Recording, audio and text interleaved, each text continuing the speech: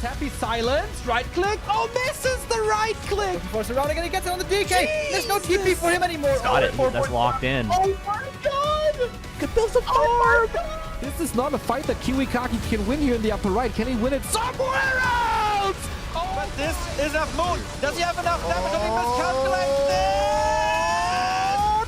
no way. Last Second tunnel dead. Right click, Happy! How can you save this DK? You have no resources for a potion! Trying to nuke, doesn't work, step out! Funny composition, not the right one by Johnny Cage. Stormbolt, All the dodges trees go. it! Perfect Shockwave, you don't have much time! Shockwave, here we go! One more right click! Lin, Guagua, wins!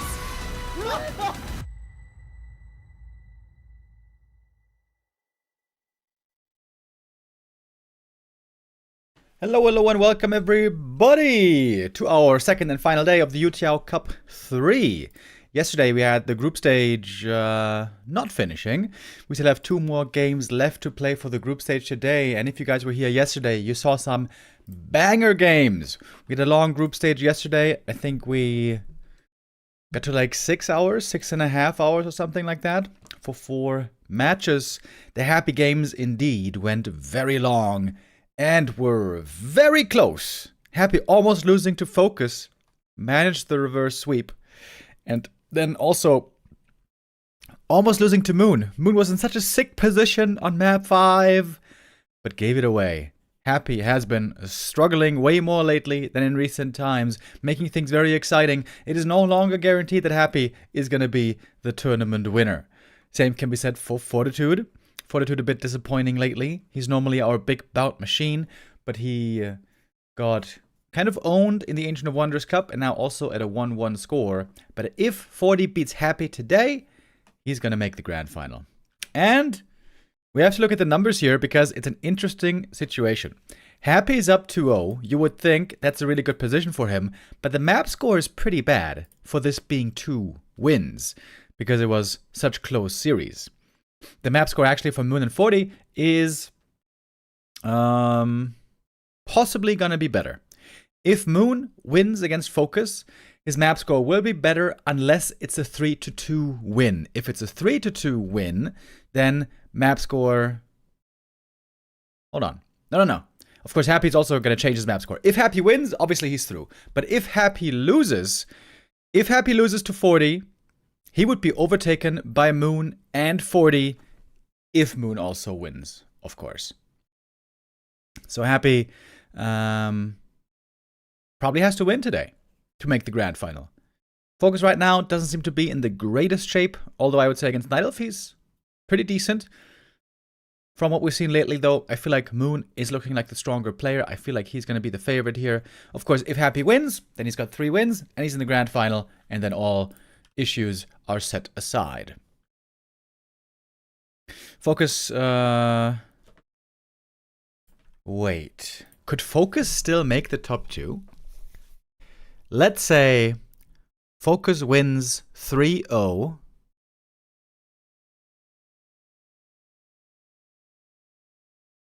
If FoCuS wins 3-0, he's going to be ahead of Moon, of course. And if Happy beats Forti 3-0, then FoCuS in theory could still make it. But of course, it is looking very, very, very bad. He's got a -4 map score, 0 wins. But yeah, if he wins 3-0 and there's another 3-0, if it's double 3-0, if it's Forti 3-0 and FoCuS 3-0, then FoCuS could make top 2. I mean, it's Happy 3-0, FoCuS 3-0. But that is extremely unlikely. Pretty cool, though, to see that any outcome is, in theory, still possible, even, of course, if some others are more likely. If Moon wins, he's through for sure. Question is just who he's going to be facing.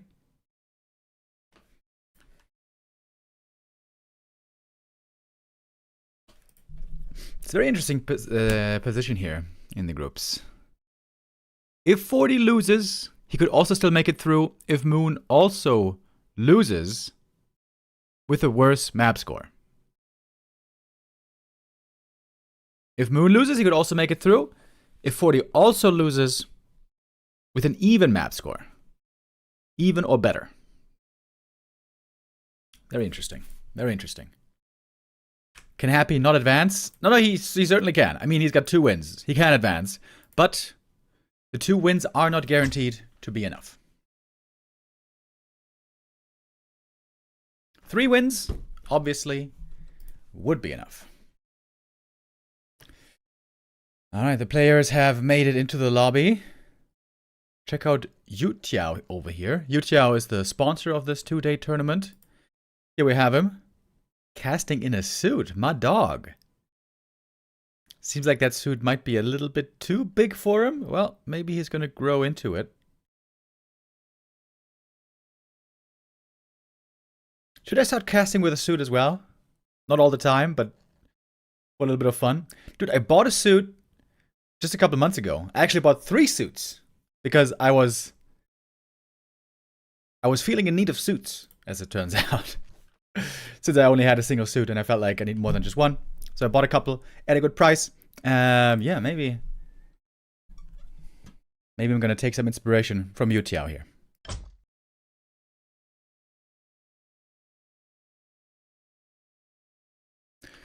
Okay, our first map should be about to start. Yesterday, it took a while for them to show up in Flow TV and I was getting nervous. Please don't tell me this is a private game. Ah, there it is. We got it up. And we got the first Gamba of the day, folks. Happy and Forti, the most high-level rivalry we've had in Warcraft 3 in recent years. Now, going into the next edition. Happy right now on a 4-game win streak. Before that, we had Forti on a 4-game win streak. Let's go, let's go, let's go. Let's get into our first map.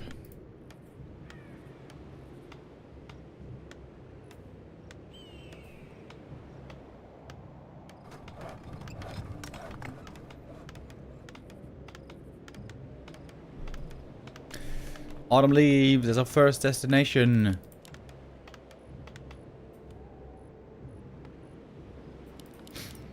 Happy has been playing exclusively Crypt Lord in this matchup for a long time.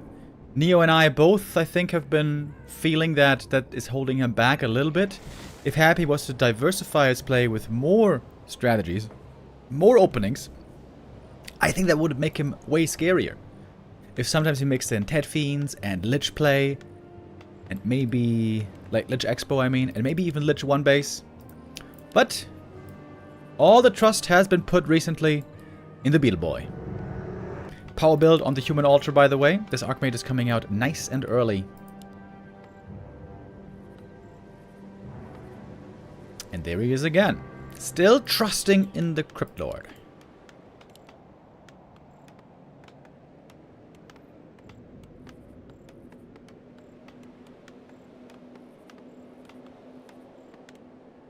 Happy had long series yesterday.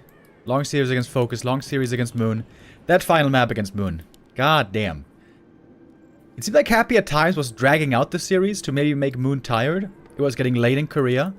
And I gotta say, on map 5, at times Moon did look rather tired. There were some big mistakes in there. Okay, Acolyte Scout sees the very early Archmage, sees the very early Expo potential.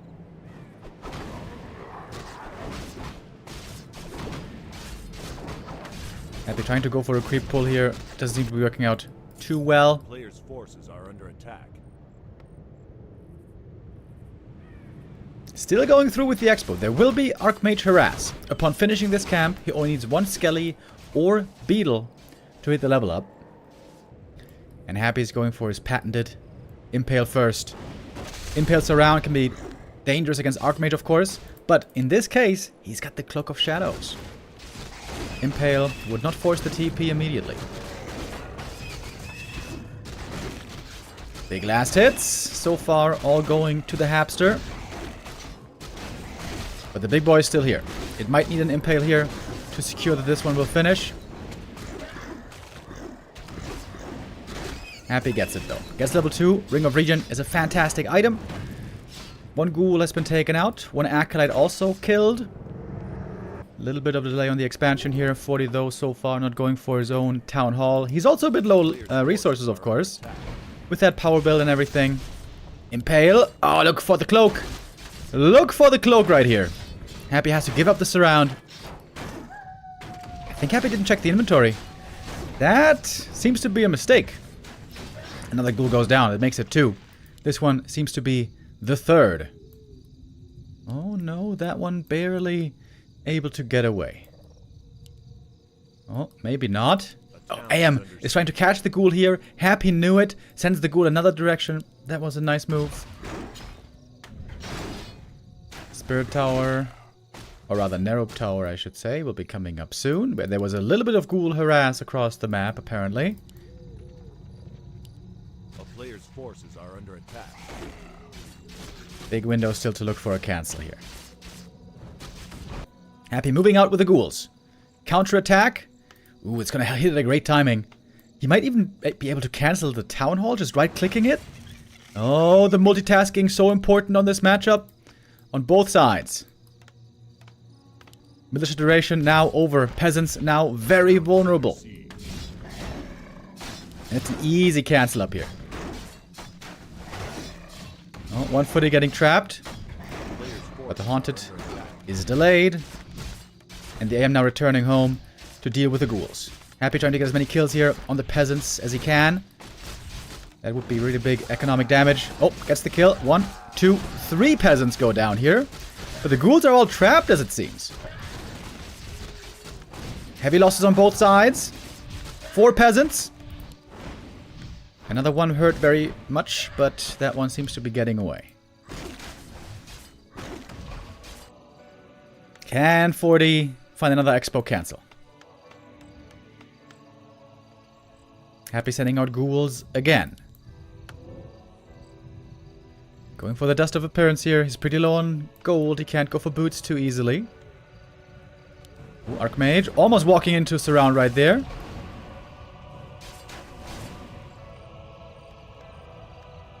Haunted Gold Mine still 50 seconds out. There is a window here for a cancel. Happy now returning home for the save. If this one fails, Forti's far ahead.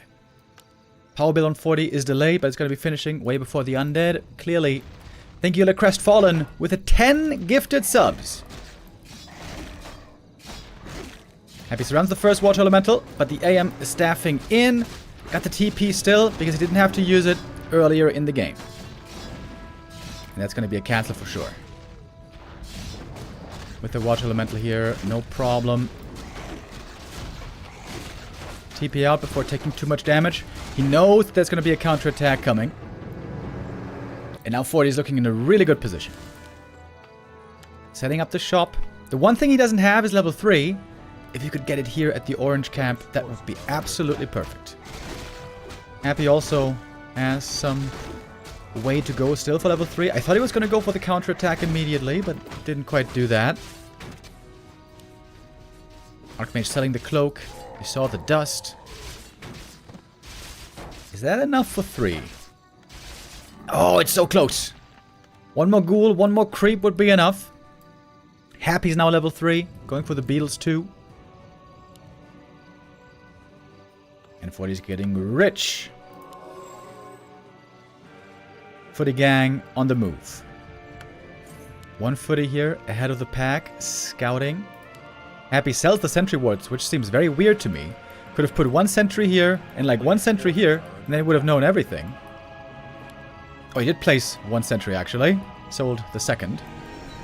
There we go. That's Archmage level 3. The militia were creeping the green. AM now coming in for the next attack. Towards the expo or towards the main. Both are viable targets. Looks like it's going to be the main base. So good news for Happy is the Haunted is finishing. Not easy now though to deal with the Archmage and all those footmen. 40 started the tech already.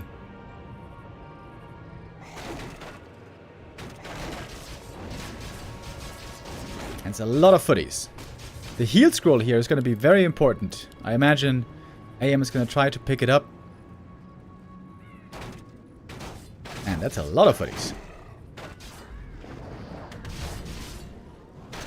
Impale. Oh, that surround is locked in. But there's the staff. Archmage took some damage. Oh, doesn't want to get Impale surrounded again. That would be painful. Happy going for double narrow tower for a little bit more damage at the expansion. Tech has now started. There's the Archmage going for the heal scroll and the TP. That heal scroll is going to be magnificent. And Acolyte starting to fall as well. Bad position for Happy here. Looks like 2 Acolytes have gone down. Mining significantly reduced.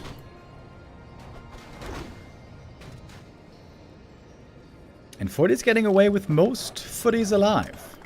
Happy also low on lumber. Most ghouls not at work, but in the army. Good heal scroll here. 40 looking good. 40 looking good so far. Big lead now on the first map. Wait a minute. I gotta take off my sweater. It's getting warm. Anonymous gifter, thank you very much for gifting a sub anonymously.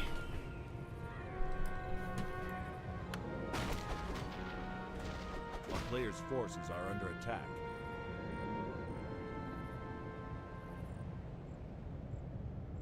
Really clean game by 40 here, I gotta say. Not even losing many footies, not giving an easy path to high levels for the Crypt Lord. Fost RR with the first time Prime sub. Welcome. Thank you.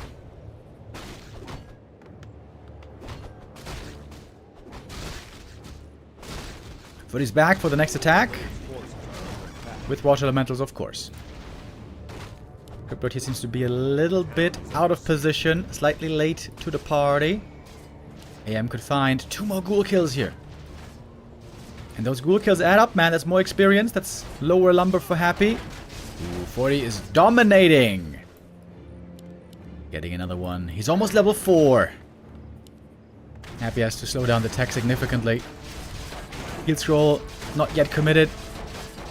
Almost all the Acolytes are dead. AM is now level 4. He's got way more mana regen than the Crypt Lord. At this point. 2 footies trapped. Another one being picked off by the Crypt Lord. He's actually going to get level 4 here as well in a moment. But 40 is so far ahead on economy. On the way to tier 3 already. We're going to see Griffins coming soon. And so much gold. Happy. Low on gold. Low on workers.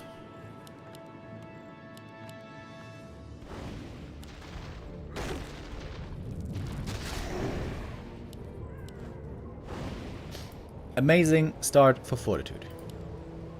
Very well played as well. He showed this power build now a couple of times. I thought Happy was going to try to counter that in a way. He scouted the power build early. I wonder if it's not a better idea to creep some other camps first, because the AM, right? He creeps his camp first, and then he heads north right away for the harass.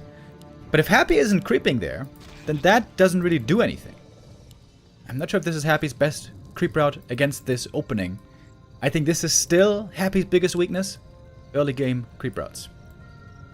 Thank you, by the way, Young Fang. 10 gifted subs. Getting up to a nice round 700 gift subs in the channel. Thank you, thank you, thank you.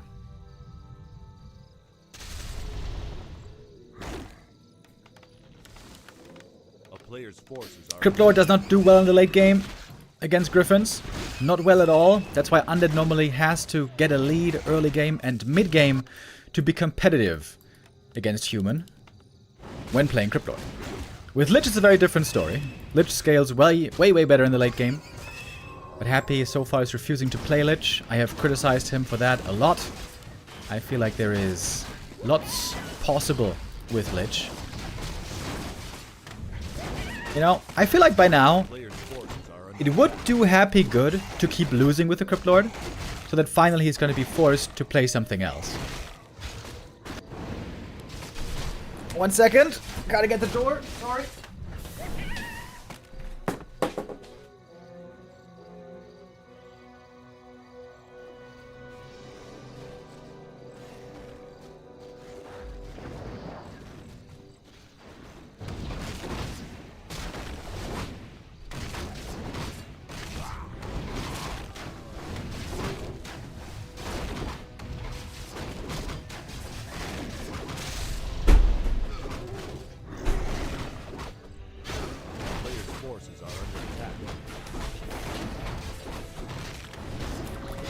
Oh man, that's bad timing that we have these deliveries today. I'm afraid there's gonna be more deliveries coming. And a fight over the camp here at the Merc.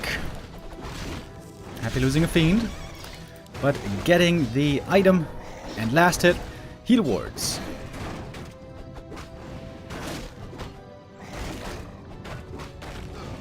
Ooh, nice deny even.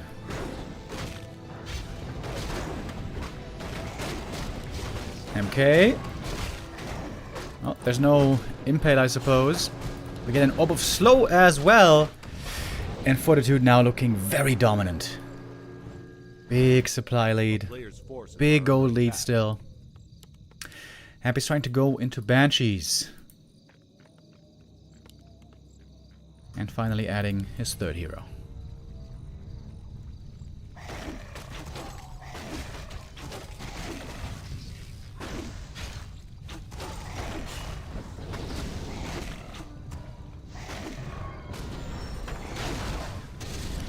Happy trying to go for the hero kill.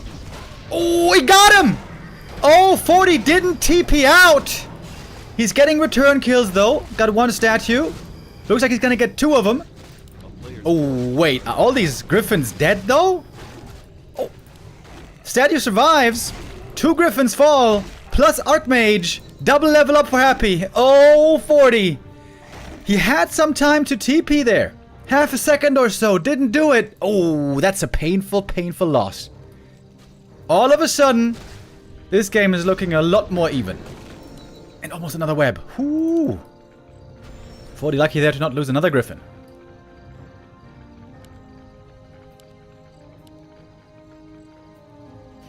Normally the human wants to avoid fights until he's got a big army with big upgrades.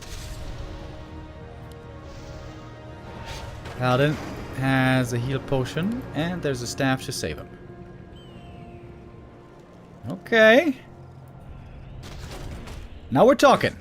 Happy got the big kills to get the game closer to even. It still looks like Forti has the lead though.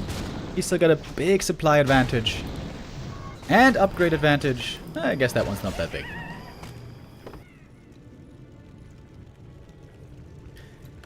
Happy has a creep advantage here in the late game. He can creep the red camps way better than the griffins can. Shouldn't Happy creep this camp right now and then creep this camp next?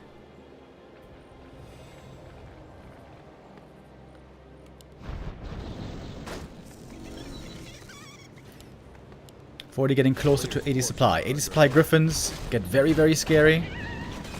Happy's looking for a creep jack here, but the camp is basically gone already.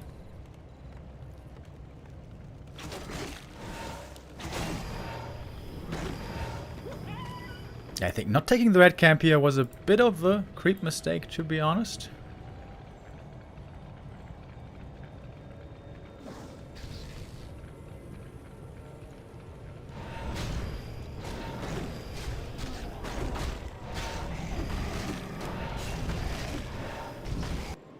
Now Forti might get the red, but this takes forever. The Grand Golem is magic immune, so the Griffins can't kill him. It has to be heroes and water elementals.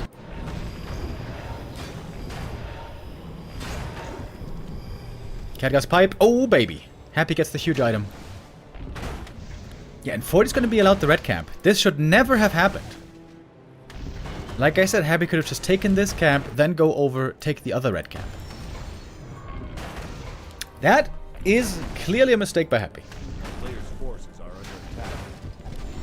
Hood of Cunning. Not the most amazing item, but it's alright. And some decent experience. And Forti getting ready for some good old Griffin Lame against the Acolytes. That's gonna be 2 taken out immediately. A town is under siege.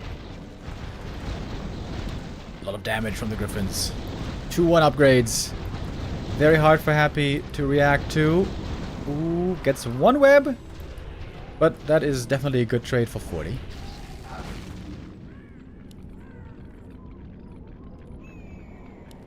Happy gonna leave behind 1 fiend with anti-magic. Oh, but the ghouls are very, very easily sniped here. Happy's locking in really strong levels now. About to have 5-4-3.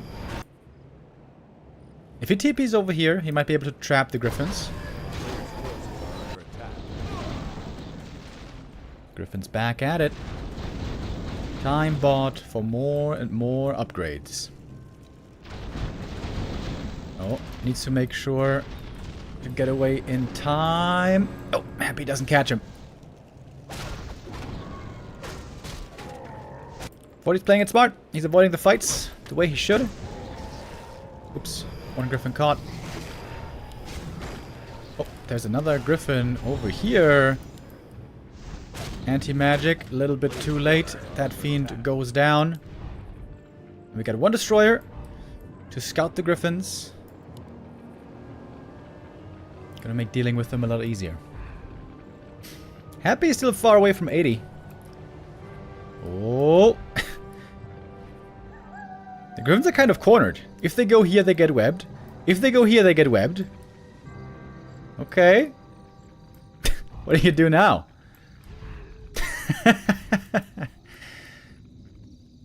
Maybe Forti has to get up here with a TP to escape with them.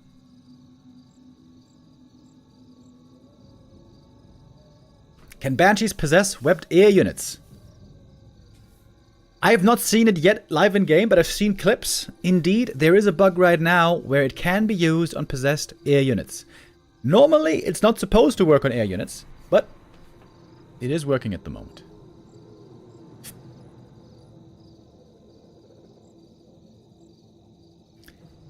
Web's out.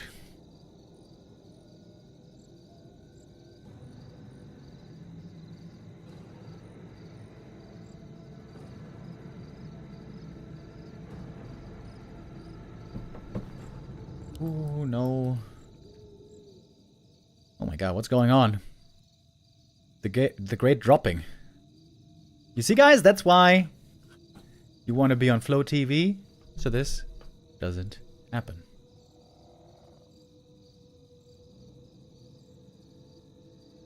Of course, until there's a desync, and then we get sad.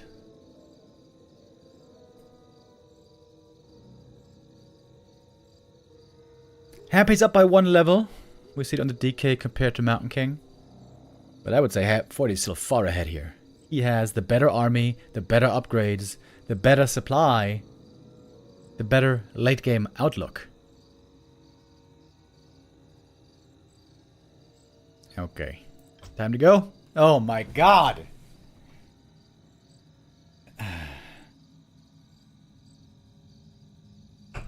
Is Youtiao still in, I wonder?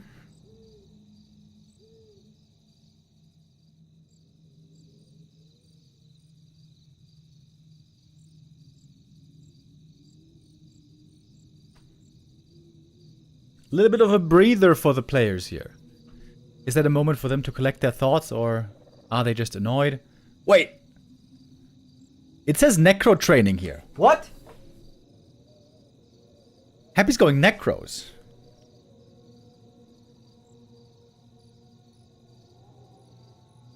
Excuse me?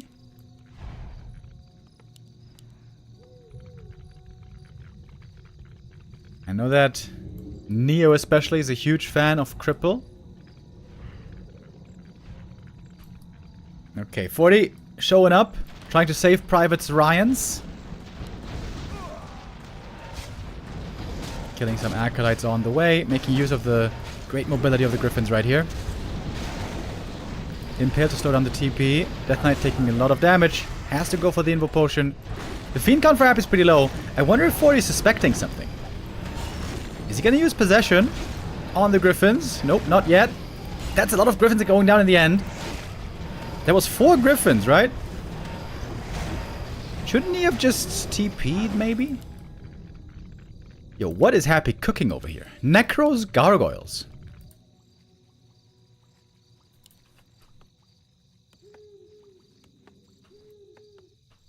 A player's forces are Gyro's now coming as well. Very good against Gargs and Destroyers.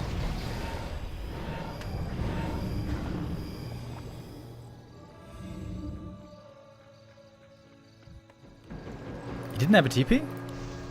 Oh. He didn't have a TP. I think... Wait. Did he forget that he didn't have a TP? Running up there, it seemed like his idea was to try to save them via TP. Okay. Unholy Frenzy does not drain damage on AMS targets, so there's a bit of synergy there.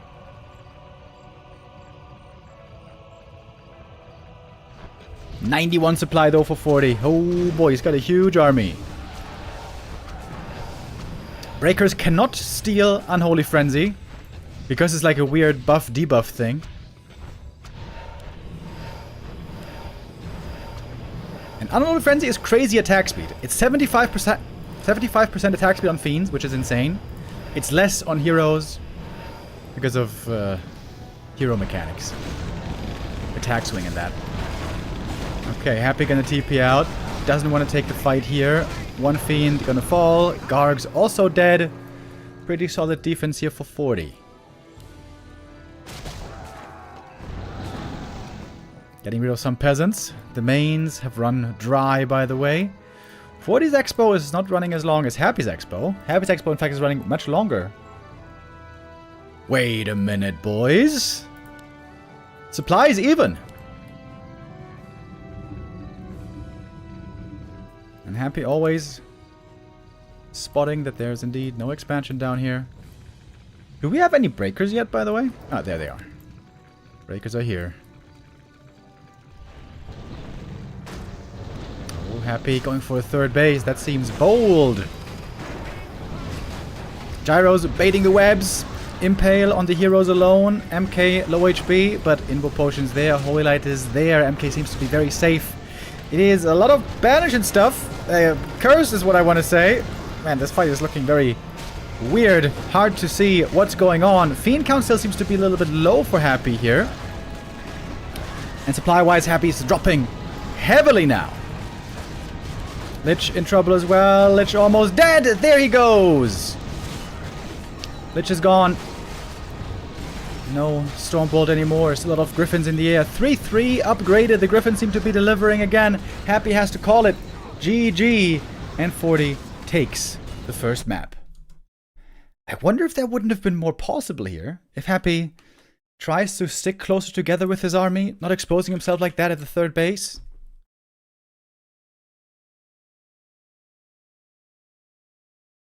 Also, I'm not sure if the breakers would have been the perfect counter. Like, if you curse first, then the breakers steal the curse, and then you cripple the Griffins?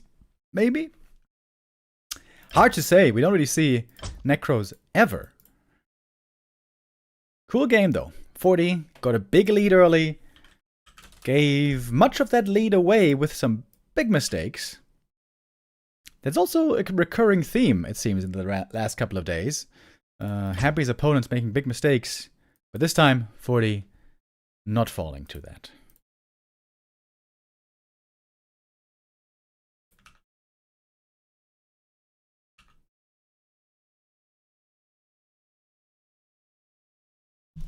Alright, Happy now going for his map pick. I'm gonna lock in Springtime already.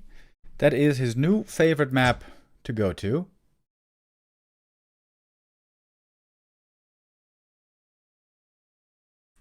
But the game hasn't quite started yet. Oh, I think we gotta play an ad break here. Yep. So we don't get it in the middle of the game. Yo, Saul Apeman! I heard that you are an ape. Thank you very much for the raid. Good day, everybody. Dr. Snuggles with the resub as well. Thank you.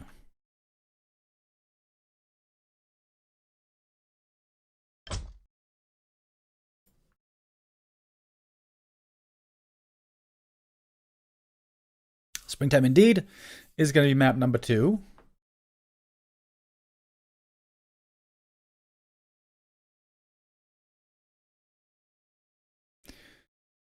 But it looks like we got a little bit of host bug. Yep.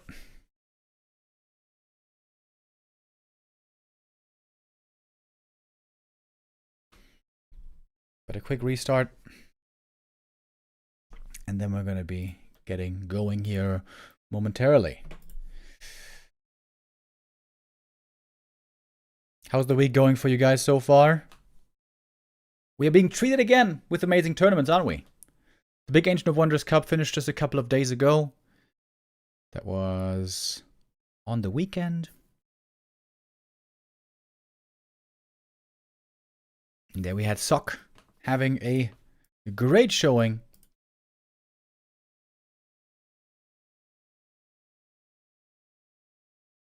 Couple of little cups here springing up. We also had the L Cup yesterday.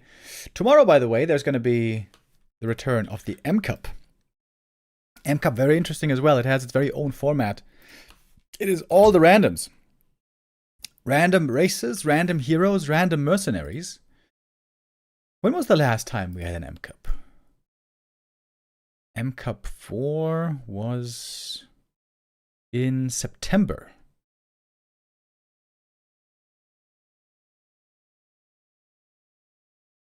Is M Cup 5 just going to be happening over 3 days? There's no way they can play this all out in 3 days.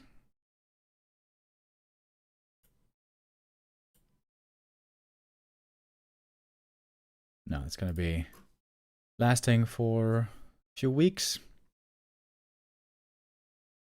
WSB is coming up as well. And the big tournament, the Super League, to be returning soon as well. If you haven't followed the channel already, make sure you do so if you want to stay up to date with all the Warcraft action. Now we have the second map successfully hosted. Here we go. Map number 2.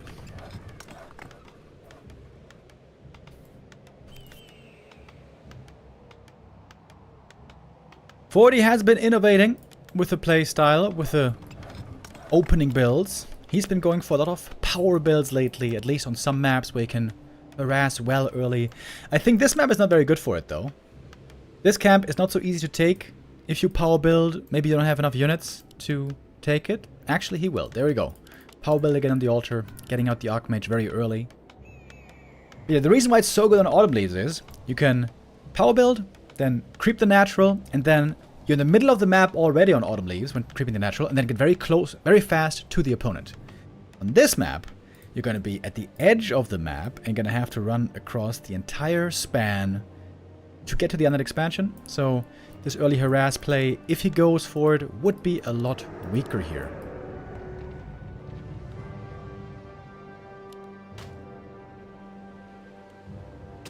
Important for Happy, of course, also to score here now. Doesn't want to fall 0-3.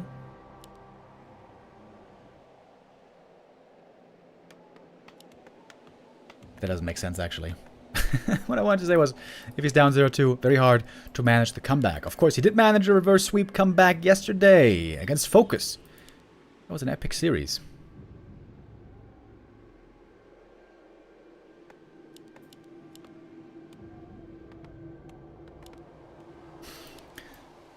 But he's gonna go scouting, as is normal. A player's forces are under attack. And Forti is not going for the instant expansion this game. Happy with the Acolyte Scout. Again, should be able to realize that this is a power build Archmage. This costs especially a lot of lumber, also a little bit of gold. But I am starting off well with the Claws of Attack.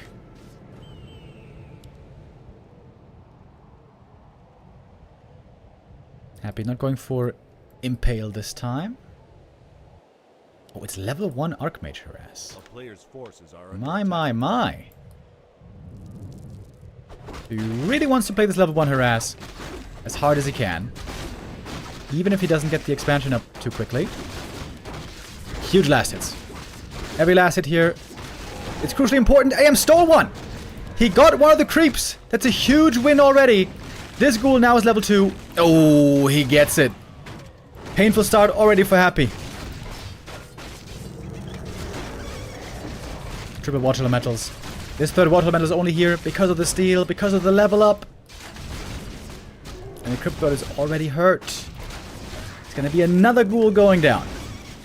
Those claws of attack, dude, they were so good.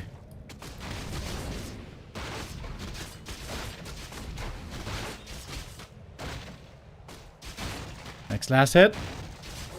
Goes to Happy. Item on the ground. Happy can't pick it up. Archmage is hurt as well. Meantime, we have a tech by Forti. No expansion this time.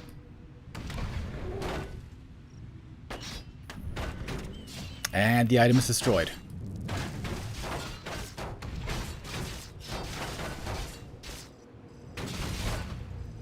Aim has another water elemental here in a short while. I feel like Happy needs to summon more skellies as well. He's got 2 rod charges still.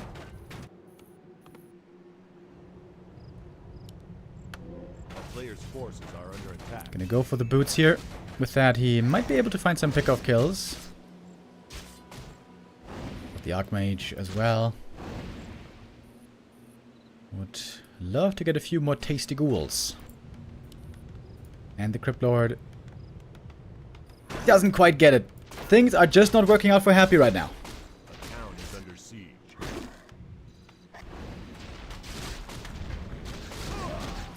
Looking pretty rough for the undead already.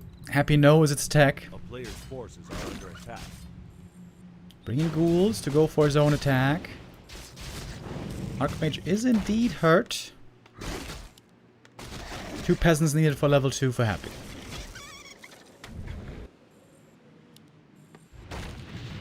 Shop is cancelled though. The ghouls flooding in. They might be able to get that level up for the Crypt Lord. 1 peasant and 1 footy. Oh, those denies are huge. Huge denies by 40. The last hits, man. The last hits making all the difference. Archmage by now getting close to 3. Oh, there's an entrance into the main base, as it turns out. Didn't even realize. Seems like Happy might have not realized it either. Another deny! Crazy denies by 40 right here. Staff home, but that looks like another cancel. Expensive call to arms. No gold coming in this whole time. Now level 2 for Happy. Took forever. Archmage gonna have to TP away, but he got the cancel. And saved most of the footies. Now he really, really needs that shop power build. But Happy's expansion is crazy late. Crazy late.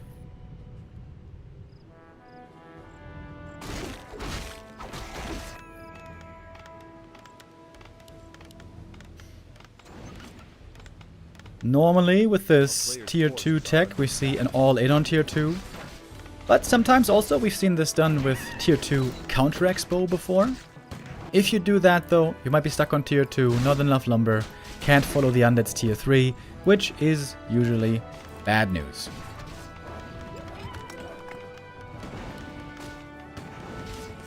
Archmage level 3, really good timing. Here comes the Regent Scroll, everyone's healing up.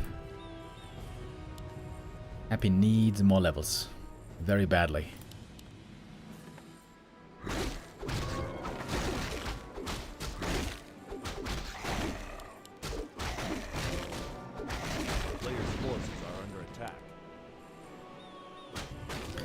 When's Forti gonna strike?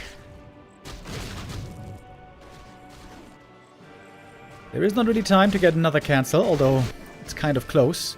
Forti gonna creep up a little bit, get some rifle caster out, and then probably is gonna go for the big push. Would love to get adept training as well to have dispel against those beetles.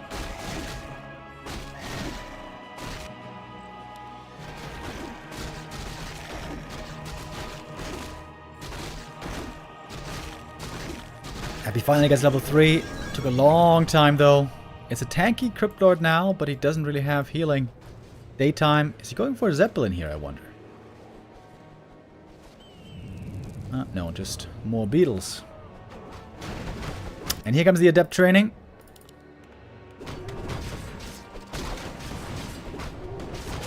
Happy finally starts his tier 2 tech. But it's a long way to go until tier 2. And really, what Happy needs is tier 3.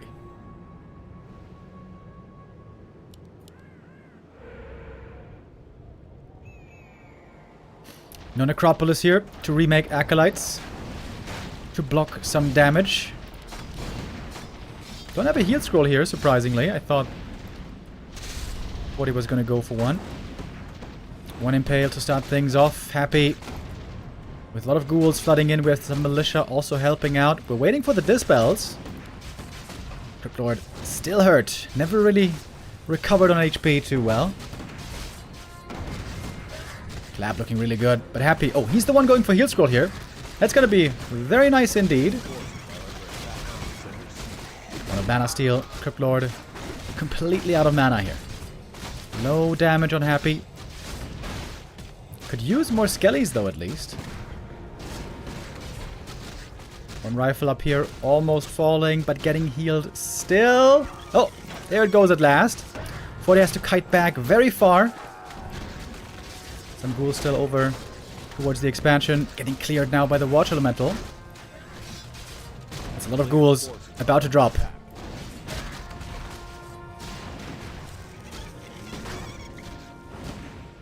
Happy down to only 31 supply. Ooh, and that's AM4. That's a lot of mana regen for everybody.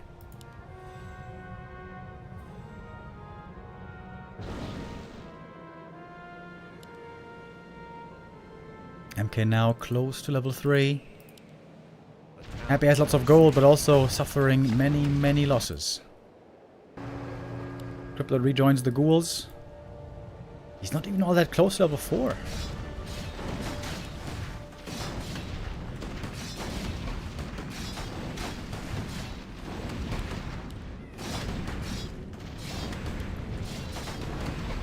I think Happy really needs Wand of Negation. Really needs tier 2 to finish. It's a bad spot. I feel like this whole tournament, Happy most of the time was behind. Oh, got the Wand of Negation. Just as tier 2 finished. But like I said, tier 2 is not enough. Happy needs tier 3. Not starting the tech yet. Huge clap. Heal scroll against it. And now MK at level 3. Player's forces are under attack. Arcane Tower seems to be finishing. Happy is finally on the way to tier 3. Trying to buy time. Oh, time's over. GG is called. Forti takes the 2-0. The power build Archmage into harass here working out really, really well. Very important last hit here. The fact that he got that last hit right there. Crucial to take the lead the way he did in the early game.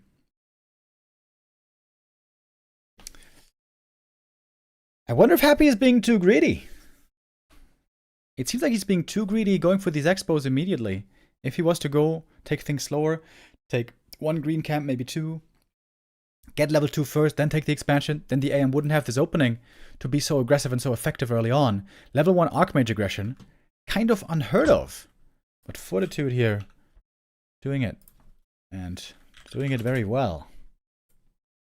It's looking bad for Happy right now.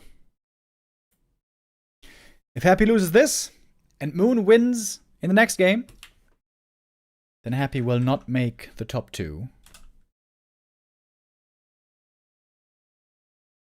Thank you very much, the Unholy X with the resub.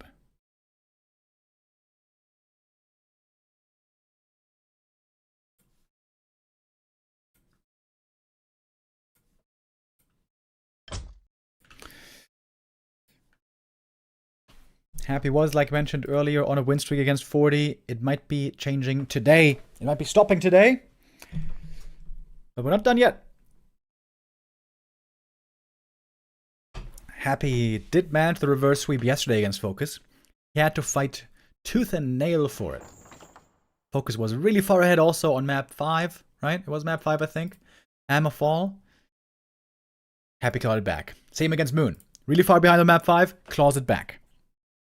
But now against Forti, who is looking better again finally in this matchup.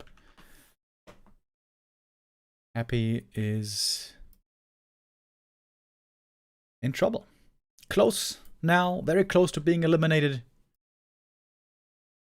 Though, like I said, it would have to be Moon winning as well in the next series that we're going to have coming up after This one.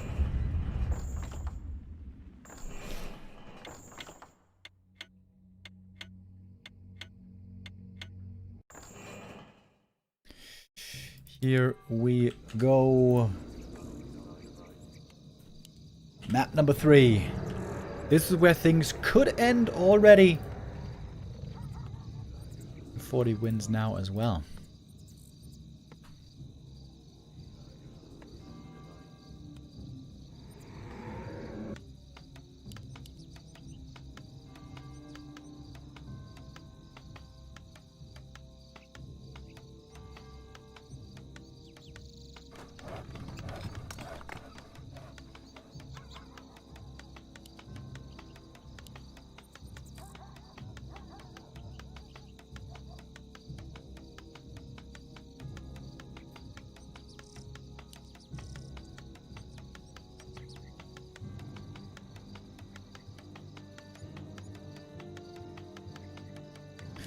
It is no power build this time.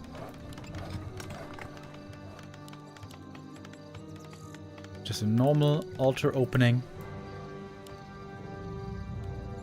And Happy most likely gonna go for the Cryptid again here, isn't he? Yes, indeed. I'm sorry that I have to keep saying this, but I think it is worth repeating. I feel like Happy is leaving a lot on the table.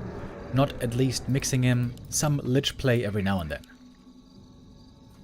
Especially on a map with mercenaries, in my opinion, Lich very, very good. There is mercs here, but it's not exactly an easy mercenary map. The merc camp is not close to your main base, it's far out on the map. Impossible to clear early game.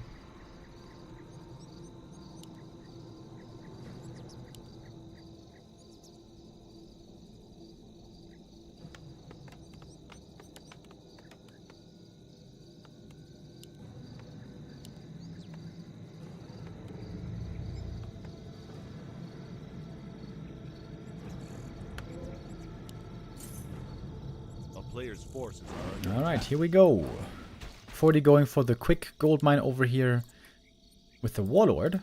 This camp looks harder to creep than it is. The battle golems do very little damage. Only 11 to 12. And it's going to be a big item for the Archmage right away.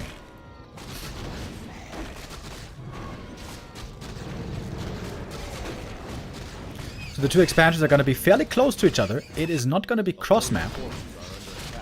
But Forti, first of all, doesn't get a great item here. Quel'Thuz's Boots is one of the worst, if you consider the late game as well. Oh, look at the Acolyte. He's going to get a peasant kill here. Maybe? Oh, maybe not. Very close. Not the greatest creeping by Forti. Took too much damage here on the workers. 2 peasants very hurt, 1 Forti very hurt. That was a little bit unclean. Good start for Happy so far as well. AM is not on a counterattack mission, not looking for a cancel. He's just staying home. And the Cryptlord on level 2, he loves to fight. He's got the beetles, which are good. He's got lots of ghouls and skellies, which is really good for undead. He's got impale as well, can be really good in the right situation. Archmage wants to fight on level 3. With lots of footmen. That's where he starts being favored. On level 2, it is Cryptlord all day. Impale, surround. It's an easy TP. Is this where everybody drops out again?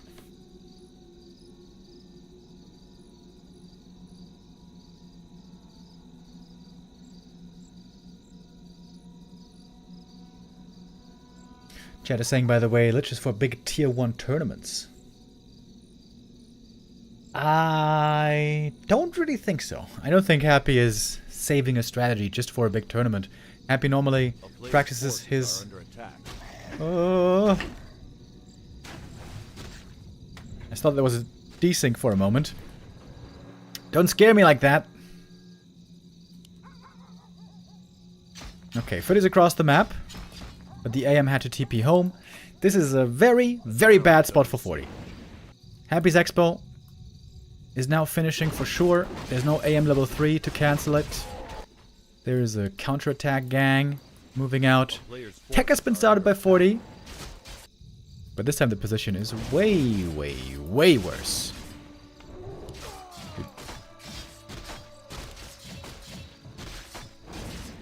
Lagging quite a bit over here. Oh! Ghoul's trapped! Oh! 2 ghouls trapped right here. Big surround. But it's still time for the expansion, which is now going to be finishing. While Happy's trying to creep up more. But he's got a little bit still to go for that level 3.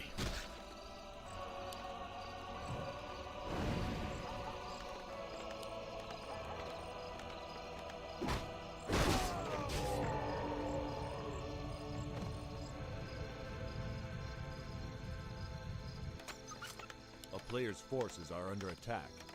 Forti has to wait for the heal and the mana. And we're still pretty far away from tier 2. Whenever the Undead expansion doesn't get cancelled once, that makes for a very good early game for Undead normally. Happy almost level 2, just needs a little bit more. Oh, that footy would do it. Nope.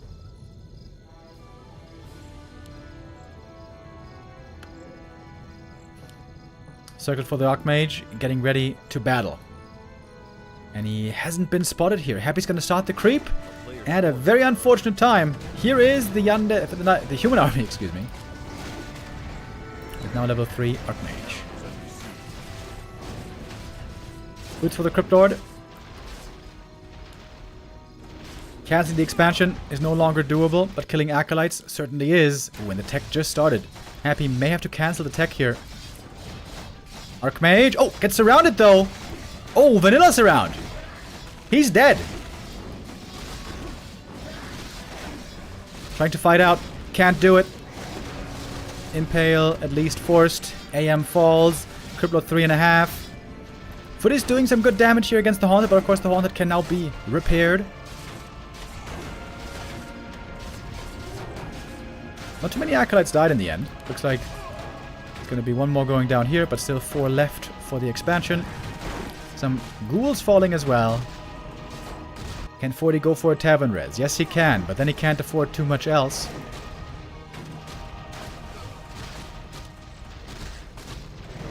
Huge surrounds by Happy this game.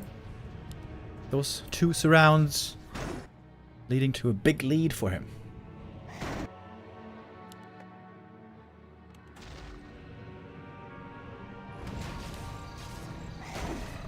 Crypto about to be level 4 here in a short moment. We got ghouls across the map, creeping this camp. Could be more damage for the Cryptlord. And there we go. Got the level 4. Now the race to level 5 is on. And Cryptlord 5 is amazing against Rifle Caster. A player's forces are under attack.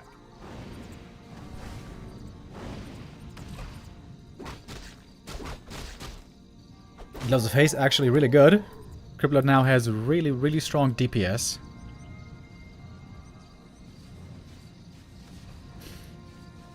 Very good base build as well. 2 towers to protect, a Necro in front to delay, and a shop to supply the Cryptlord. Tier 2 now finishing for Happy. He's going for a double crypt. The mass ghouls lately is the thing that Happy's been playing against this style.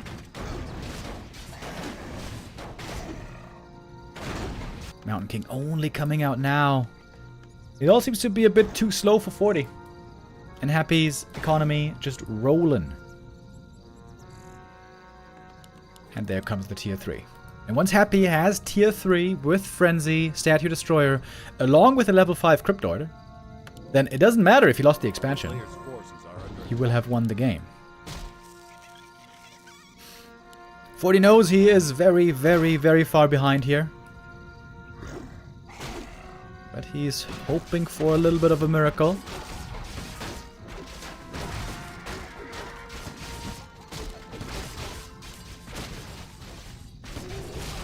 No, Cryptlord finds the Creep Jack. This could be some money. Impales.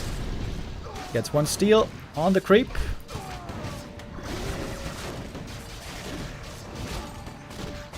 Next Impale. Where is it?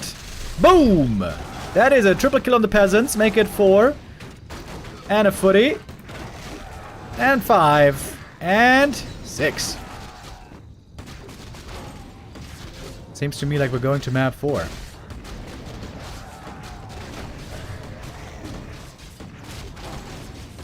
Well, they're not even given the chance to go for the big push. Looks like he's dying before. DK shows up for a couple of alley-oop kills. I always love the High Priest here. We always know how strong creep camps are with Inner Fire and Heal. It costs 300 gold though, which is kind of expensive. But considering the High Priest is 300 gold and the Shadow Priest is 200 gold, seems like the High Priest should be worth it. But I think the High Priest is also... I think he's also 5 supply, right? So I guess that is a thing to consider.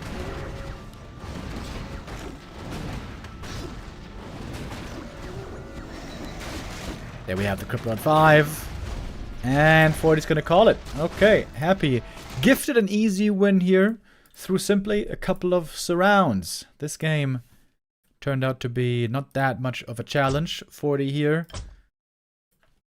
Slipping maybe a little bit on Archmage positioning. Getting very swiftly punished.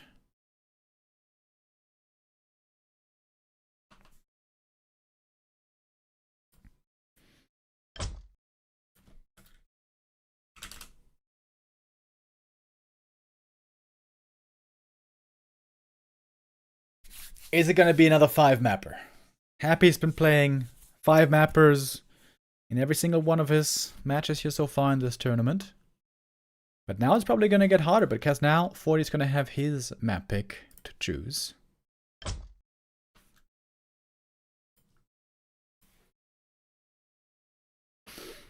And that seems to be Tidehunters.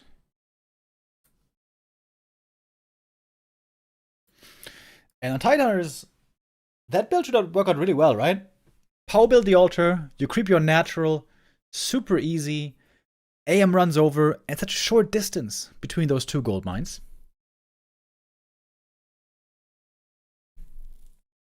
I really think Happy should go for a different creep route. Don't go for the instant expansion. What would be super strong, by the way, against this power build Archmage? What would be super strong against it? Lich Ghoul Aggression, possibly. Like 1 base Lich. But like we've seen now many times, Happy is looking a bit stubborn right now on the first hero.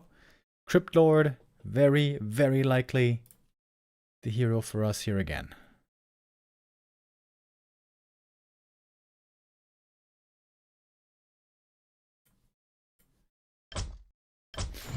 Okay, here we go. We're loading in. Map 4.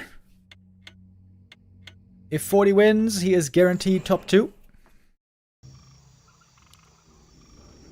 And even if he loses, there's a chance he still can make top 2. Lots of things still possible here. The outcome of this match is gonna make things a bit clearer once we have it.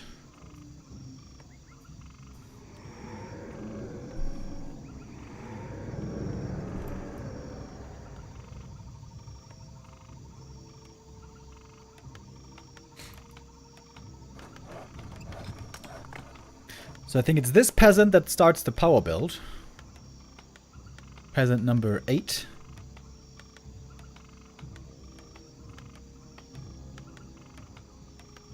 Ah, no. No power build here. Normal altered timing for Forti.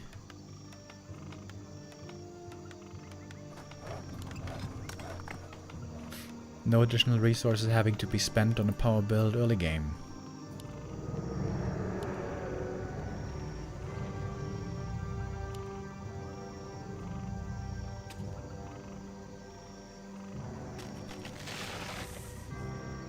And once again, we get the Crypt Lord.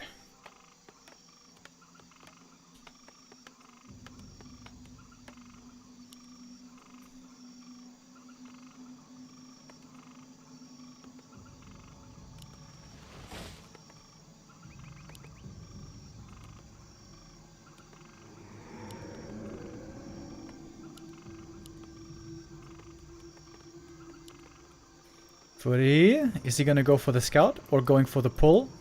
Considering the pull, but the acolyte's here.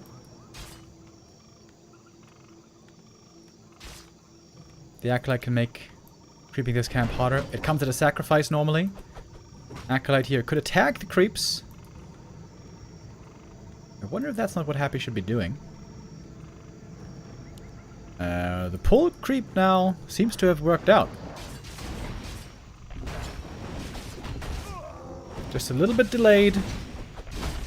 But the pull was successful in that the rock golem isn't throwing the boulders. I think that was a mistake by Happy. The way you want to do it is, when the camp runs out, you attack the camp with the acolyte. Creeps kill the acolyte, and then they're going to be, you know, using their abilities. I wonder if Happy doesn't know that. Happy is going for the instant haunted here. He thinks the AM is going to be busy creeping for a while. But honestly, he's not going to be busy for too long. AM can finish this camp, then take the green, and Militia can take this camp. If it's a one-base play. Which it looks to be so far. A player's forces are under attack. Yep. Here come the peasants. Attack about to start. And Forti's going to lock in a very fast level 3 right here. Happy is not scouting ahead, which surprises me a little bit. No narrow tower up here for a while.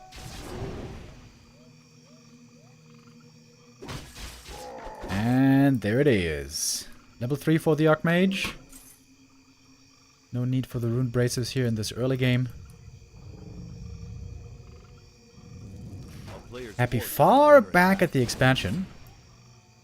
He's scouting with the beetle. Shouldn't he be over here? Trying to catch the human. But what do you catch? You can't catch the footies, really. First water elemental indeed is caught. Happy trying to set up another surround possibility. We have 19 seconds on the haunted, actually. AM doesn't get through. He knows that the danger of the impale. Happy, really good movement, really good positioning. Archmage going in now. What's he gonna surround? The Watch Elemental. Not the AM. Ooh, Crypt is... I mean, Haunted is finished. But it might go down still. It might go down still. It is gonna fall. Haunted lost. And Happy's expansion with that delayed a long time. And the tech now close to finished. AM also has some decent HP still left. Could summon more Watch Elementals. Look for another cancel, maybe. Man, the movement here by Happy was so good. A player's forces are under attack. But the mistake was surrounding the Watch Elemental and not the Archmage. He needs to surround the Archmage. Small mistake and otherwise a great game here by Happy. And now just more cancels are possible. AM with the staff. Footy's showing up again. Trying to pop in the Water Elemental. Oh, it fails. But that's still a cancel. It's going to be a couple of footies trapped back here. It might be all footies trapped, actually. One has a hope of escaping.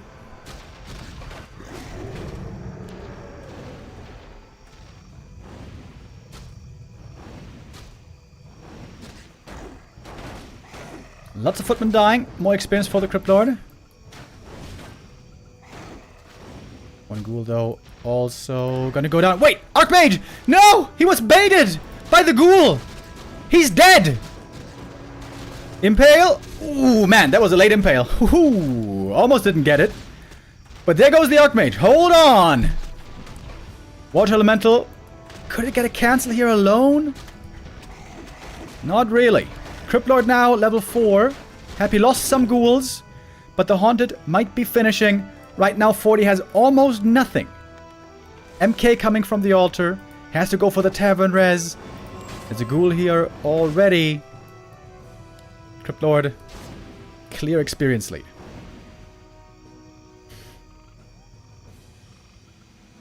Oh, we are still very much in this. Happy going for an early graveyard.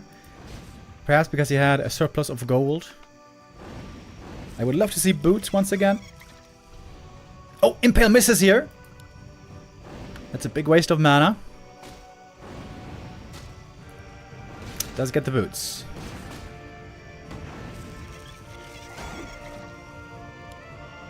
Looks like no Forti will make it out of the early game. Forti has still a very weak army, but it's getting stronger with more rifles and more priests soon. Happy needs to start the tech.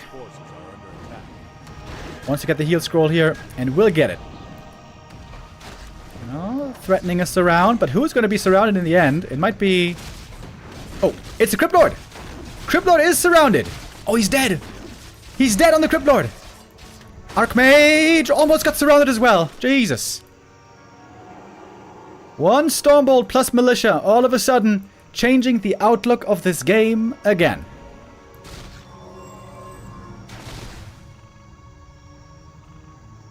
Happy still didn't tech.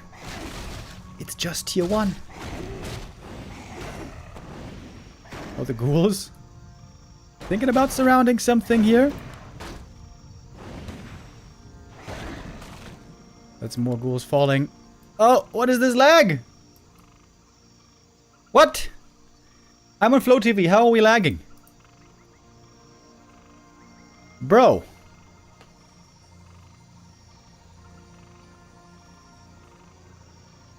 Oh, looks like everyone was lagging. Ooh, the servers are crapping out right now. Forti was lagging. Observers were lagging. Looks like we're back. Forti also seems to be back in the game. Huge hero kill right there. A player's forces are under attack. One Stormbolt. Great punish there on Happy, going for the heal scroll.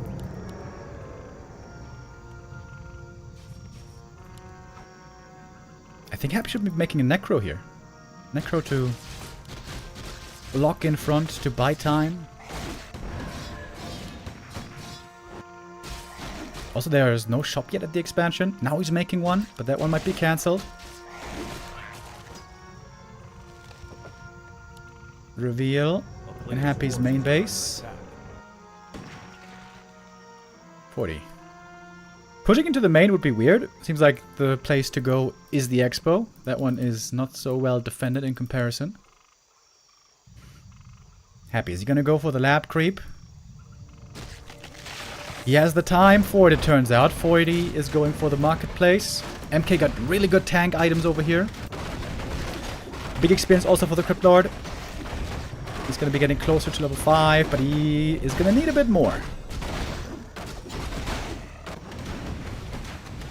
Skelly Scout for Happy. Sees where the human is. Archmage now level 4. Squall of the Beast could be pretty sick as well. Bit of accuracy for the Crypt Lord. That is useless right now. Probably going to be selling that. Would love to see some ghoul upgrades, actually. Invis Potion and another heal scroll. One ghoul goes down. Dust of Appearance on the AM.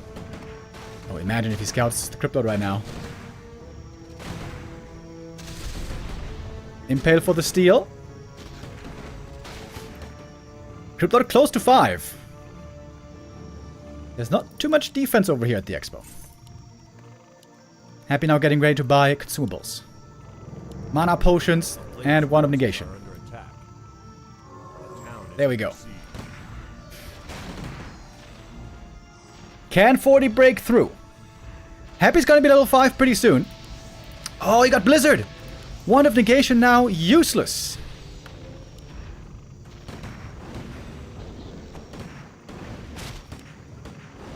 MK's got the clap again against the ghouls. He's very close to level 3.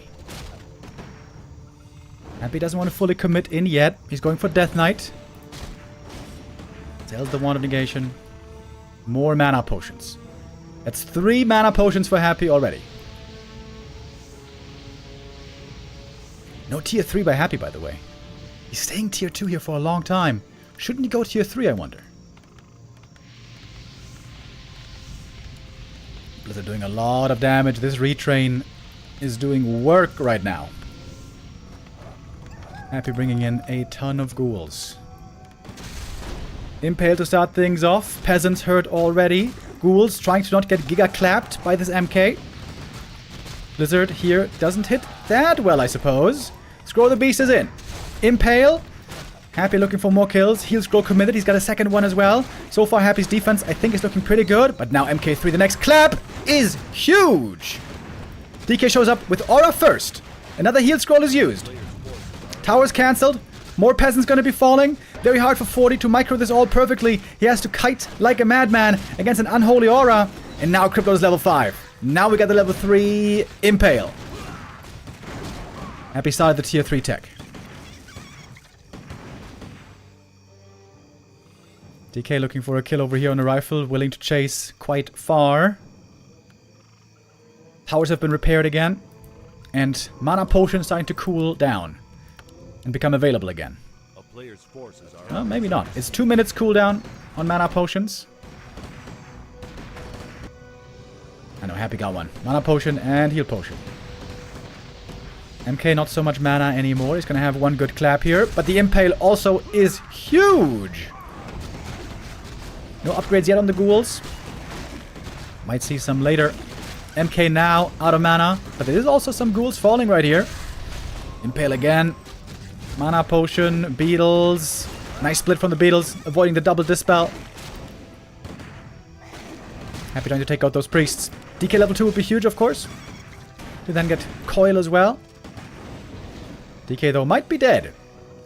Stormbolt, and a surround. Oh! Is he surrounded? Yes, he is, but that makes for a great Impale. Deny on the priest right there. DK's gonna be res pretty quickly. He was only level 1. a player's forces are under attack.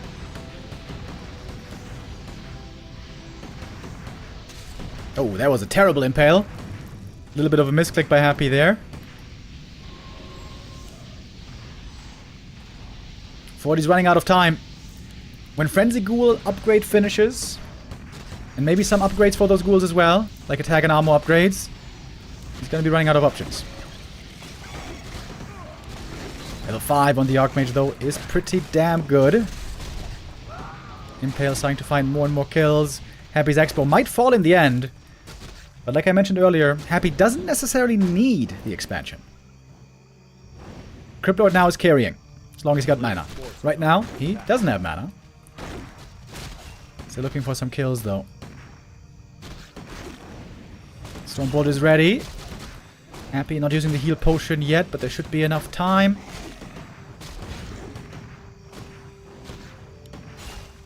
DK almost level 2. There it is. Big level up. Frenzy upgrade now in research. Happy could go for a Lich soon as well. Actually, though, not yet. There's very little mining here at the expansion. Next step for Forti. What is it? Going for a heal scroll. He's trying to break this expo still. I think the most dangerous thing for Happy now would be to lose the heroes. I think losing the expansion isn't even that big a deal. But losing especially Crypt Lord would be terrible. But the DK's there, ready for the coil. And Frenzy is about to finish. It's going to be a huge upgrade for all these ghouls. And we have many of them on the field. MK with the clap. And the Blizzard. Ooh, huge damage against the ghouls. Archmage always has mana. Plenty of it, thanks to the brilliance. Blizzard again, hitting those ghouls hard. It's more ghouls falling. Some rifles going down as well at the same time. I wonder if Happy shouldn't be going for Fiends here. Happy with more losses. Happy with lower supply. Could go for a third hero now. Third hero would be really strong here. Death Knight. Oh! Death Knight stayed behind. That's a big mistake by Happy. That shouldn't have happened. DK had no reason there to be out there alone. Easy kill. More experience for the MK. 4.5. Happy going for the Tavern res. A dieback would be devastating. Why is there no Lich, though? Surely there should be a Lich here.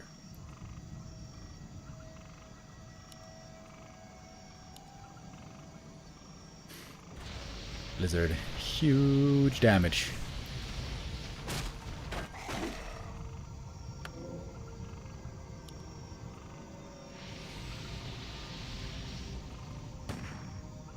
Lining up the Impale. Getting partly blocked. Militia now in the fight as well.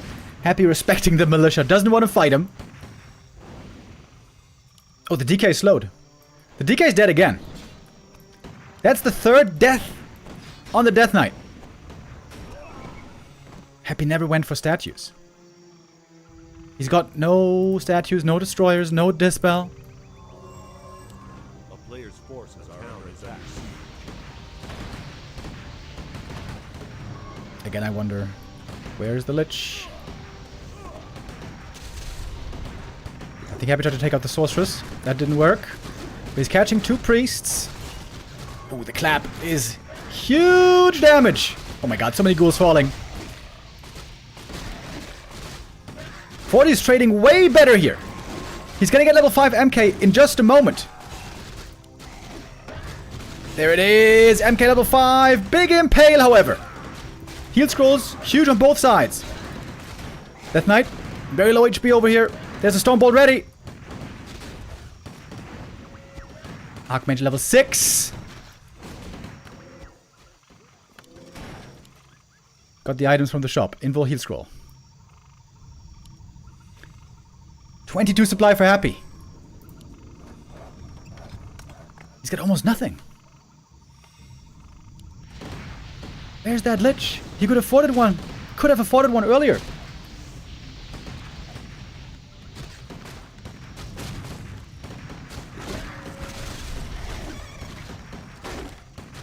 Happy here, super her. Death Knight is dead again. It has to be game. How is Forti winning this game? Crazy. Fortitude wins map 4. Happy seems like he had it, but crazy strong hero levels on Forti. That Blizzard also. Huge, huge difference maker. What a game it was. And Forti gets his revenge finally. The losing streak is broken. Happy takes a loss here. No crazy comeback this time. It seemed like he should have had this game though. He could have afforded a Lich. Especially if it didn't lose the DK that many times that he did. First DK loss was totally fine. Didn't matter. DK was only level 1. But after that, DK dying way too many times. Clear mistakes by Happy here. Small mistake also in the early game. Surrounding the Water Elemental instead of the Archmage. If he surrounds the Archmage, the expansion is almost certainly gonna survive.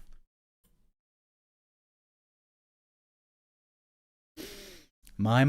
And now Happy has to hope for FoCuS to win. Otherwise, he is eliminated. And I would say FoCuS is not the favorite here by any stretch.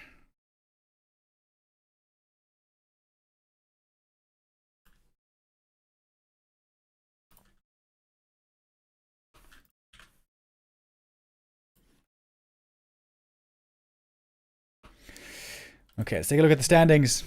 This is what it looks like now. Forti on top. He is top 2. Wait, is top 2 guaranteed?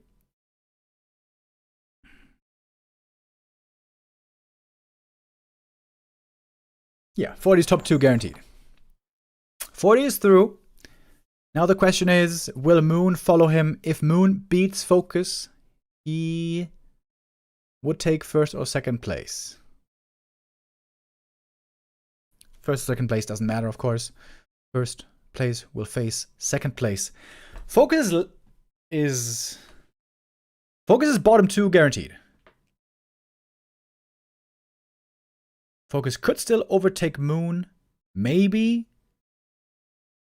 He would need a 3-0 though to overtake Moon. No, wait, a 3-1 would be... No, he would need a 3-0 to overtake Moon. Not much motivation here for FoCuS.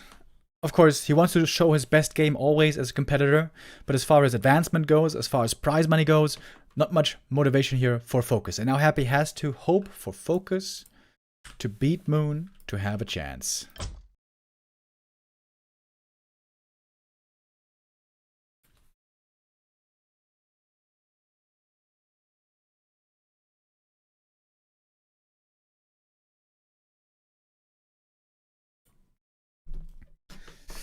First series of the day didn't last that long. We had some crazy, crazy long games yesterday.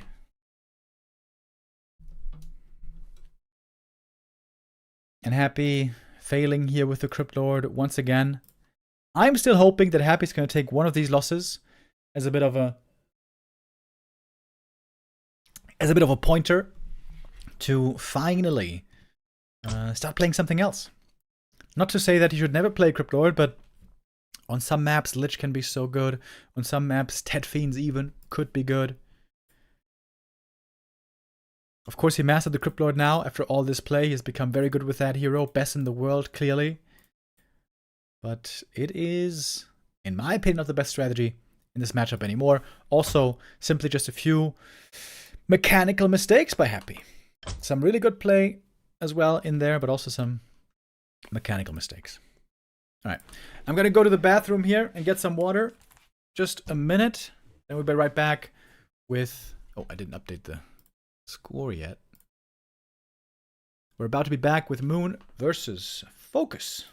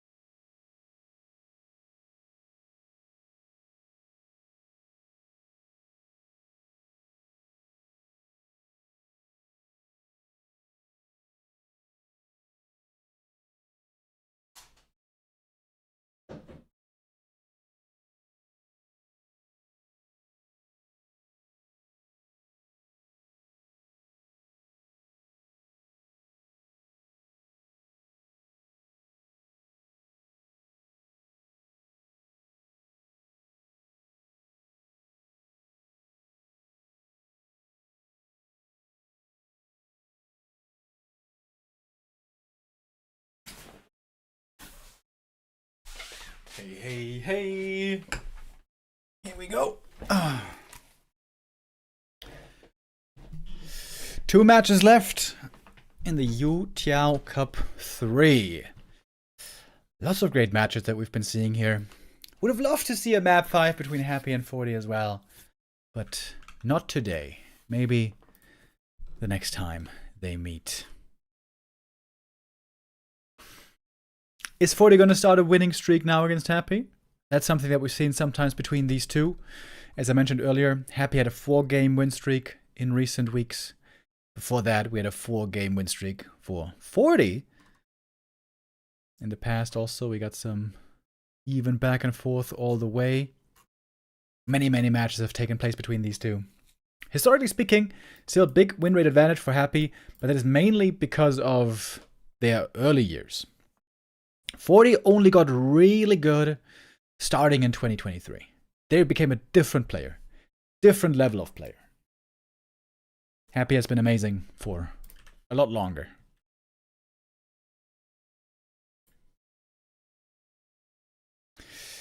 Okay, FoCuS and Moon. Looks like they just got their vetoes done. And our first map is about to begin. Or there might be a join bug. Ah, no. Looks like we got it ready. We got it going.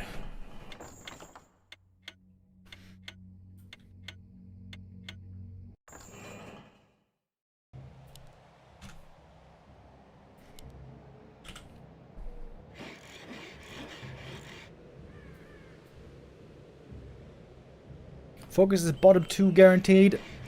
Very likely last place guaranteed.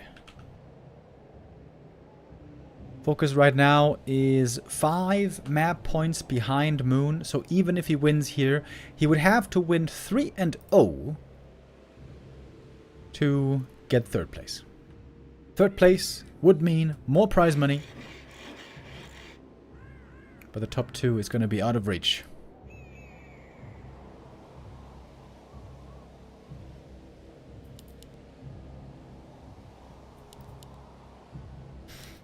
Moon had some great games so far. Looking amazing against Fortitude on the first day. Looking also partly amazing against Happy. And partly quite sloppy. Especially the last map, where Moon had a huge lead.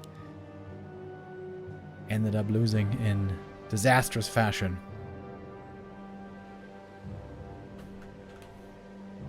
Oh. Do we not have a Gamba yet? Oh no. Okay.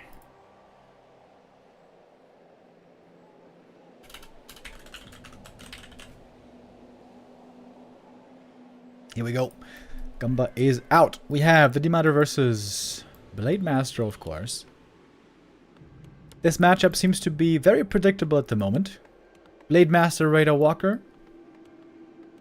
Against Demon Hunter, Dryads, Bears. Sometimes it's pure Dryads though. That is like the main deviation. And regardless of what the Knife is doing, the Orc's attempt, the Orc's goal, ultimately, will always be to have an expansion. And with the Expo running for long enough, that is normally then the win condition for the Orc player.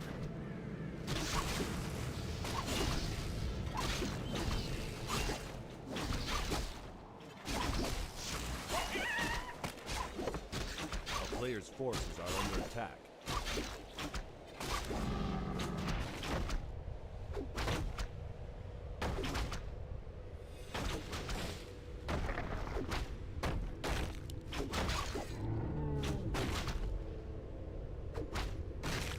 Two items being picked up quickly here by the Demon Hunter.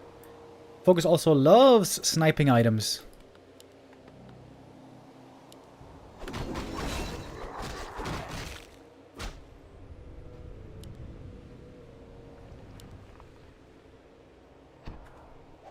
Oh, quick reaction with the Wisp. Did you see that? Blade Master didn't even get in a second hit. Old Man Moon with the fast reactions. And he's got the dust as well.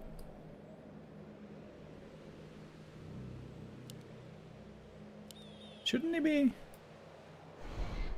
hitting those wisps? He got double mana burned regardless. Player's forces are under attack.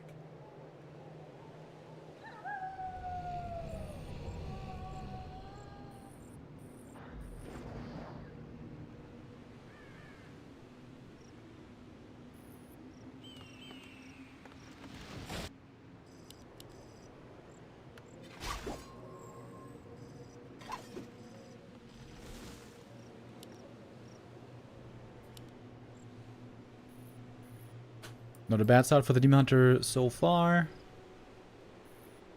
Level 2 already. Got a couple of small items. They're going to be good for the Keeper later as well. Ooh.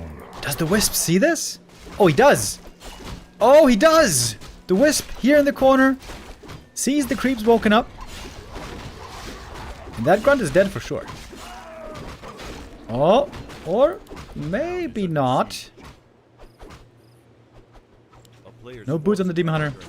Turns out he's not that fast right now. Oh, that run should be saved. With the peon block. Oh, good block. Okay. Grunt here is surviving. Blade Master gets the rest of the camp here. That's going to be level 2 actually. Picking up the item, Ring of Superiority. That turned around really well for FoCuS in the end. Didn't expect that necessarily. And the big heal potion, of course, is phenomenal. A player's forces are under attack. But the Grunt has to be healed. FoCuS is going for Radar Walker early, not a double bestiary. Oh, early shop. This means heavy Dryads for Moon. If you go Bears, just skip the shop for a long time, saving those resources. But he's going to go for Staff, Dryad, Aggression. Maybe with some heal pots. Ooh, Blade Master. Steal here would be crazy. That would be such a huge swinging experience. Especially if he gets the item as well. Oh, Windwalk runs out a little bit too early though. Blade Master has the big heal potion here, so he can brawl very heavily. He's going to take out the Engine of War. A player's forces are under attack. Oh, got the healing cancelled by the creeps. But whatever, he's going to get the camp here. FoCuS with 3 grunts. And gets the Scourge Bone Chimes. 1 grunt going to be the sacrifice for it. I would say that is well worth it.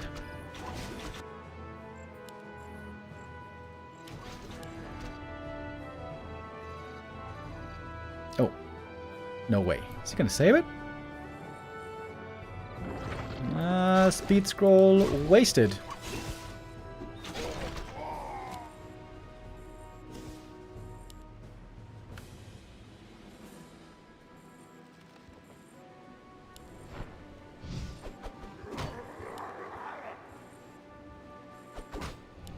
Demon Hunter still has a ways to go for level 3. Town is under siege. Big pickup here for FoCuS. The Berserker piercing damage going to be very good against those Dryads.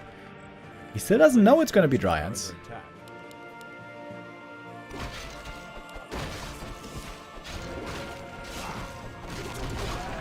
Demon Hunter items, by the way, are okay. Not amazing. The big Invo Potion here, though, is indeed quite nice. Oh, Keeper might be getting caught. Level still looking pretty low. I like the Ring of Regen on the Blade Master. Lots of healing now available for him. Also with a big heal potion.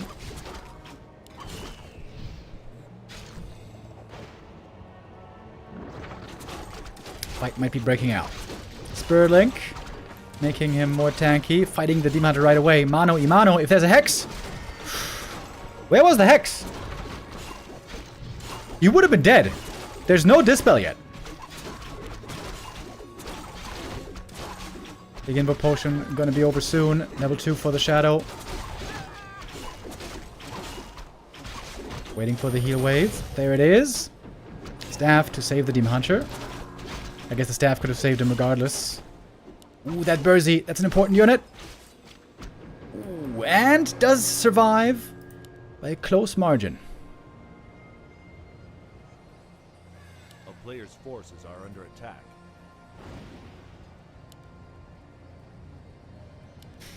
And looks like FoCuS is going to get the next big item here. 2 big permanent items. Very good for his heroes. Especially.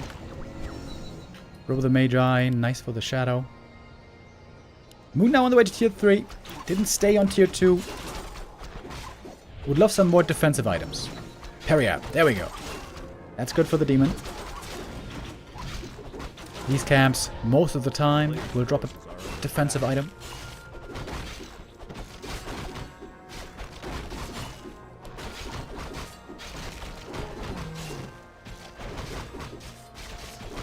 Double Gloves of Haste for the Blade Master. Very good attack speed.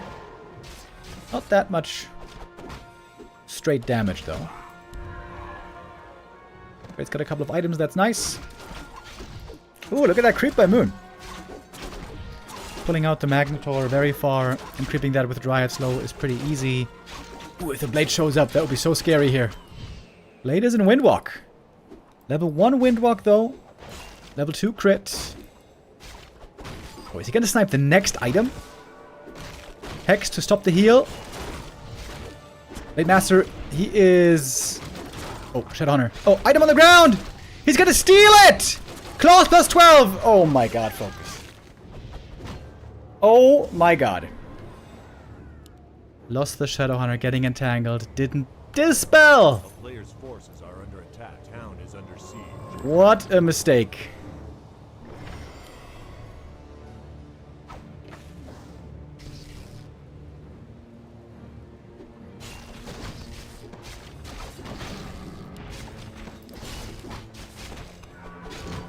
That lead now has evaporated.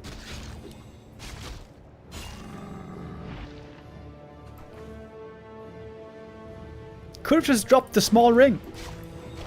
FoCuS panicking right there. Forces are under attack.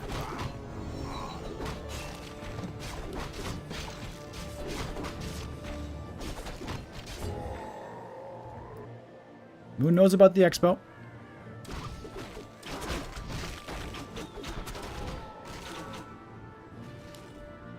Shadowhunter got the level 3 though. That's pretty good. And the first Kodo Beast is in. Heal Scroll for FoCuS as well. No Invul Potion. Demon Hunter now has a lot of damage potential. Player's forces Hell of a are lot. under attack.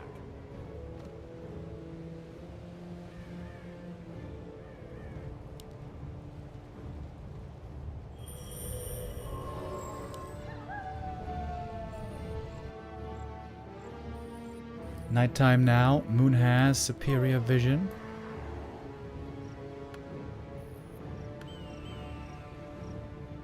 Fifty supply push with stat.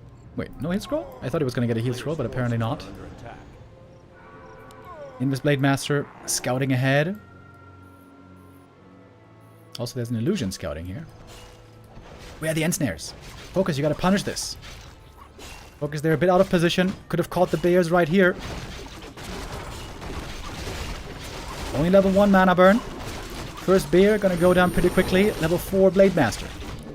Kodo Beast. Still hungry. Where is the snack? Entangle on the Kodo. Double Kodo now out, however. And that bear is gonna be staffed away. That means the staff can't be used on the Demon Hunter, however. And the bears, despite no devours, are getting controlled here pretty well. Shadowhunter now hurt, but there's a heal scroll still. Looks like FoCuS still managed to be in a good position here, despite that unnecessary loss from earlier. Oh, Demon Hunter. Staff on cooldown. Demon is... Oh! Saved. Invo Potion, last moment. 7 seconds only, though. Hex prevents the staff. Demon is dead. And that's the 1-0 for FoCuS. Keeper gonna follow. And FoCuS locks in map 1. Alright. Solid game. FoCuS here really benefiting from lots of creeping, I would say. Got a lot of big items. Almost got the red camp item. But that one kind of backfired in the end. But he got good experience, he got good items. Not insane items on the blade, but good enough. The aura was great. The Robe of the Magi also great.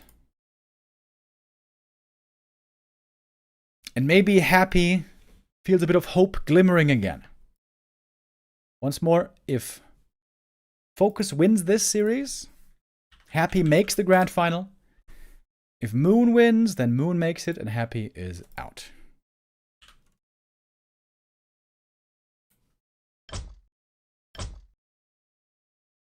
Alright, map 2 is coming up right away. No breaks here, except for an ad break. I may have to play an ad break.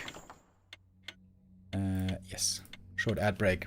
And then we're going to be right back with map 2.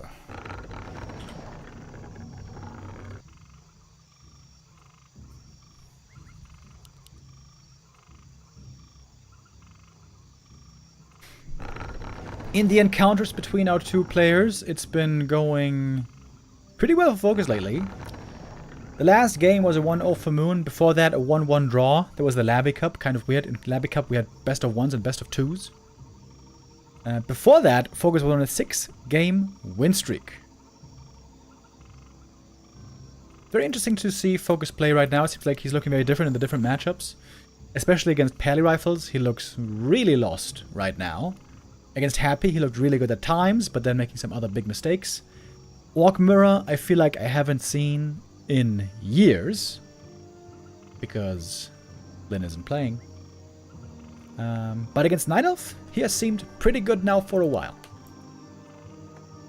But that was of course just the first map of the series. Still plenty of chances for Moon to bring it back.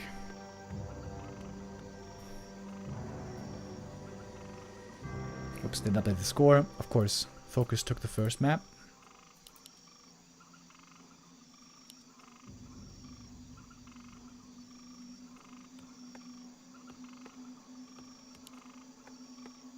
I'm always a huge fan of the Orc shop here. It's such a good scouting position. You see if there's a Night Elf crossing this position. Close to the center, you can easily buy the necessary heal salves and all that. A player's forces are under attack.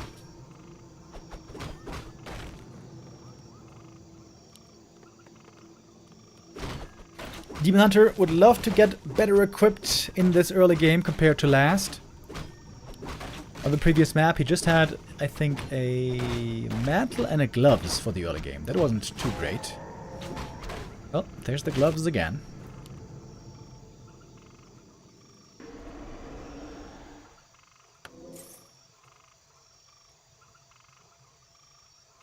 A player's forces are under attack.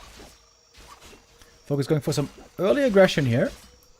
No creeping at the beginning. He is going to be a little bit too late to steal the item. And an easy level 2 for the Blade Master here. Again, the items are not super amazing. Tech-wise, we got FoCuS ahead by a little bit.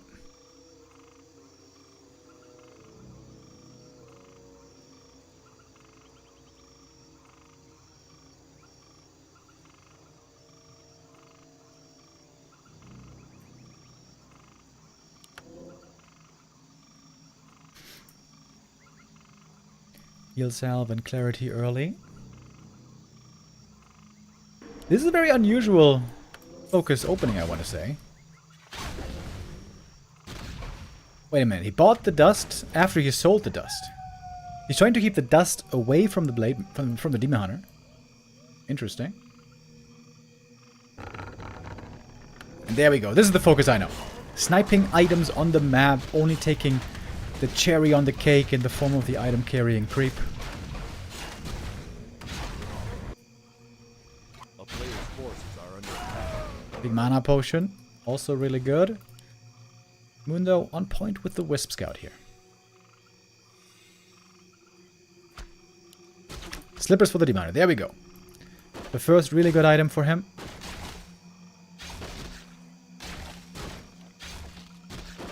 Opportunity for a steal, maybe.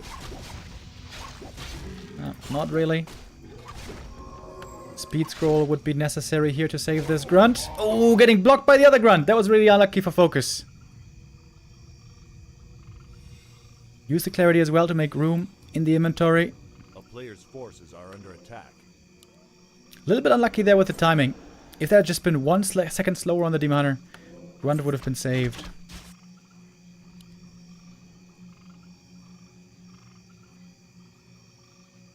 It's good Wisp scouting everywhere.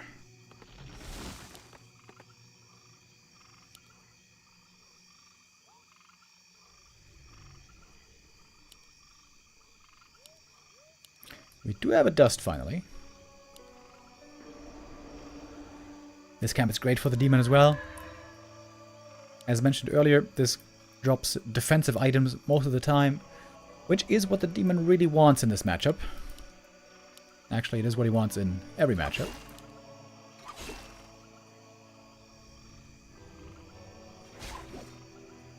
FoCuS does seem to be playing from a bit behind here. 4 grunts were made by FoCuS here in this early game. That seems to be quite a big expense. And the Wisp Scout sees the Raider Walker. It might be an incentive again for Moon to go for the masked Dryads. But there's no shop this time.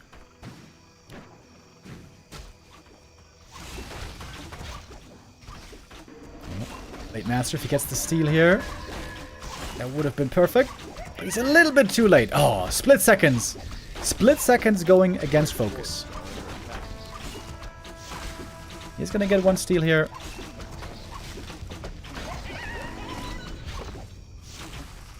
But the Demon Hunter is very far ahead.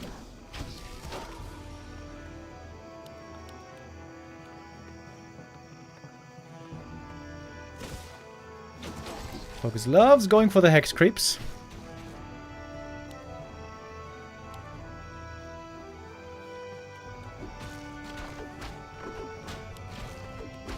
Gotta make sure not to deny the Overseer with the burrows.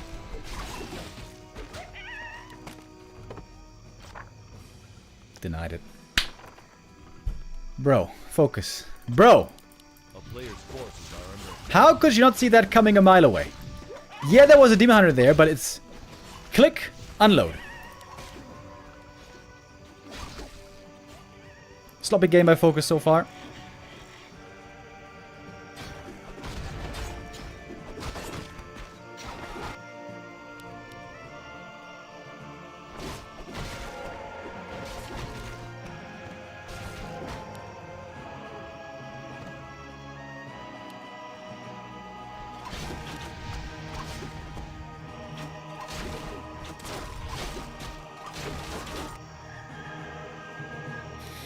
FoCuS's hero is looking pretty weak here. He got the Claws plus 8, which is really good for the Blade Master. Oh yeah, look at Moon, by the way. forces are under He's researching upgrades. He is going heavy Dryads.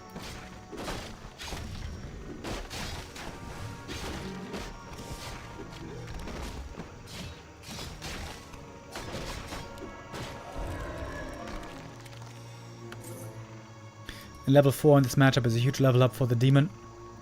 He's not that far away anymore. One with the Wind could also be a crucial item in the right moment. Moon's Wisp Scouting has been beautiful this game.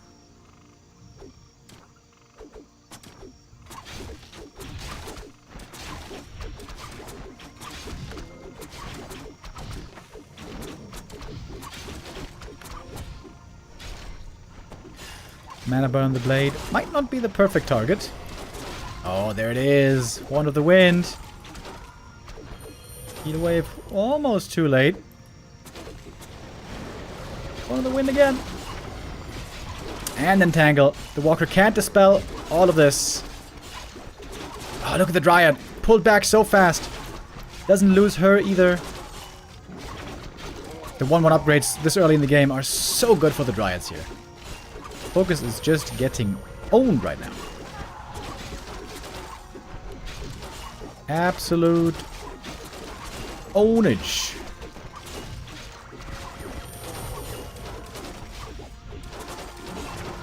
Master spell available on the Dryads, of course. And behind this, Moon is going tier 3. He's gonna have Bear soon. This game is over. Jesus. What a clap back by Moon. Well played by him. Really good scouting especially, but honestly, nothing too crazy done here. FoCuS just looking a bit flat. A couple of very sloppy mistakes in there. Losing that grunt wasn't necessary, and especially denying the creep was a little bit poor. Moon gonna tie things up. Happy, one step further removed from the grand final. And we're gonna keep on rocking here. We go, go, go. Don't think we need an ad break this time. As we're getting ready for map number 3. Alright, we're on Echo Isles now. That seems to be a great map for FoCuS to pick up items with the Blade Master one by one.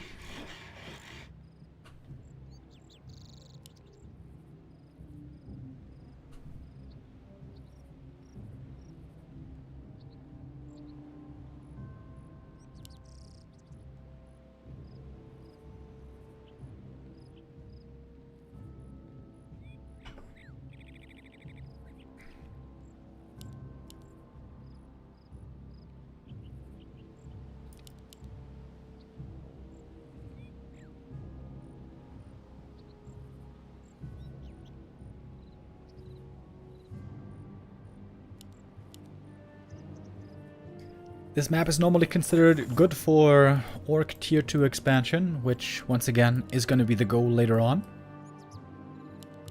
But I also feel like most of the time when I see Echo Isles, the Demon Hunter always has a great game.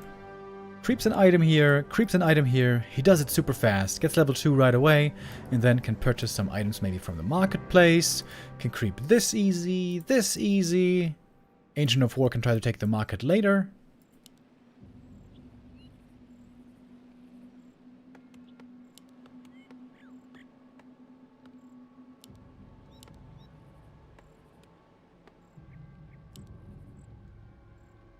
But apparently, a comfort pick for FoCuS.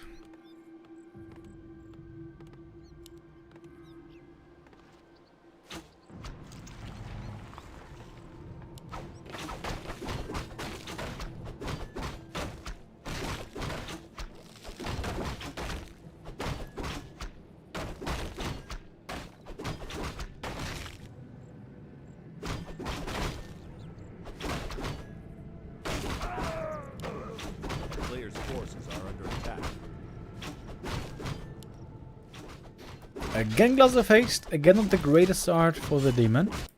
But the creep speed early on is so amazing. Fast level 2, as mentioned. Oh, the Wisp pulled the creep camp to make taking this harder for the Blade Master. Demon Hunter got items for the second hero here. These aren't really too great for him. He's heading south right away. Wants to get the circlet. And maybe the dust.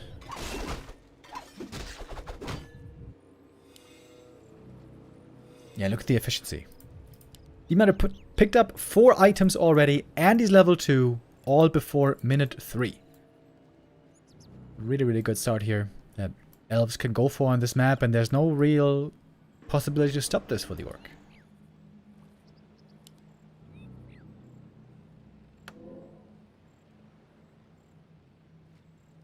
Okay, Claws of Attack purchased. Wait, is he gonna really try to go for this Ogre? The Whisk Scout sees it pretty early, and the demon turns around. Oh, this is a big moment in the game. FoCuS, does he have the time for this? Doesn't have a speed scroll, by the way, to get out too easily.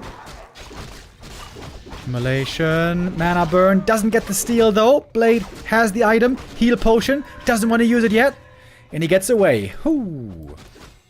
That was pretty scary, but FoCuS comes out on top. Looking a bit reminiscent there to map 1. Demon Hunter taking some damage, but Moonjuice should be able to recover him pretty well.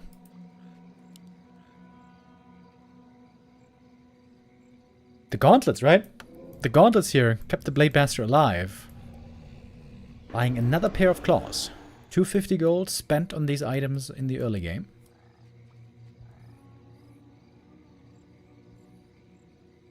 And he's going to be going for a little bit of a Wisp Hunt now. He's got very good damage. 2 hits will be enough. A player's forces are under attack. Out of Windwalk, I should say.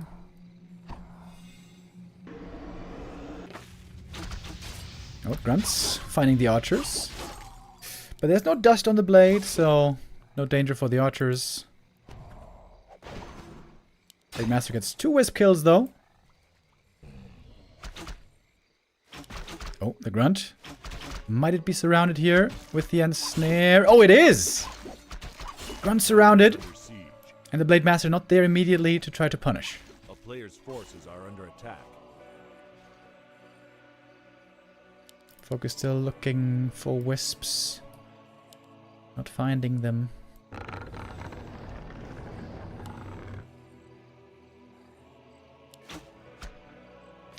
Keeper and Shadow Hunter on the way. It is Radar Walker once more. I think the Wisp hasn't scouted it yet.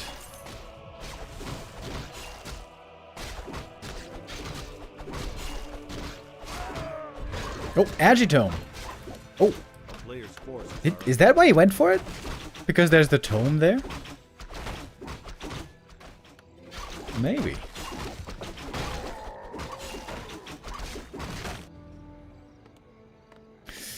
Okay, Shadowhunter is out. Getting ready to clear the natural right away, it seems. Brute strength upgrade. FoCuS again, investing pretty heavily in those grunts. At this point, the best item might be a Ring of Protection. Blade has a lot of damage already. Some protection would be good. Yeah, I like it a lot as well, actually. Plus 3 armor. Very good.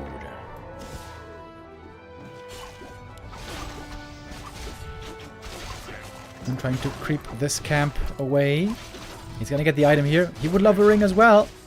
There it is. Oh, Hex. Stealing one last hit here. Entangle on the creep. Oh, that must have been a misclick. Another Hex. And the speed scroll. That might be the TP forced. Indeed it is. Oh, I thought the Nightcrawler would have returned back to sleep. There we go, another tome for the Blade Master. Picking up some tomes here, making him a bit stronger as well. It is heavy Dryad play. Wait, is it? The player's forces are under attack. There's a depth training queued for Moon. That must be a mistake. And an important pickup here, Berserker going to FoCuS. Blade Master also about to hit level 3. Might be going for the level 2 crit again.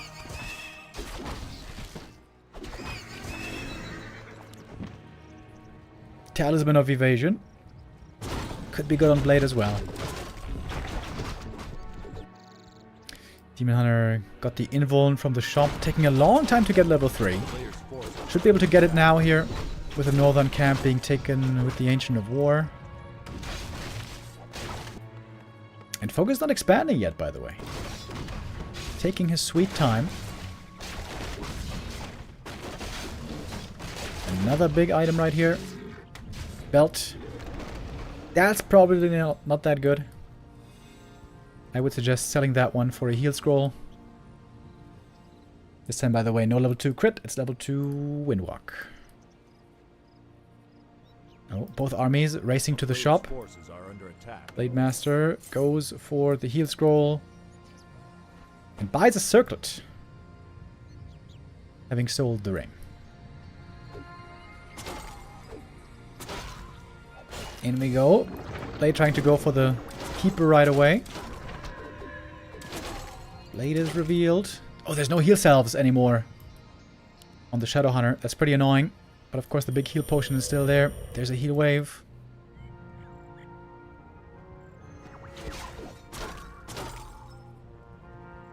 Moon looks like ended up cancelling the adept training, as he should. FoCuS going for a burrow first. In a very weird position.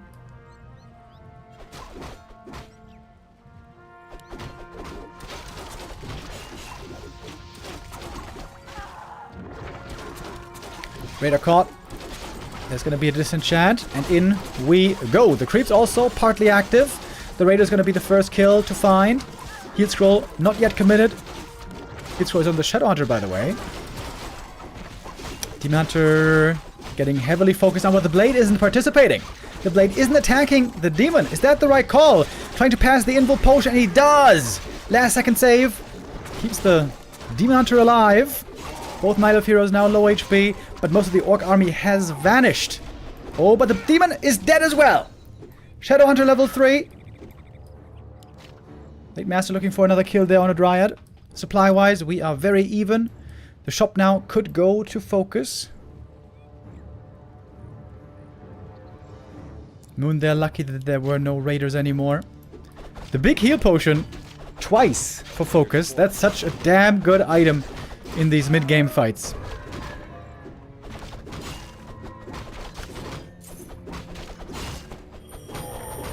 Invuln picked up.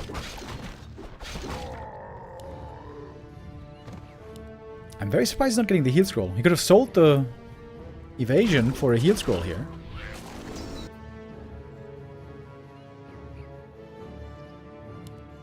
Great Hall now in production, but far from done. We got the Keeper on 3. A player's forces are under attack. And Moon's going to be able to get double heal scroll here if he wants. Actually, there's just one. Never mind. He has the gold for 2 though. He has so much gold. FoCuS getting into a counterattack position. Looks like his expansion is going to be cancelled. Oh, that shop is in a very weird position. That is the easiest shop kill of all time. Expo cancel indeed. 1 heat scroll had to be used out of the fight.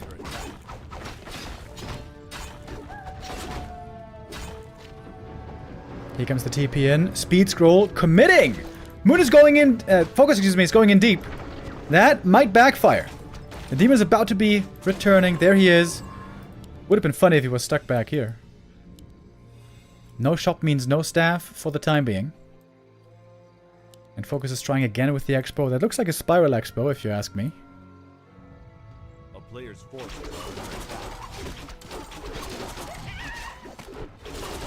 Team Hunter with very good items. Blade with very good items. The second heroes not looking so good. You know, earlier I was thinking...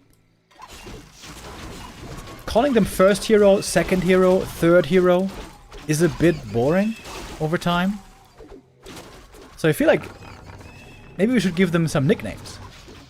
The second hero could be called the sidekick.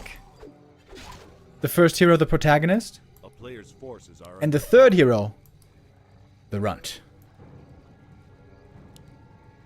I'm not going to see any third heroes here though. It's nighttime now. Moon has big time vision advantage. Might be able to find a creep jack here towards FoCuS's southern creeping. FoCuS is gonna get the big item.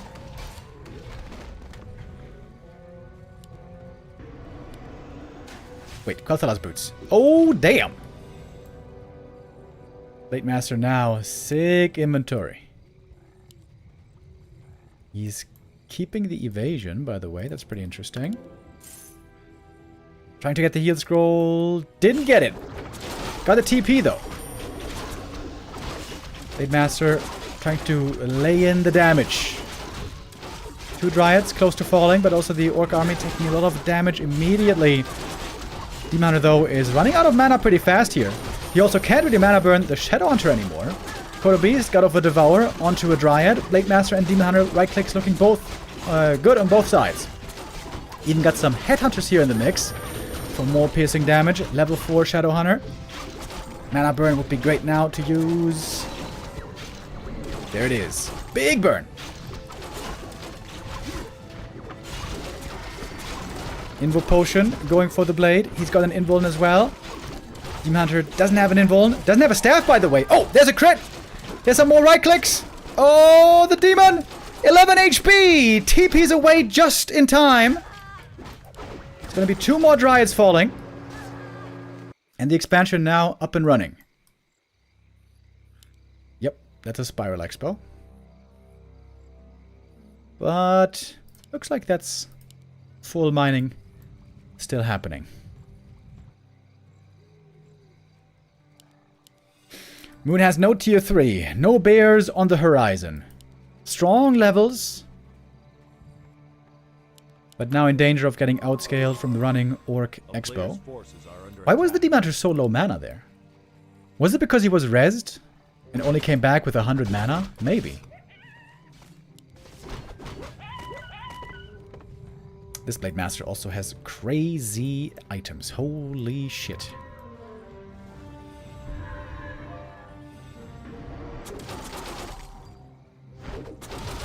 Okay.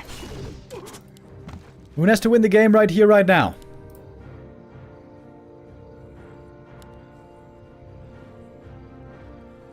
FoCuS chasing with the Raiders. Where's the Ensnare gonna land? Going for the Keeper immediately. Invul Potion breaks the entangle. And those crits hurt a lot. Keeper, a squishy target, executed with impunity. And without the Keeper, without Entangle and Thorns, this fight has become a lot easier. I like the Ensnares now on the Demon as well, trying to limit his impact of Immolation. Looks like FoCuS is taking this map. Yes, indeed he is. The map pick working out for FoCuS here. Taking the 2-1 and moving on to match point. And again, if FoCuS wins this series, Happy will make the top 2. But only if that is accomplished. To be honest, I think FoCuS is getting really lucky with these items here. On both maps, he almost didn't get the consumable. Ended up getting it very narrowly, and it was heal potion twice. And heal potion is insane value in the early fights. I mean, it's always amazing, but the earlier the game, the more impact heal potion has. If those things don't go FoCuS's way, those maps might not be his. FoCuS, Lady Luck, kissing him today so far, but you never know when the luck is going to turn around toward you or against you.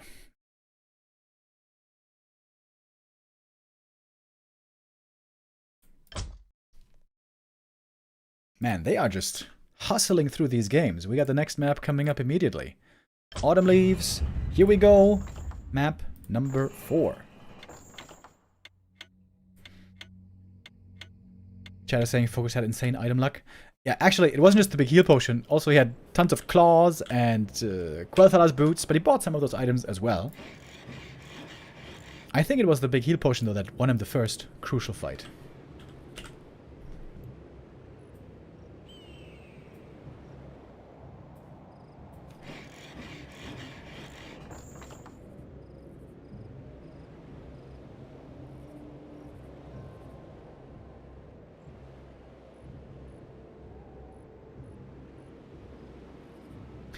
We're back on Lynn's map pick now. Wait, what am I saying? Moon's map pick now.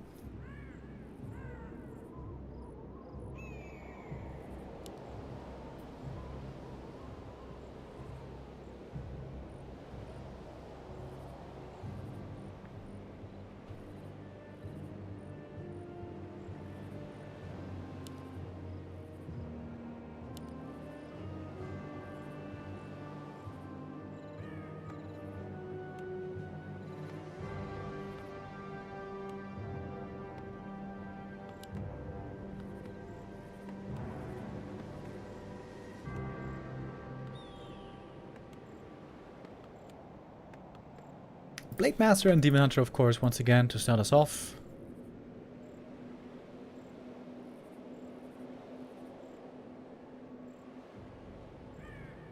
Less than 3.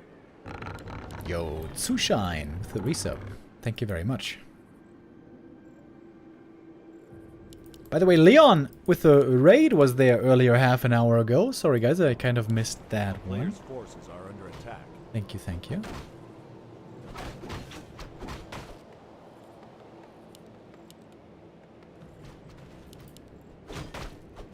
Moon wants to extend this series to a 5th map, take the win there, and then fight in the grand final against Fortitude. Yesterday, Moon in his series against Forti looked really strong. It was a fun series as well. That one didn't go quite the full distance. That was 3-1 in favor of Moon. Are under attack.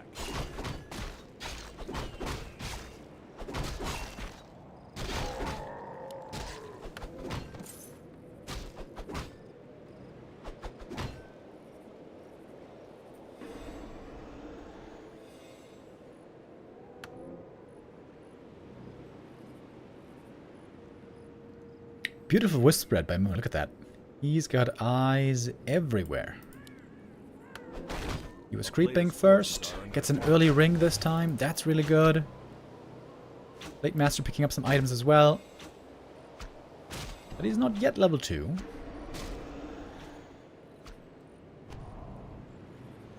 Huh, look at that wisp. Was very sure he wasn't going to die to a backstab. Ended up being a bit lucky, I suppose. Alright, Demon Hunter here. He's gonna get Agitome, hell yeah. But only a cloak.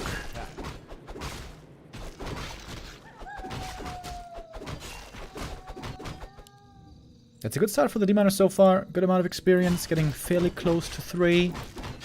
Blade Master locks in his level 2. Double Mantle. Gonna be very good for Shadow. Double Mantle, basically, a Robo the Magi.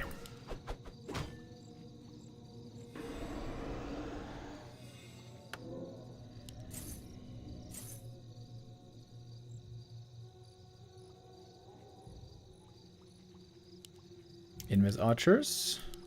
But the grunt spots the A demon. player's forces are under attack. And the blade gonna go for a little bit of a wisp hunt again. Seems to be... Okay, never mind. FoCuS here a little bit offbeat with that movement.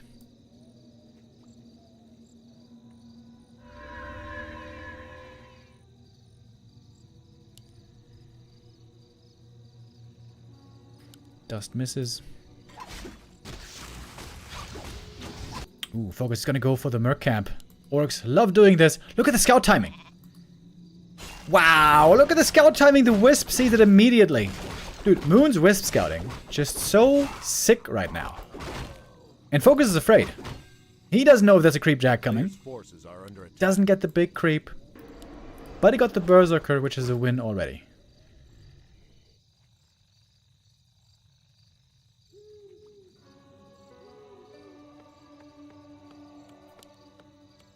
Bestiary. And Totem.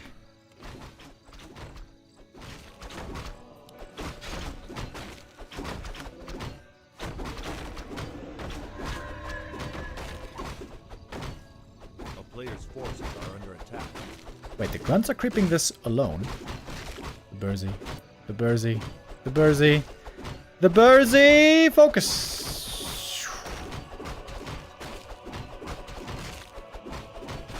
Mate. Mate. Oh my god. Oh my god. Does he not know how this works? You have to A-click the healthy grunt with both your units to de-aggro. Forces are under attack. Oh man, that was really bad.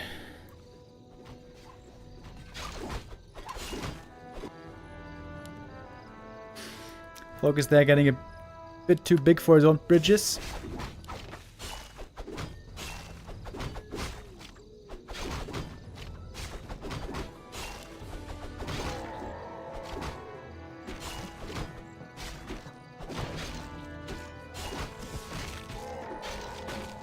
And now the Keeper's going to show up. The Demon Hunter is level 3.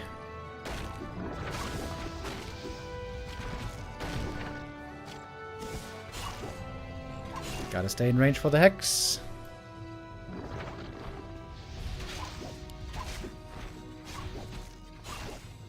Blocking his own shadow. Oh, man.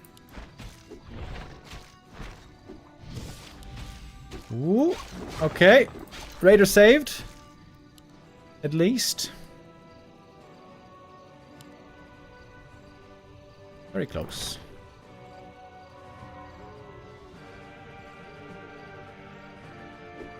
Moon this time with a much faster tier 3. A player's forces are under attack. Going to bears quickly here.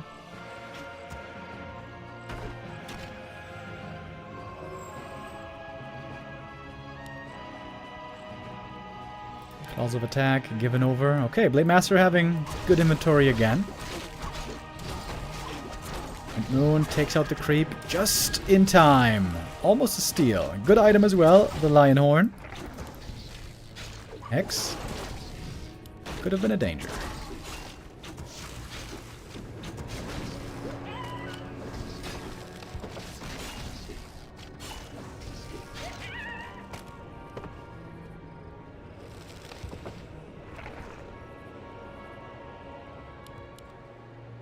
Seems like this game, Blade Master definitely gonna have to go for level 2 crit.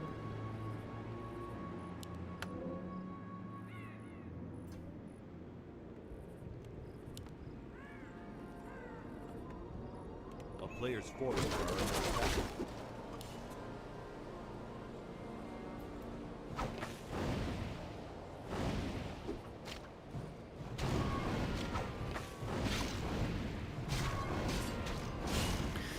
FoCuS trying to open up the gold mine. Oh, Creepjack inbound. Oh, or maybe not. He is going for Windwalk 2, actually. That surprises me quite a bit. Oh, big mana burn.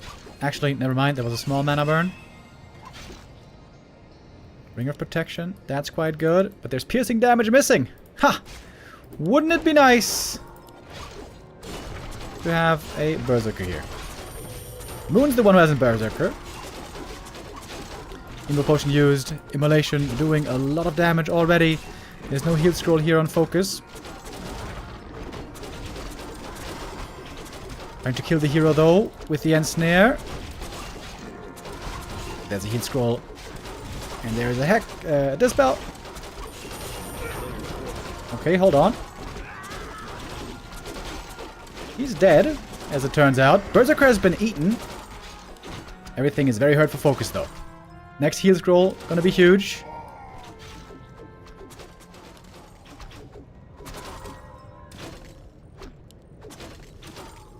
FoCuS, panicking. Where's the heal scroll? And the bear is about to show up. A player's forces are under attack.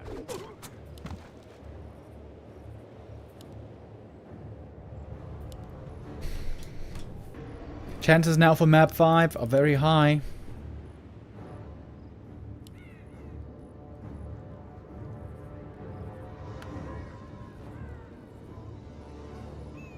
Could get 1 or 2 archers here easily.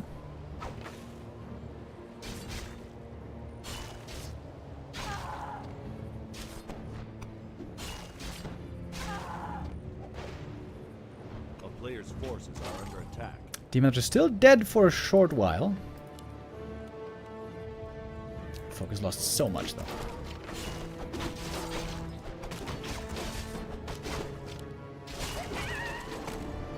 One of Mana Steel. That's pretty good for the Shadow. This camp is kind of scary for Dryads. The poison can be very painful indeed.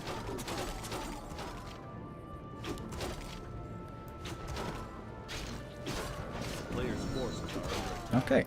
Level 3 Shadow. That's pretty good.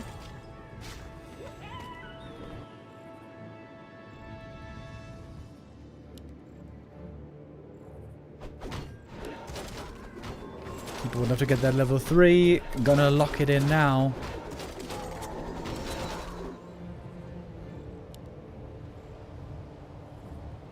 Oh, is FoCuS trying to go for the red camp? How does he want to creep that one? Just with raiders? Okay, the Blade Master's showing up. Don't you have to wait until the Golem runs back? I guess that works as well. A player's forces are under attack. Moon is giving FoCuS quite a bit of time. The expansion is... actually, it's still a minute off. Both gonna get a red camp item here. Wood of Cunning. Decent item for the Blade Master. I feel like it's really good on the Shadow. You can use both those stats.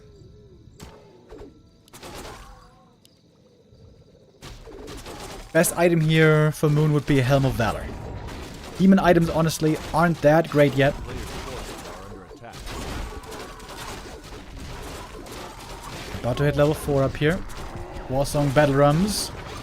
Really good for the Dryads especially, once they get more upgrades. Right now actually only 1-0. Didn't need an attack upgrade. Scroll the Beast. That is unfortunate. Town is under siege.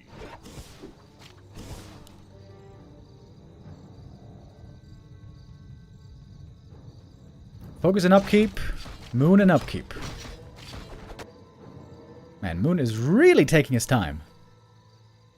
He does know that there's an expansion down there, right? He killed a peon here earlier on the first attempt. A player's forces are under attack. It seems like Moon is waiting a little bit too long. Blade Master now.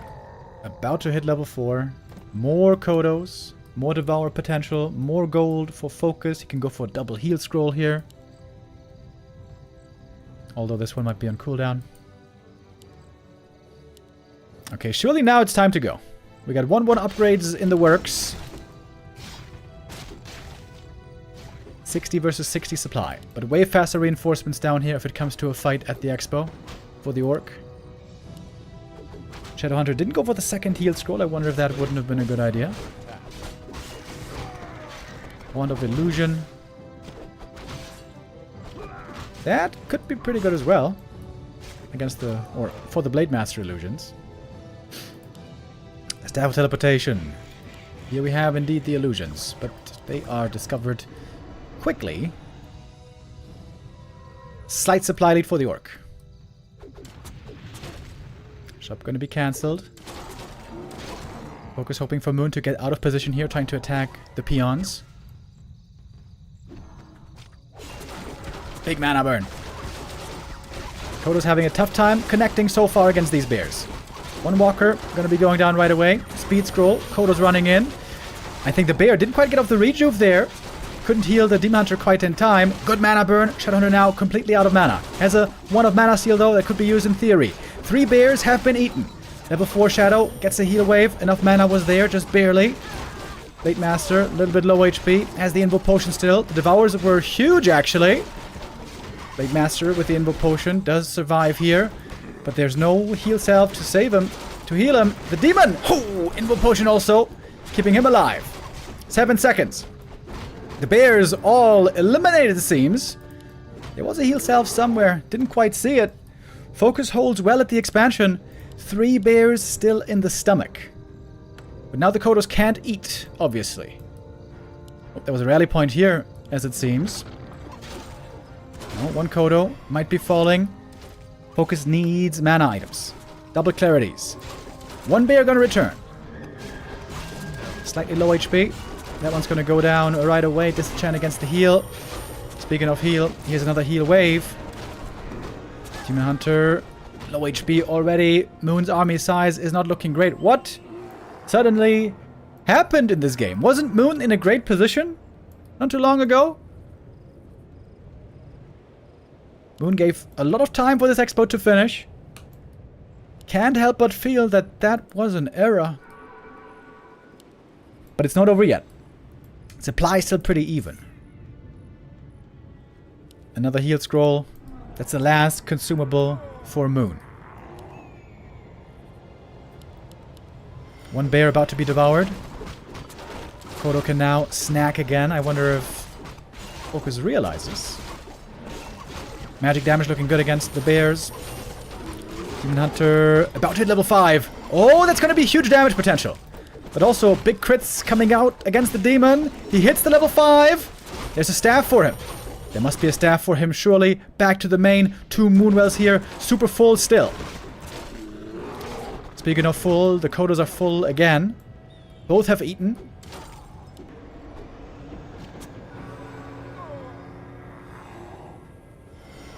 One Demon Hunter to rule the world. Big heal scroll pickup here from the Blade Master. Ran to the shop. Mana potion and heal wave. Blade with the heal scroll used right away. He's fighting against the Demon Hunter. Mano y mano. Who's gonna do it? There's no evasion here. Can't dodge the crits that way. Entangle. Demon in trouble. And the crit to finish him off. FoCuS. I wasn't expecting this. He is the saving grace for Happy today, it seems. Double level 5 now on the Orc Heroes.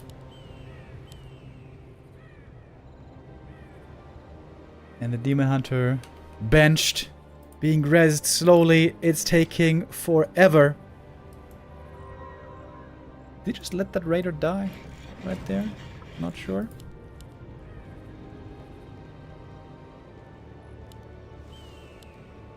Blade Master again with good damage here. Plus 22. He's been laying in the deeps. Even more deeps from the Demon Hunter, but he's now dead.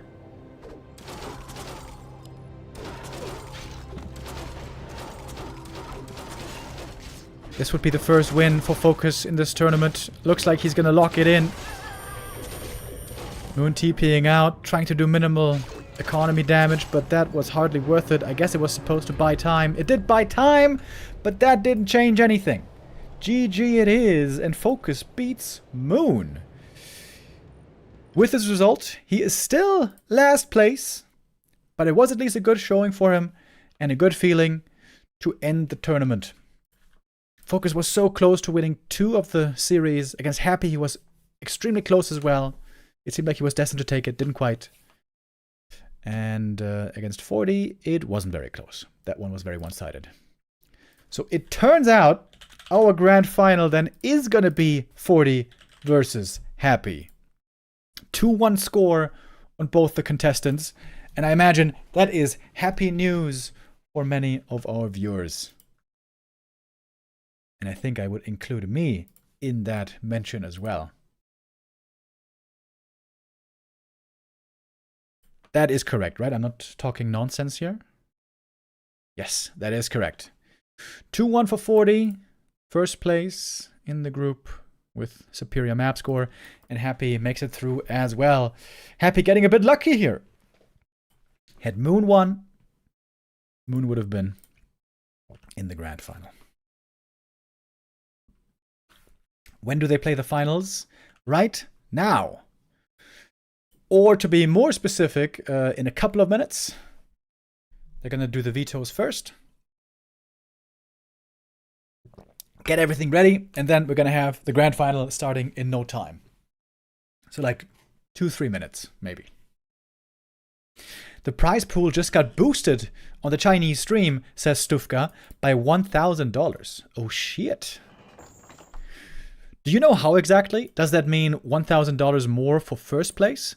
Or 1,000 spread across all of them?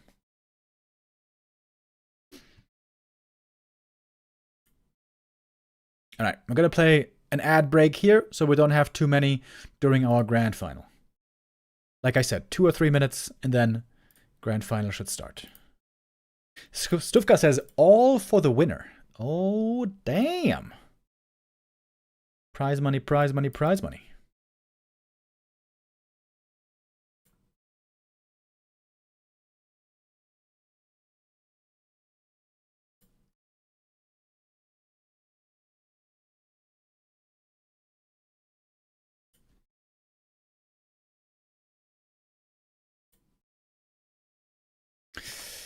Happy now looking for revenge.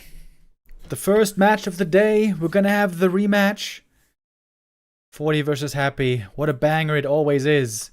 Yo, and banger support coming in as well. 10 gifted subs from Mr. Baghead. Thank you very, very much. 400 gifted subs in the channel already. Amazing. Getting very close to the 500. Thank you, dog.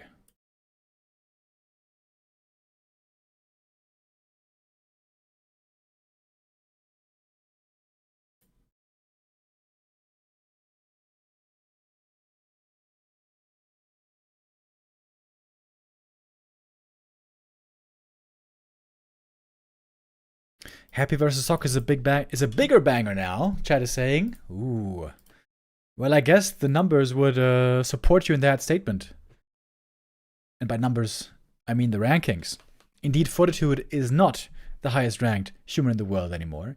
He is not in the top 2 in the ELO standings anymore. Fortitude has dropped a bit. He is now behind. Excuse me. He is now behind Sock and Happy. Humans here enjoying a lot of sunlight in the top 5. Lin is still up here in the ELO rankings.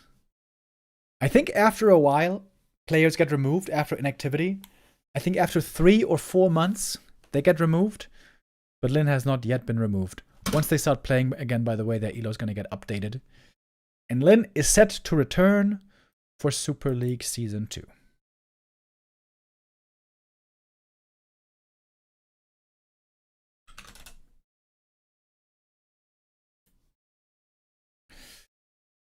FoCuS looking good right now against Night Elf, isn't he? Got a little bit lucky there on some maps with the items. But hey, that's part of the game.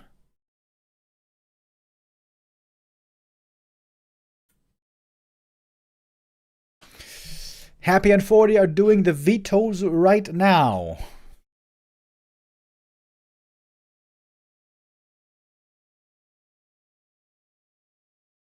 And if I see it right, it seems that Shattered Exile is going to be our first map. That was the only map that Happy was able to win on earlier against Forti.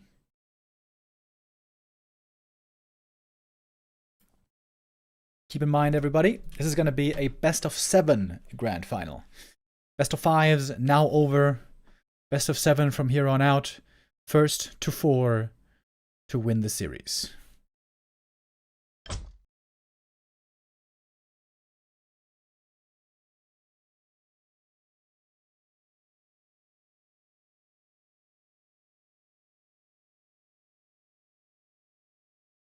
Alright. No big downtime here. We got the grand final coming up right now. Without any further ado, it's time for map number 1. Fortitude, this is where he failed earlier. I'm sure now he's going to make smart adjustments, play it a bit different, and most importantly, avoid the impale surrounds. What Fly seems unable to avoid at the moment is lagging out. This keeps happening to him.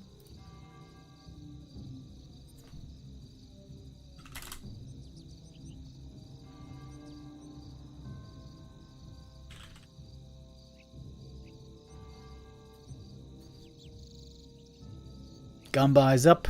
Get your bets in now if you want to get some channel points.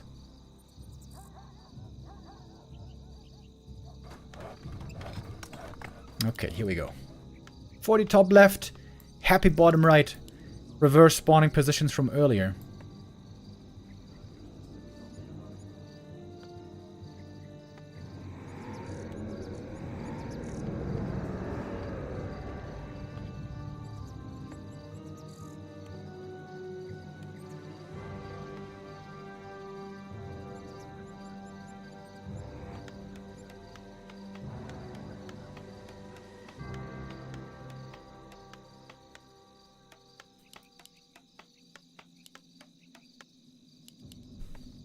We expect Happy to stay loyal to his favorite hero in this matchup.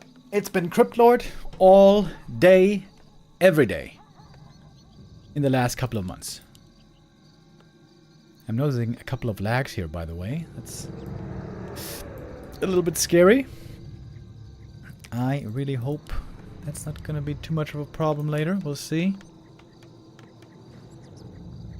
Here he is. Cryptlord shows up against Archmage. Altar, though, is pointing towards the right. This also is what Forti went for earlier in their previous match here on this map. It was a sloppy creep by Forti. He took a lot of damage on peasants and footies. Want to make sure to do that a bit better here this time on the second attempt.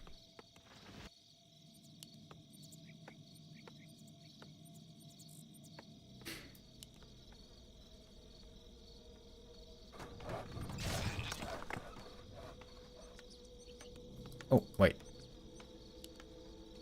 Maybe he's not going for the gold mine creep? Happy also wants to make sure he knows what creep route is being taken here by Forti. And he does see. It is not the gold mine immediately. A player's forces are under attack. For Happy, it is. We got 2 critters here on the way, so that is double summon right away for the Cryptlord. Very nice indeed. No impale first here.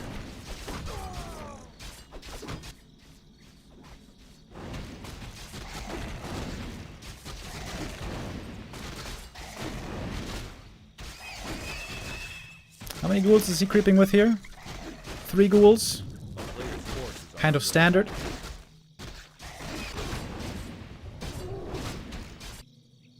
Happy with a double unsummon.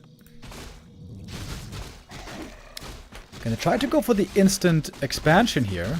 Haunted very early as he gets the level 2. What's the Archmage doing? Happy is scouting with the beetle.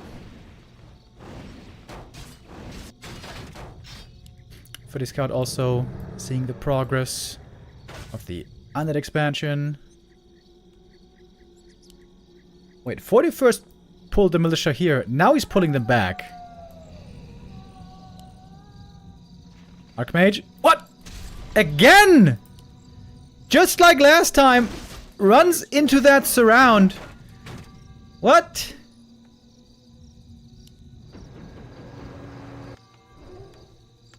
This is looking very strange. What? With that, the Haunted likely is going to be finishing. Really good beetle scouting here by Happy. Sees exactly where the militia are going. Oh, maybe. Cancel the staff! Wait, what? He canceled the staff. Was that intentional? Forces are under attack. What is going on right now? Maybe cast the staff to fight against the ghouls here. Cryptid now, he is coming in with the staff as well. Pendant of Energy, he's got a bit more mana compared to normal. This is going to be sick later with mana potions, by the way. Archmage really needs that level 3. One ghoul going to be going down here. Boots already on the AM, but it's a bunch of peasants going down as well. There goes another one. Low HP, some ghouls are escaping. This is a fantastic start for Happy. Big boy last hit, still up for grabs. Happy could try to get it with an impale. If he impales around the Archmage, that one's dead. Impale. Gets the last hit, right? Yeah, he did. Claws plus 8. AM taking forever to get this level 3. Should get it now in a moment though, killing off a couple more summons. But Happy's Expo already mining. I think this game might be over already.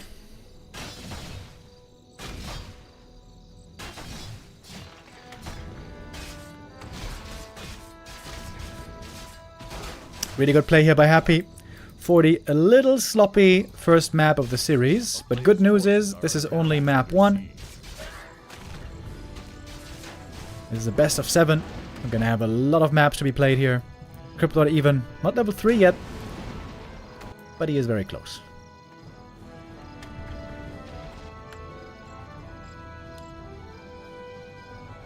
Bro, what is up with these lags? Stop it.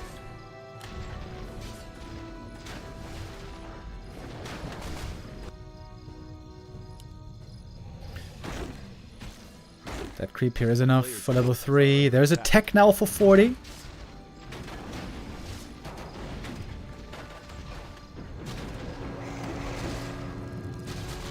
Not too much mana on the Archmage, so it's not going to have Water Elementals infinitely. But the ghouls are struggling a bit right now against the Footies and Elementals.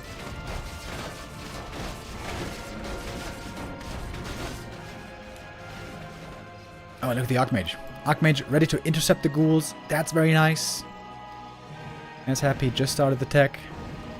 No narrow in the main base. AM might be able to get 3 kills over here. Stressful moment for Happy. Everything is in danger of falling.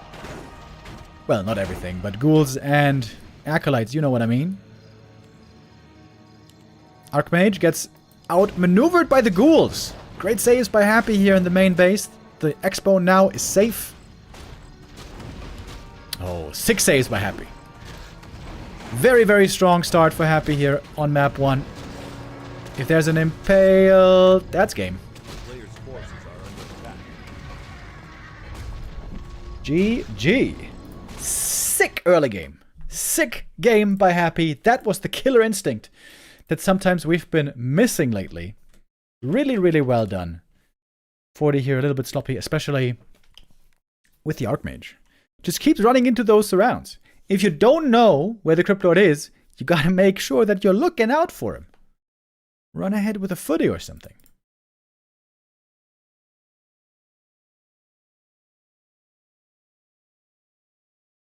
(1-0) for the Hapster.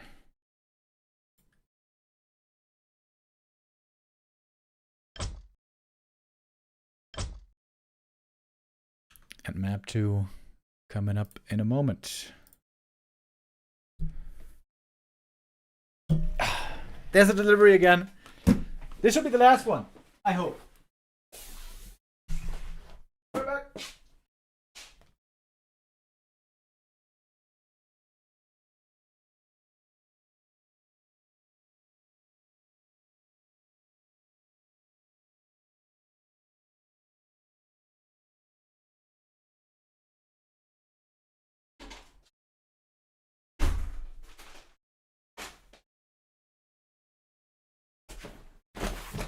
At least the timing was good this time. Right after the first map. Okay. Map 2 coming up next. There might be a bit of a join bug going on right now. It is going to be Tight Hunters.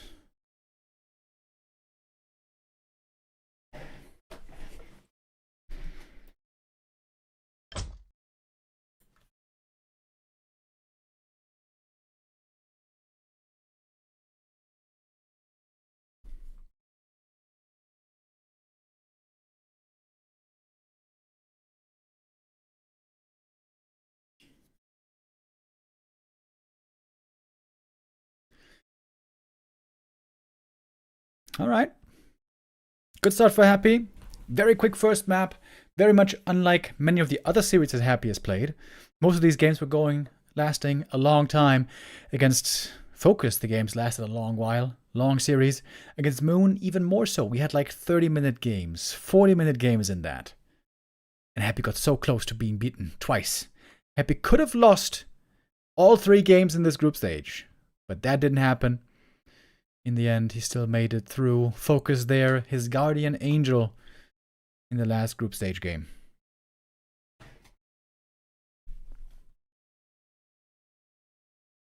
Okay, it looks like now we have the map ready.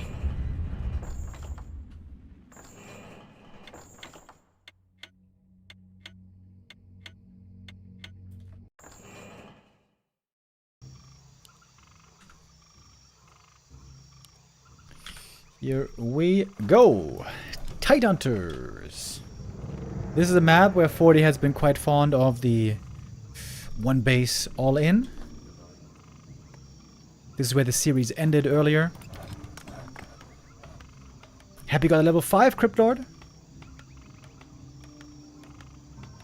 Against Rifle Caster, but it wasn't enough in the end. I think the biggest mistake there was losing the DK way too many times. And also not making a Lich.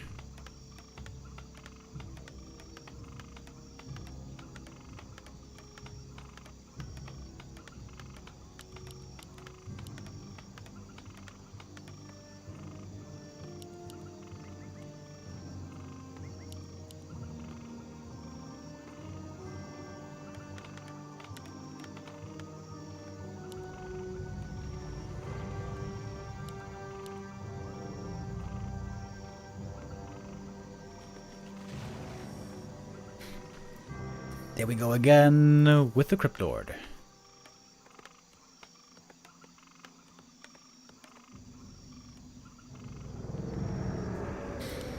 Chad is asking, Pally Rifle no more?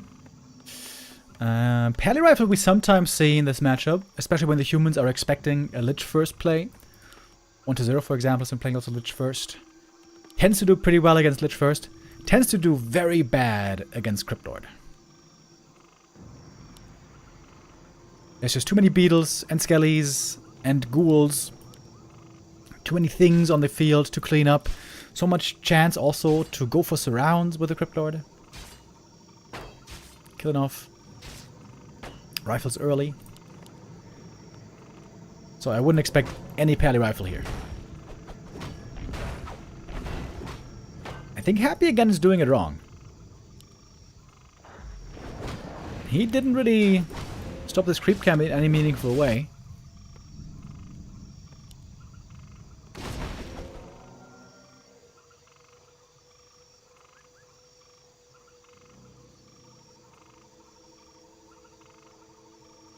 See that the servers are a little bit shaky today.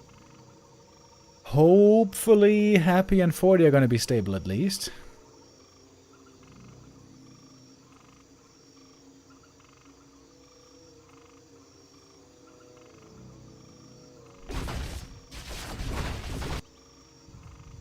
Oi, I'm lagging a little bit here as well. A little bit painful.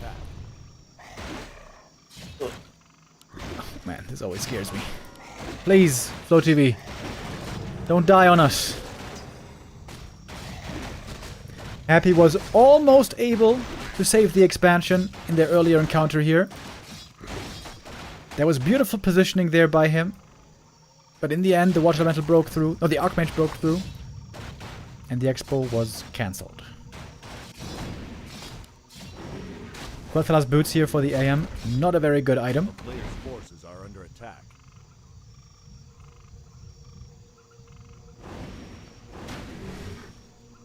And yeah, it is the one base again. Here are the militia. Creeping up that level 3. Jesus Christ. Those spikes, man.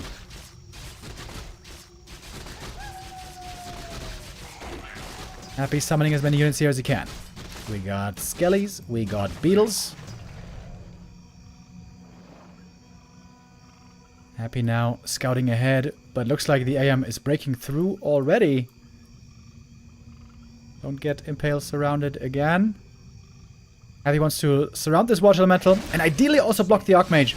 This worked better last time.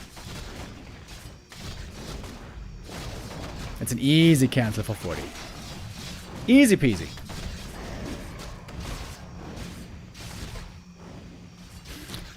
Happy's positioning there, not quite as immaculate.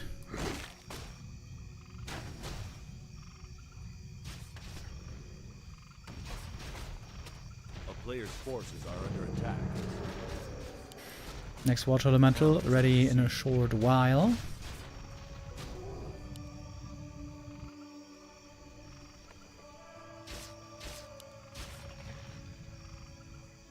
Now we got the mana again.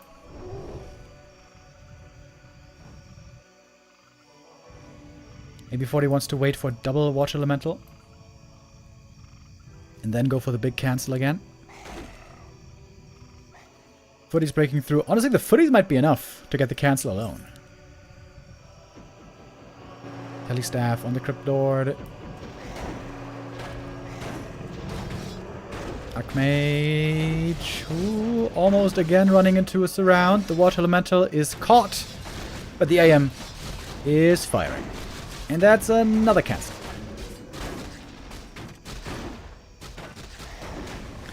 Game going very according to plan so far, if you ask me. Couple of denies as well. And guess what? The next Water Elemental is ready in just a moment.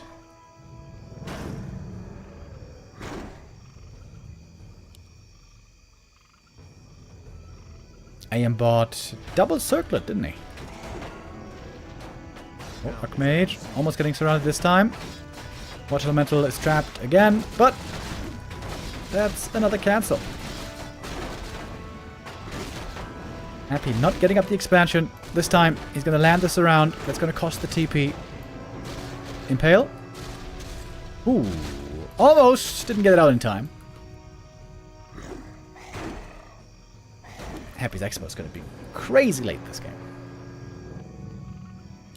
I guess now it's going to finish, but incredible delay.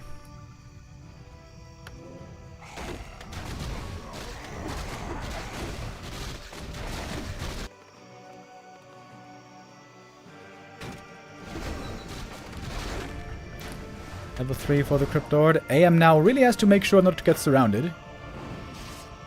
Very important. Forces are under attack.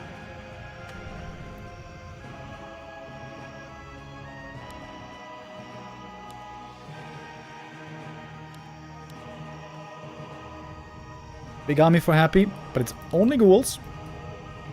Those could get slaughtered soon against Water Elementals. And Rifles, and Priests.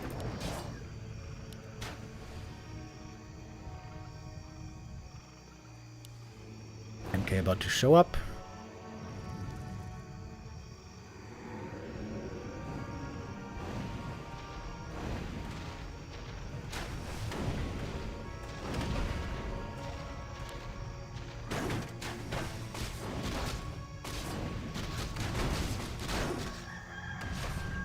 Oh, MK, here he is. Ready for a bit of Stormbolt fun. Oh man, the militia joining in very early, aren't they?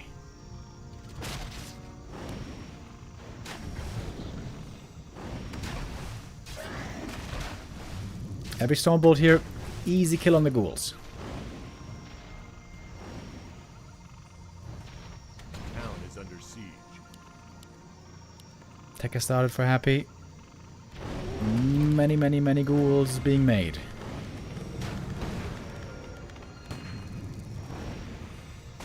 We have no adept training yet, so those beetles are still very hard to deal with, but maybe not for too much longer.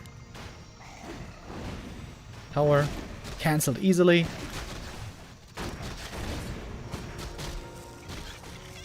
Couple seconds on the adept training. Heal scroll gonna be the next big pickup. Both players would love to get it. Oh, is Happy gonna be allowed the heal scroll? Seems like he is. That might be a bit of a mistake by Forti here, giving that one away. He could go for a second one soon in about 40 seconds. Lots of peasants picked off. Not sure that they're the most important though. MK is holding a lot of mana, by the way. Doesn't have clap yet, but will surely get it soon. Crypt Lord might be dead here. Stone bolts around. He can staff out, actually. Heal pot staff. With that, he gets out. And Happy bought a lot of time for himself here. Lots of ghouls had to be sacrificed. But now he is close to tier 2 finishing. And that means one of negation. And mana potions. Would love to see a shop here for Happy as well. That one seems to be a little bit late.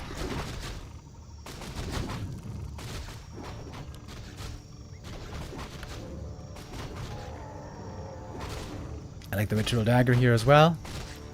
Some healing for the Crypt Lord.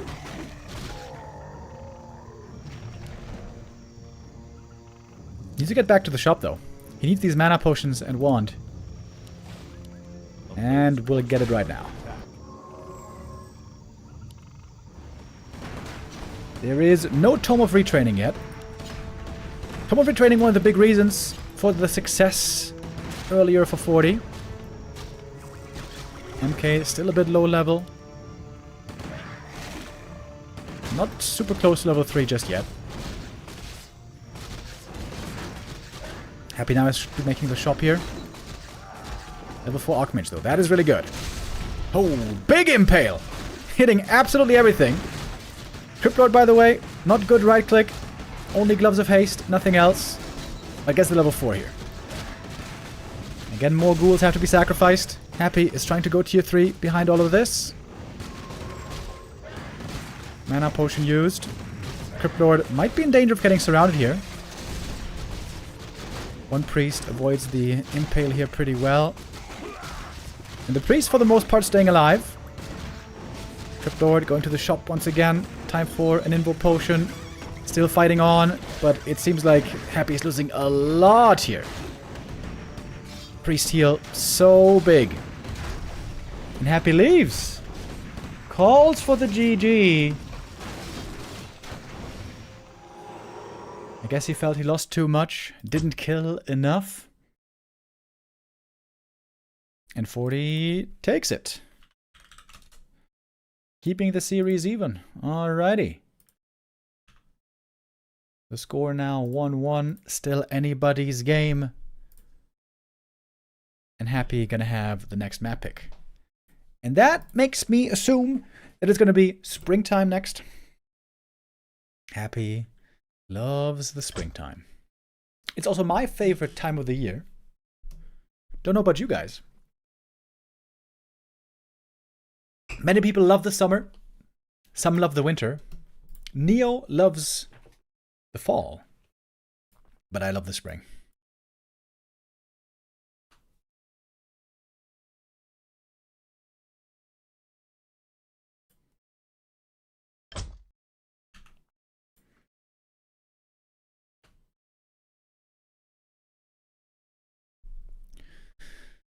A little bit of join bugs seem to be plaguing us today.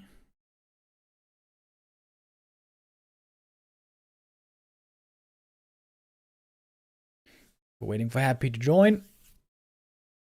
Do the next attempt.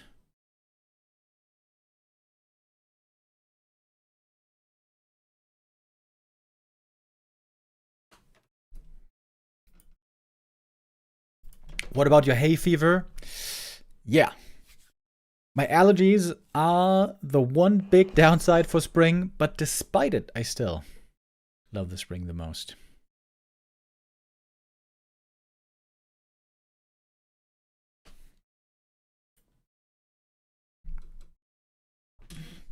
Happy seems to have made his bed. He is determined to play Crypt Lord, to make Crypt Lord work. And many times it's working, but it's not working every time. Is he ever going to start practicing Lich again in his Battle.net games? Labby's been starting to do it already. 1-0 has been starting to do it. And that's, of course, pretty much it as far as top undeads go. Everyone else is way, way behind those three. Who is the 4th best undead in the world, actually? According to the ELO standings, it's Pink in rank 26. And behind him, Sheik and Lucy and Say So.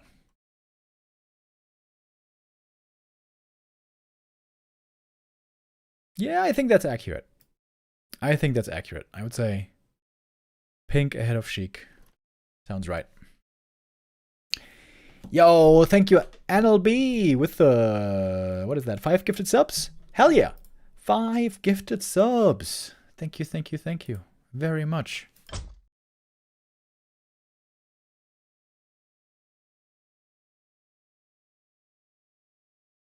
Happy's not in the lobby yet.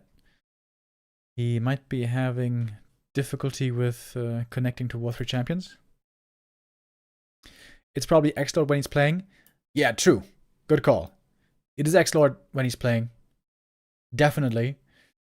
But Xlord has not been playing in a long time. I think Xlord is inactive.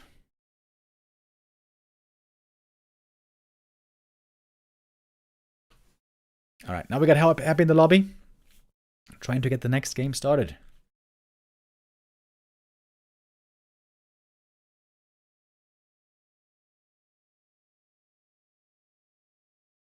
No, and seems like we got it.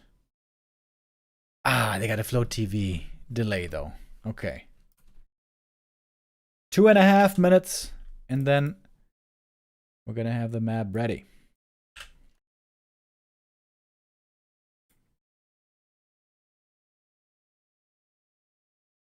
It's me, I am Xlord.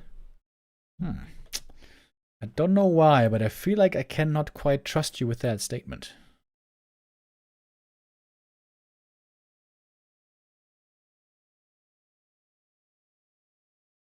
Infi is top 3 with everything. We haven't seen Infi play random or off-race now in a long time, right?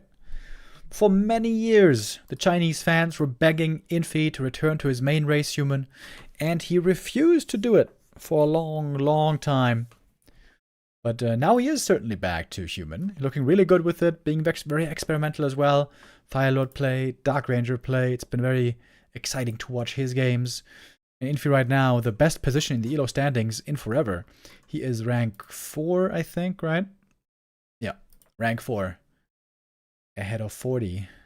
Tied with Lynn's old record.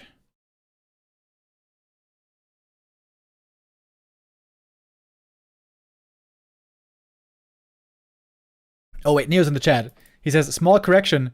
Since I have to take care of a garden now, I hate the fall. Well, that's what you get for gardening.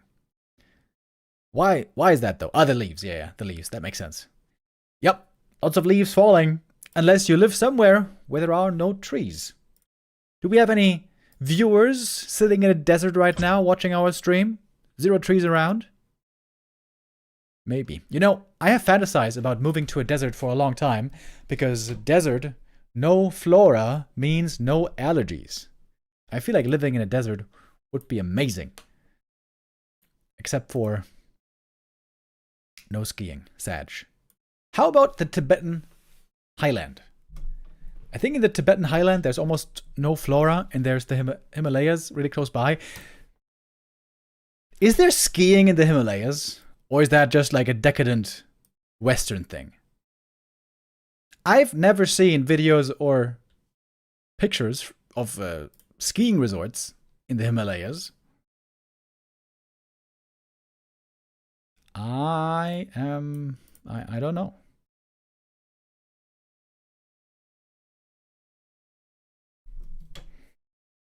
Just live in the mountains. Bro, I would love to live in the mountains. I think living in the mountains is the coolest thing.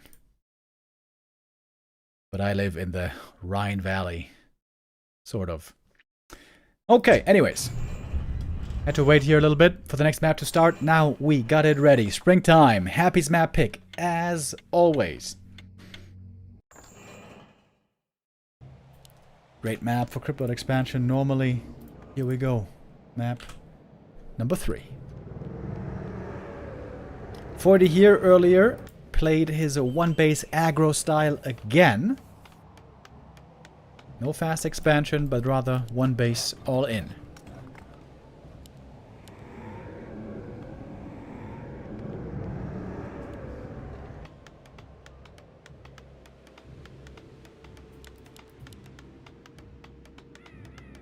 Power build on the Archmage.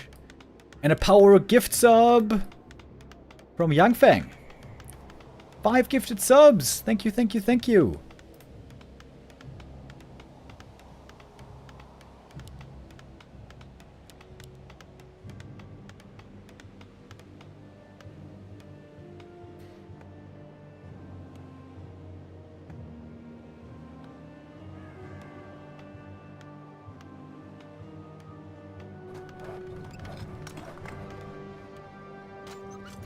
What do you guys think? Is it going to be a Crypt Lord? Oh, damn! Who would have thought? It is a Crypt Lord. Okay.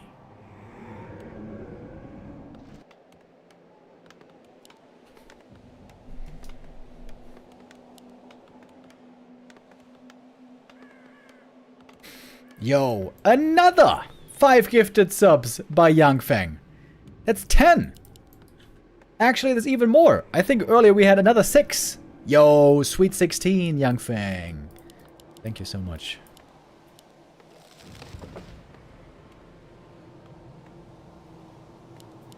Alright, what's the creep route here for the Archmage? Happy wants to find out as well. The thing is, AM going for this camp first is not really a clear tell. He could still creep this, then fall back, and expand. So this is pretty cool for Forti on this map. Indeed, this creep route doesn't give away his game plan. What's Happy doing? Oh, Happy is changing his creep route. He is not going for the instant expo creep. He's going for the slower, safer, green camp first. Oh, taking a lot of damage there on that ghoul. Acolyte dies in the middle. Of course, Forti also reacting well with his Forti Scout. If Happy had gone over here, he would have gone for the harass. But since Happy is going for the green, taking his time. Where does the Archmage go next, though? He is going to get aggressive.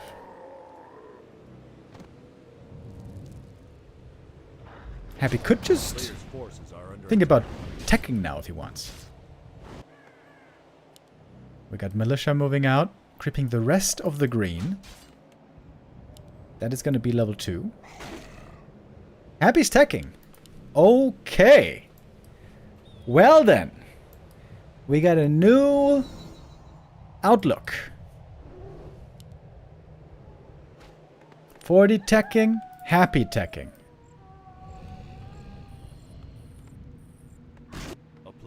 Happy scouting with the beetles. Ooh, these herd peasants could actually be a juicy target.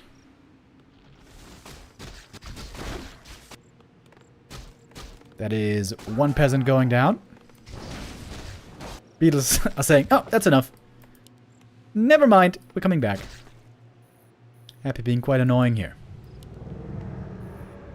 Cryptlord items so far are okay. The ring is actually really good, but Happy always sells the rings for some reason.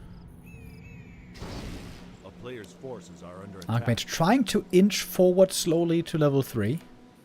Beetles in the main also mean that creeping this camp with Militia is pretty hard. Good Forti Scout though. Forti knows what Happy's up to. And coming in with the staff. Impales around here. Might be pretty easy. Gets the experience and the big item. And a Forti Surround. Ring of Regen. Really good. This Cryptlord is now giga tanky. I hope he's going to keep both these rings. Archmage just was begging for that surround here. Might be able to fight out though. The little Skelly. Very squishy. Ooh. And the AM gets away.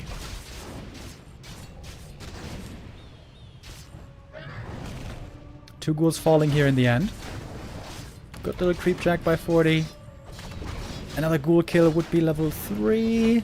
At this point, a skelly is enough.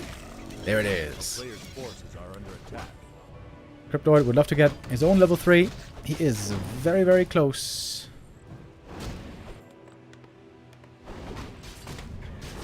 Oh, bonk. Got the steal. Going Impale level 2 here, I like that.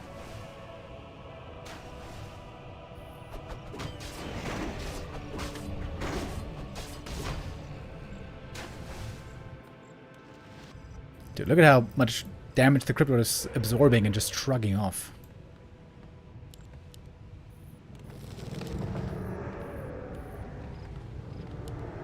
Well, those buildings would be very easy to cancel if Forti wants to commit in. But he's still low HP on the Archmage.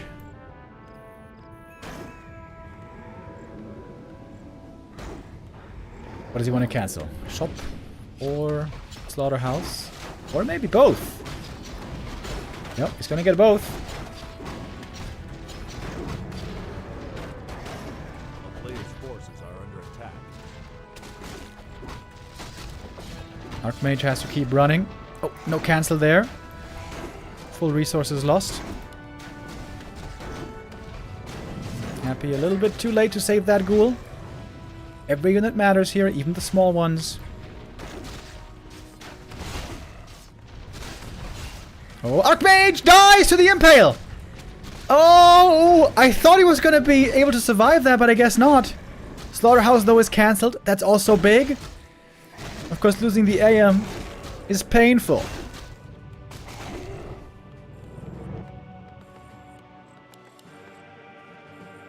Tavern res on the Archmage. Expensive. Over 400 gold for that.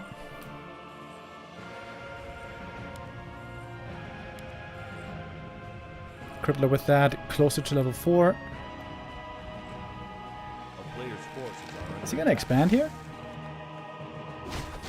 Probably not. Just a little bit of blight for healing.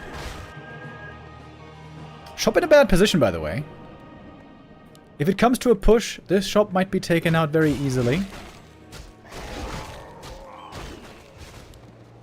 And Forti is right back to aggression.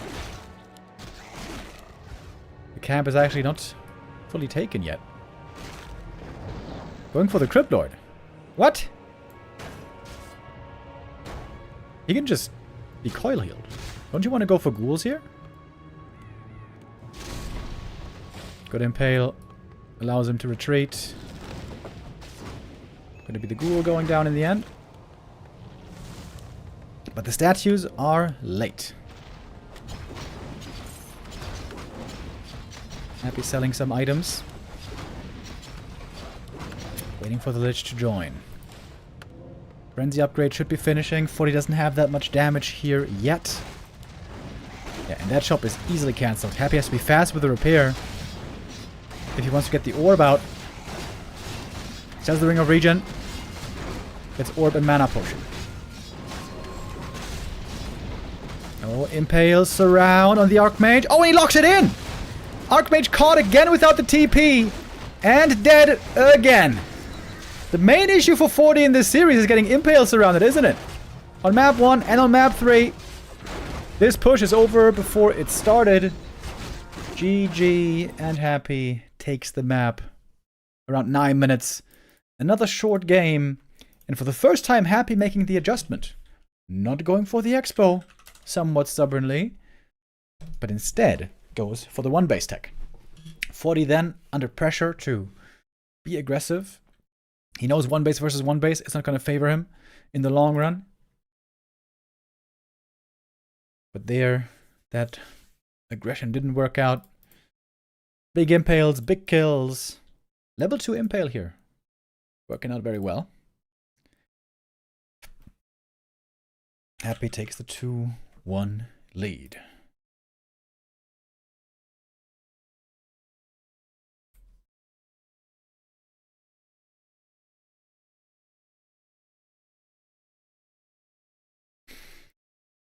Next map coming up is going to be Autumn Leaves. I feel like here Forti's build is the best. He can go for the AM aggression and also expand at the same time. So happy here. If he decides not to expand, but to tech, then Forti's going to have the expo. This is going to be very interesting here. Seems like Autumn Leaves is looking like a very good map now for Forti's style, Forti's build especially.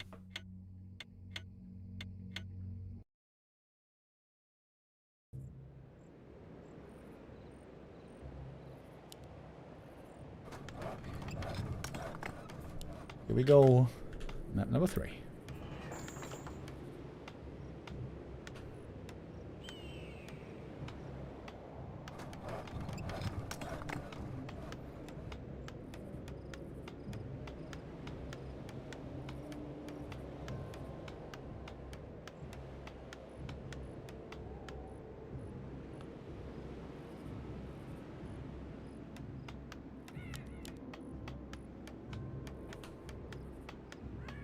Important map for Forti right now. If he loses here, Happy's gonna have 3 match points to convert to win the tournament. Feels like Forti really has to win this now, tie up the series, and then it is obviously still anybody's game.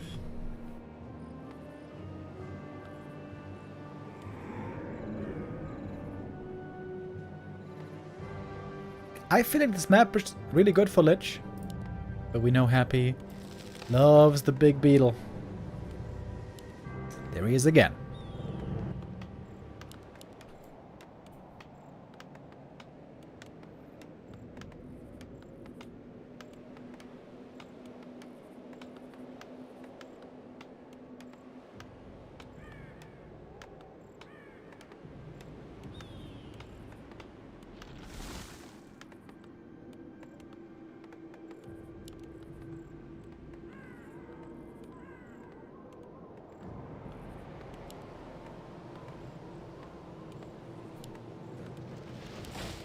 Gonna be another expansion attempt.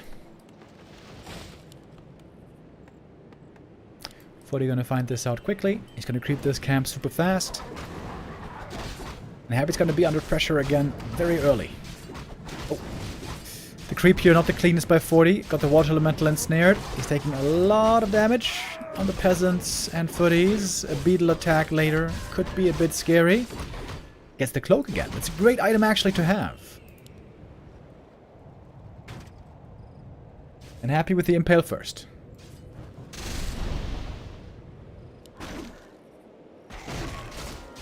Archmage already on the way. He's almost here. Big last hits. Any last hit would be huge. Doesn't get the first. But a Skelly would be enough for level 2. And there it is. Got the Skelly. Impale to the last hit. One footy surrounded, but a ghoul also going to be falling here. Circlet. Very good item for the Crypt Lord. No money yet for a Town Hall, but it's a tower being set up early. That one's also super valuable, especially against Crypt Lord.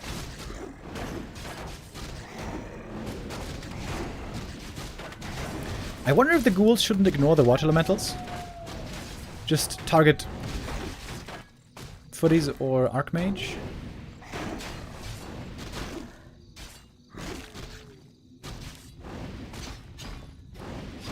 Looks like that's going to be another cancel on the Ziggurat. Happy's not moving out with ghouls, surprisingly. Normally we see this by him a lot. Oh, actually, Ziggurat not cancelled. Now the Haunted starts. Still no Town Hall. And now the ghouls are moving. That ghoul destined to die. But Archmage is really far away from 3. Being stuck on level 2 is not great at all for the AM. Right now that seems to be his destiny. Oh, look at the ghoul timing. The power build just began. Exquisite timing. And Happy now starting with the targeting.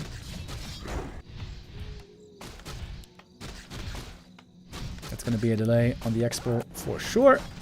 Same here though. AM is surrounded. Happy could use the Impale to reveal him, or just, of course, buy a dust. Skellies might be expiring in a moment. Actually, oh, yeah, they do. It's still a 4 points around, though. Ghouls taking out the Arcane Tower. That's huge!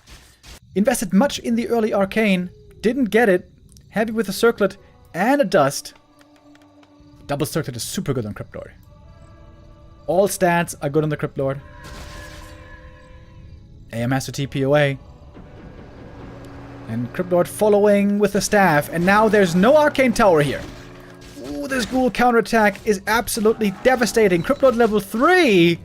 Archmage not even remotely close. This game is looking very bad for Forti now. What a different look by Happy compared to the previous series. How grateful he must be to FoCuS. Thanks to FoCuS, he is in this grand final in the first place. Oh my god, look at all these losses. Look at all these losses. The AM's hurt. It's hard for him to get involved. GG! Happy takes map 4. 3-1 lead. What is going on with these short games, by the way? This one didn't even last 6 minutes. And not an easy game to play for Happy. He got bothered at the expansion, harassed right away, but dealt with it well. Now he knows it might be coming. Now he knows he has to be on point right away. That awareness here helping him, experience starting to pay off. And Happy now with 3 match points. In a very, very good position to win this series.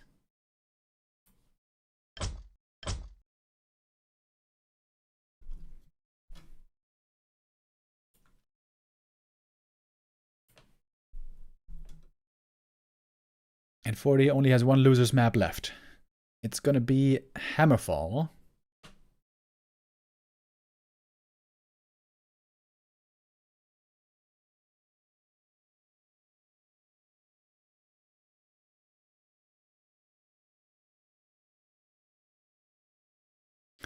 And looks like we got that ready immediately. Oh, I actually have to play an ad break here, so we don't get one in the middle of the game. But the first 2 minutes, nothing will be happening anyways.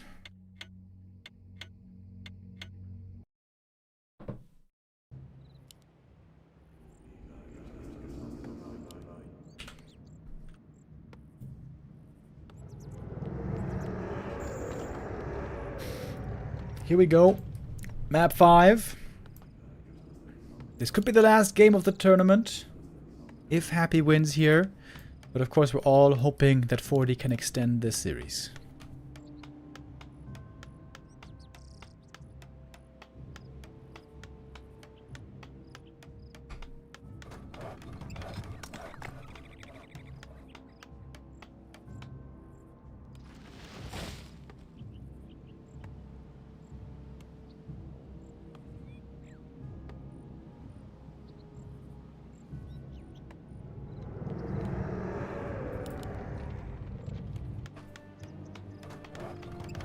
Yo, Kaiser in the chat. Haven't seen you in a while, dude. Nice to see you. Hope you're doing good. Tuning in for the epic rivalry, Happy versus Forti. This has been my favorite rivalry in recent years. So many amazing matches between these two. The last very big game between the two players, of course, was won by Happy. It was the semi-final in the Super League, where it was a narrow win for Happy, and then a complete stomp in the grand final against Labby.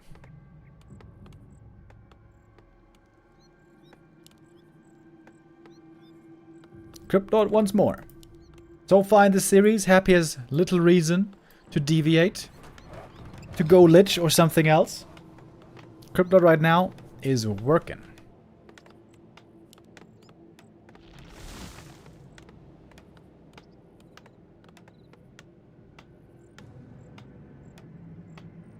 Player's forces are under attack.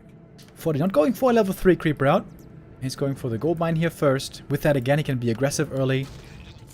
But also it means that he might be stuck on low level again. This was a big problem on the previous map. Never getting close to level 3.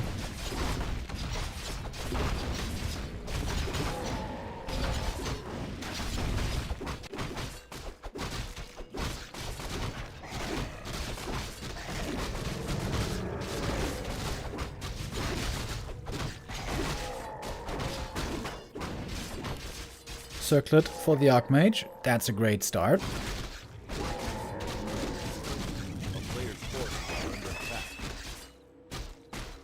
And is going to creep it a little bit more. Not attacking just yet. Pulling back the peasants. Wait, is he playing one base? Oh. Oh, he's playing one base. I think I've never seen... Right? He's playing one base, right? Looks like it. I've never seen the one base all in on Hammerfall before. And Happy doesn't know it just yet. A player's forces are under attack. But he's about to find out. Happy scouting in multiple positions. And now he knows. Is Happy gonna tech again? Lumber is low right now. Tech or Expo both cost the same amount of lumber. 210. There we go. AM level 3. Got some good items. And Happy is teching. But this time he is clearly behind on the tech. Very good items for the Crypt Lord. You love that Ring of Regen. Forces are under attack.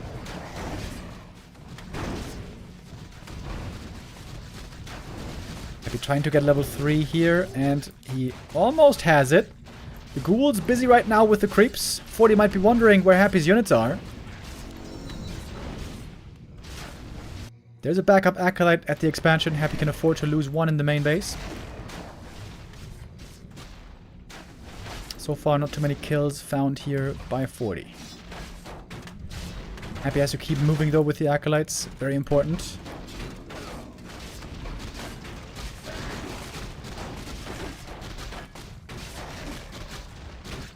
Archmage doesn't want to run into narrow tower range. There it is. Happy gonna lose one Acolyte indeed, but still has 5. Lots of water elementals committed here. Also means no graveyard being made this whole time. This is a good attack, but also good defense by Happy.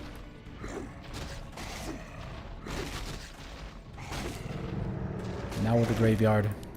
And full mana on the Crypt Lord, by the way. The player's forces are under attack.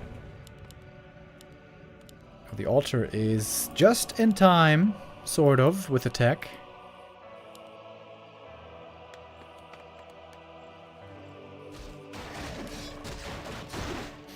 Crypt Lord might be able to creep level 4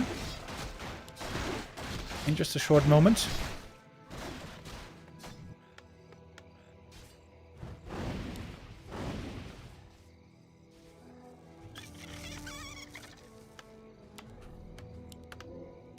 Got the shop up. Region scroll here is going to be wonderful once again. Crypt Lord got some good items right here. This time around, the shop is going to be in a better position. Harder to cancel here, behind the crypt. Happy can start the tier 3 tech in just a moment.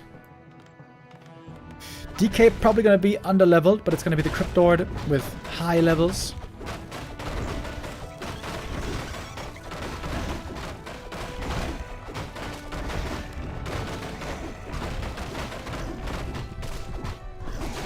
Ooh, Pendant of Energy, that is really good.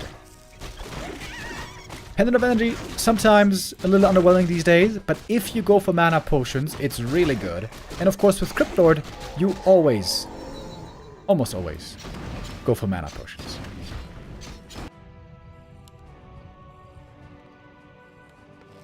No Slaughterhouse yet. That's going to be the next important piece for Happy to be adding in. Ooh, another Vanilla Surround. Footy caught. One more kill. And the Ghoul saved as well. Happy looking pretty good right now. MK shows up though with Stormbolt, can get ghoul kills easily, and can cancel the slaughterhouse here. That's also a big deal. Happy has the Wand of Negation. Using it well, getting rid of both water elementals, but there is another one. DK now showing up, another Wand of Negation. Quite a lot of gold spent. Oh, item almost stolen here. Happy locking in, another surround, almost. Impale is there, Archmage surrounded again, and can't get out. Oh, never mind, he can get out, excuse me. Impale, and there's another one, by the way. Another Impale is ready. This Crypt Lord, so much mana, thanks to all these wonderful items. Archmage, oh, Impale. If there's a coil here, he might be dead, but no coil and also no surround. Importantly, Slaughterhouse finished, so now statues can be made. Happy did lose quite a bit of ghouls in the end. Down to 24 supply only, actually. 40 up by 15. But he's fighting against an under tier 3 base. Yeah, and the mana potions here. Phenomenal. Happy now sold the Ring of Regen, I guess, here in the late game with statues. He doesn't need it anymore.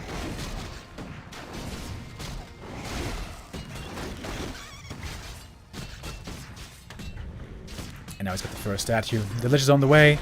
This is a winning position for Happy. DK, though, might be falling. Oh, actually, not quite a surround. DK and MK both still only level 1.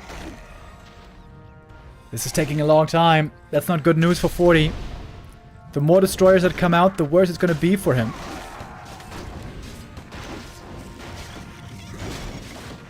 There's not much repair here. That tower is cancelled. Happy with a tech play instead of expansion. Having a lot of success here so far.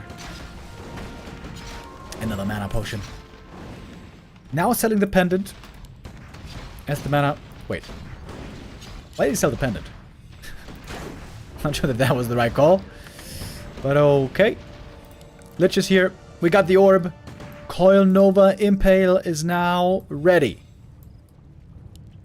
And there's no way this tower is finishing. Oh, Forti, you're in trouble. This series might be about to end already. We had so many long epic games back and forth in the group stage, but here in the grand final, it's all Happy.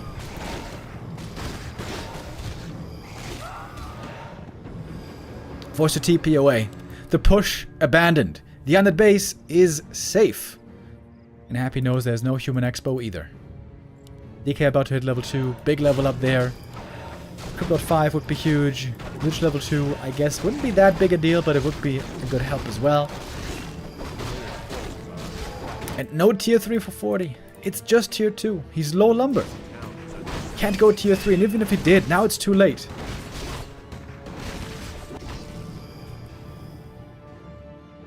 The overlay said round robin. Oh yeah, that is of course wrong.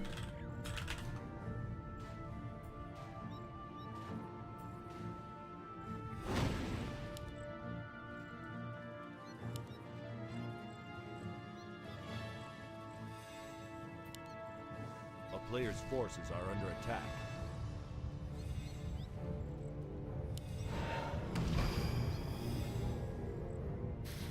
What a different look here in the second game of the day. Happy winning when it matters most. He could afford to lose the group stage game as long as FoCuS would beat Moon, which he did. This grand final performance now the strongest that Happy has looked all tournament long.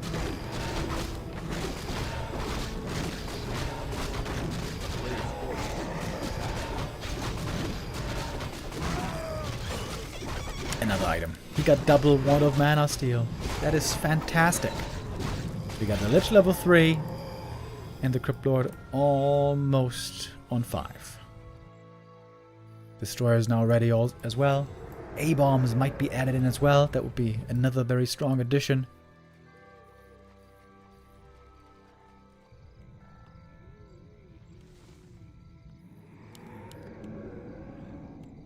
A player's forces are under attack.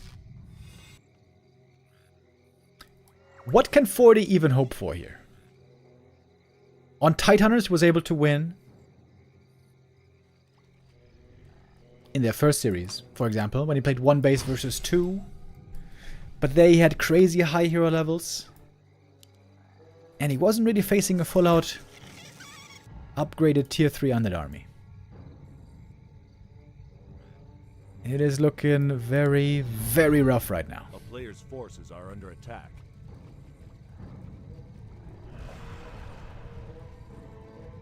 Happy with a bunch of destroyers. Oh man, the damage potential here is scary. Mana destroyers and level 5 Crypt Lord with 2 mana items no less.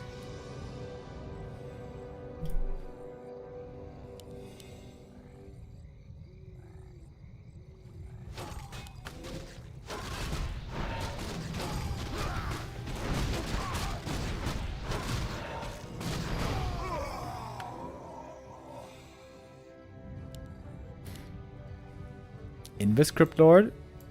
Well, I guess it's a good thing that we have gyros at least. A player's forces are They're gonna be able to detect.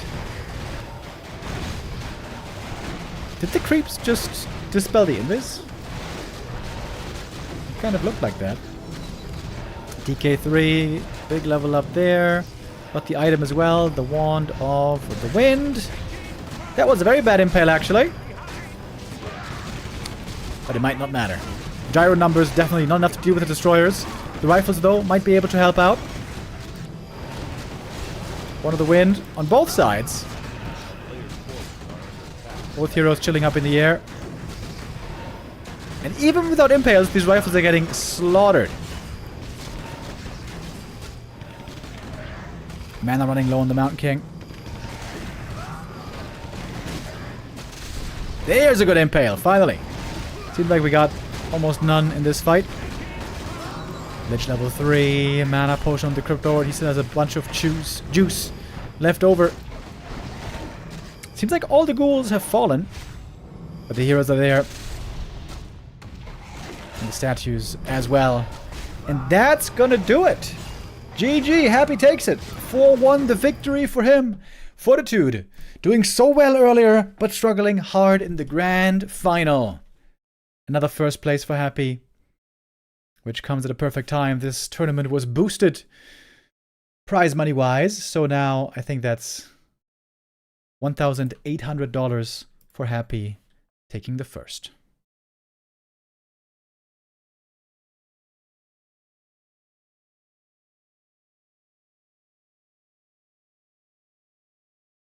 That was a lot more one-sided than I thought it was gonna be.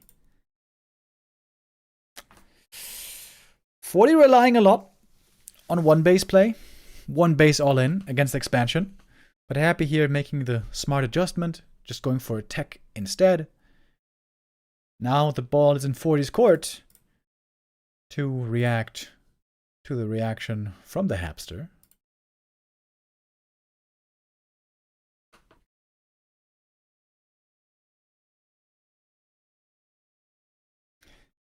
I think this might be the 100,000 prize money being cracked for Happy in 2025. Yes! Happy was at $99,000 prize money. Now, another 1.8 gets up to 100,000 plus in 2025. Forti's got even more. Forti has 110,000. These two way, way ahead of the rest. We got Infi FoCuS 1-0 life behind.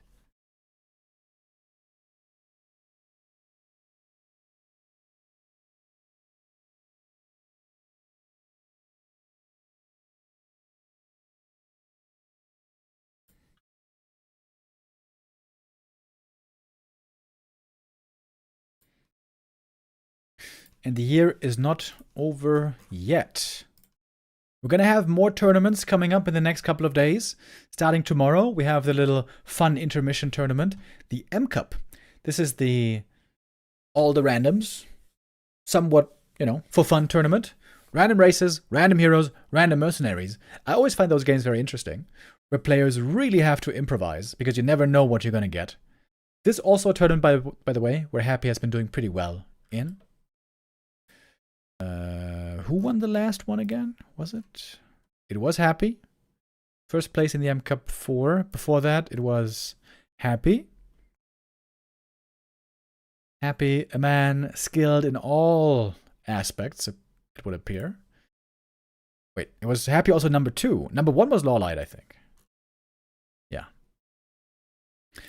But Happy won the last 3 M Cups. That's kind of crazy. M Cup number 5 starting tomorrow. The plays that we have for that: TH, Labby, Yumi, Lucy, Dice, Hazy, Infi Life, Happy, Zhao Kai, Lawlight, Kaho, FoCuS, Fly, and Cine. Don't forget about the Gamba points. Okay.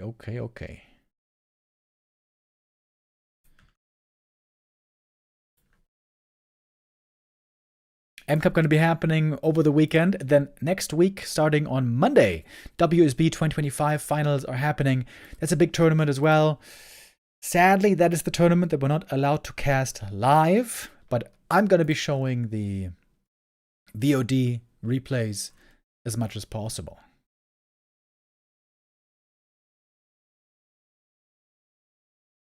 And there might be some other show matches popping up as well. And then next month, of course, the big tournament starting again, the Super League. Very, very exciting. Okay, I'm trying to find out if there's other show matches happening right now. Because it's still kind of early.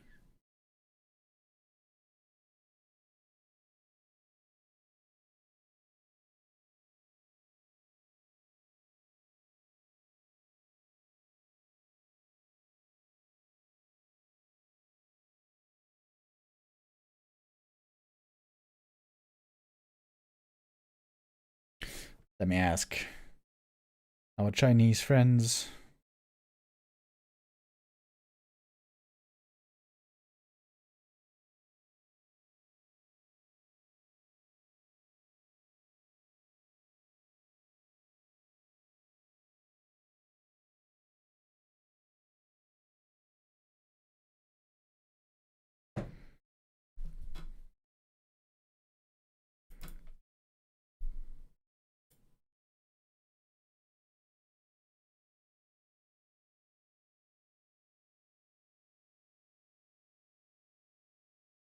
Save FoCuS as a balance feedback video if you want to react.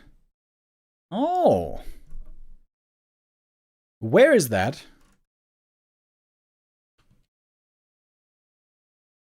If there's no tournaments happening, no show matches happening, then yeah.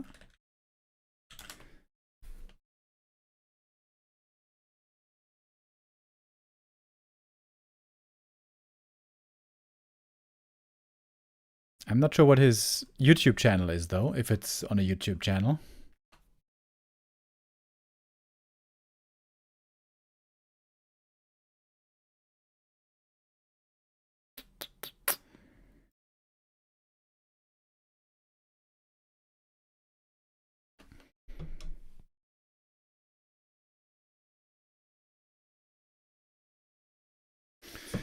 Okay, our Chinese friends are not telling me anything right now.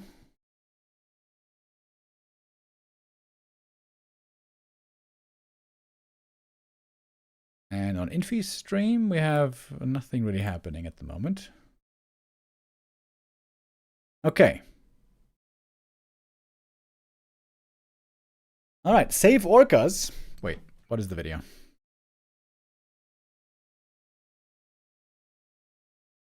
New ideas part 1, new ideas part 2.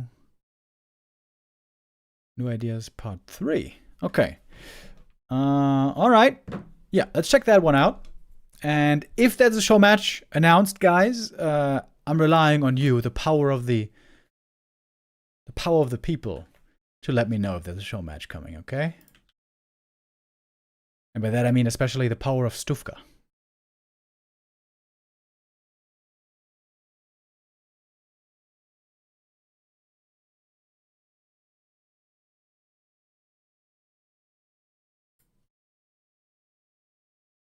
Because right now, I'm not seeing any more show matches. They might be, you know, one grand final for the day might be enough for today. Of course, we're going to be back tomorrow with more.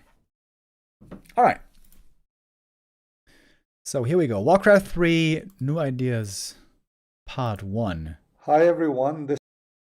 Okay, hold on. Let's take a look here. This is FoCuS, and this video is about new ideas for the Warcraft 3 game.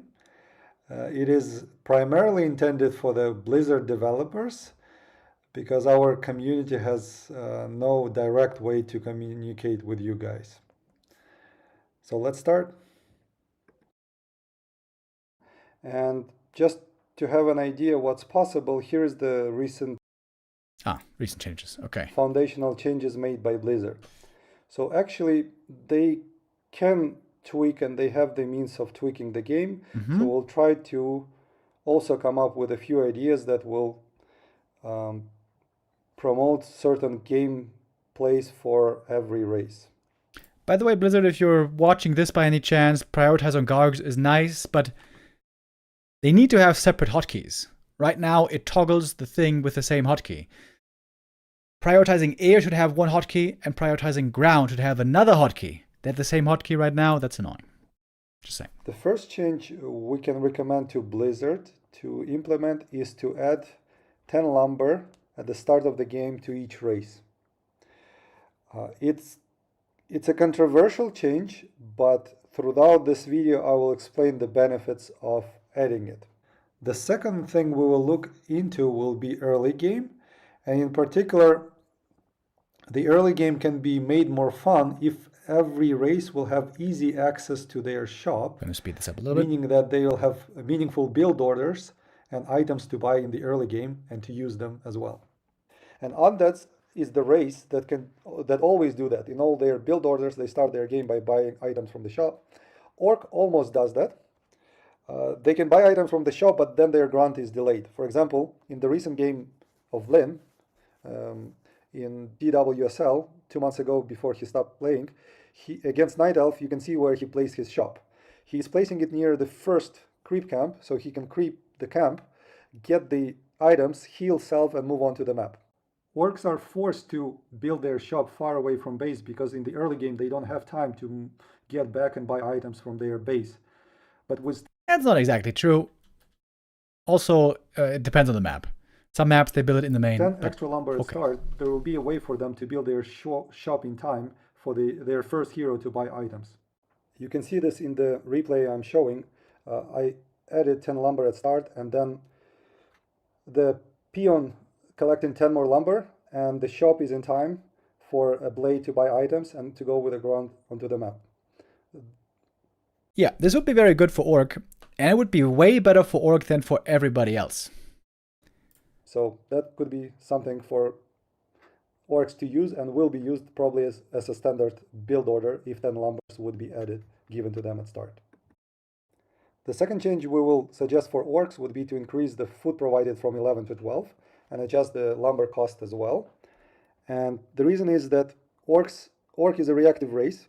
Orc doesn't expand in the early game, can't expand. Orc has weak scouting and rarely creeps early in the game. One of the reasons is that they can make only one grunt with a hero at the start.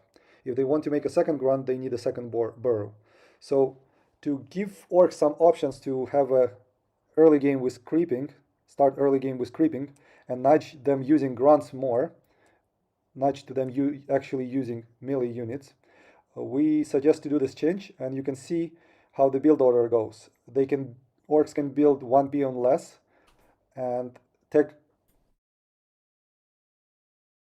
one peon less, but then you're gonna have less lumber, right? You only have 6 peons. Build 2 grunts after that, feed 2 grunts, and then tech afterwards. And with 2 grunts, they can creep faster. So another option would be tech as usual without 1 peon, second burrow, and then the second grunt has space to be built earlier. So again, more options to use grunts for Orcs. It could. I like Great Hall being 11 supply. I like when there's differences between races. Of course, if it's 12, then it's the same as human Town Hall.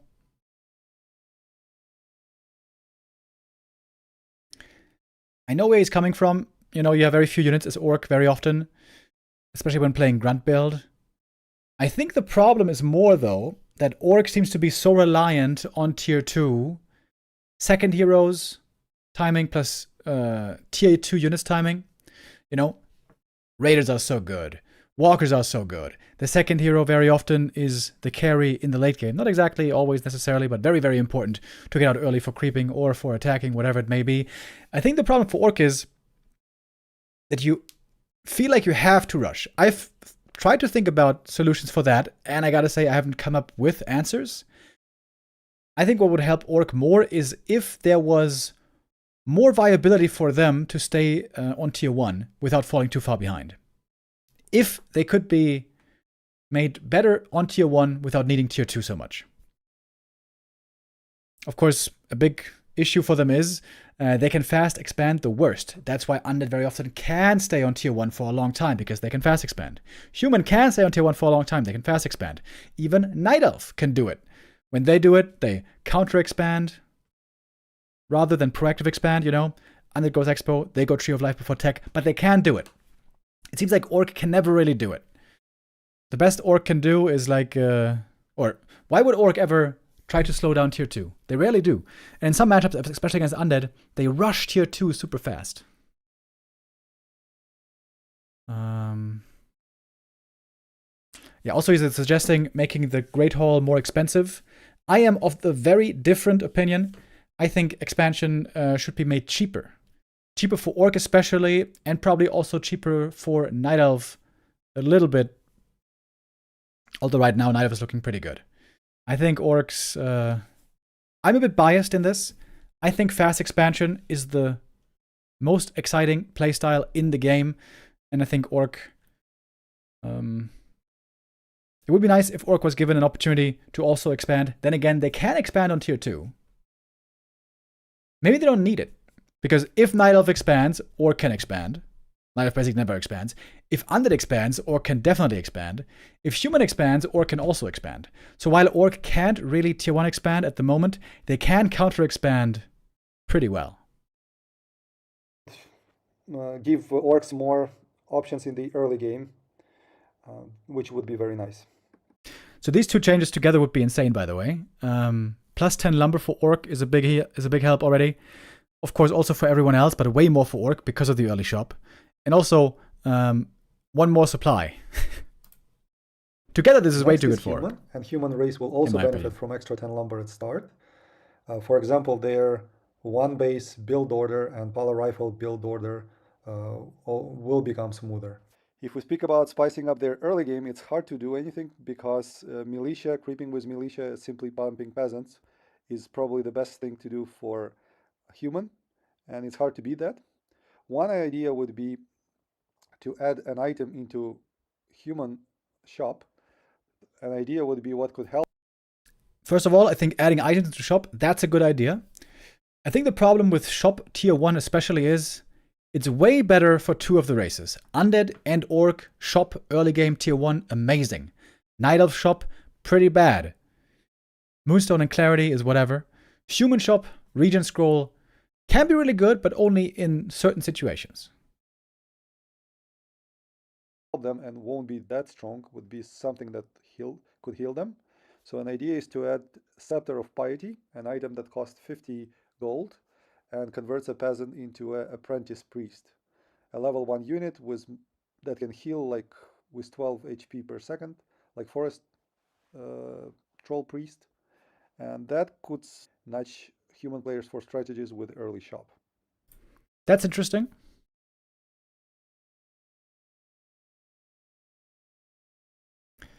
Can turn peasants into an apprentice priest. His idea is like Shadow Priest, sort of, but the idea here seems to be without Dispel, I think.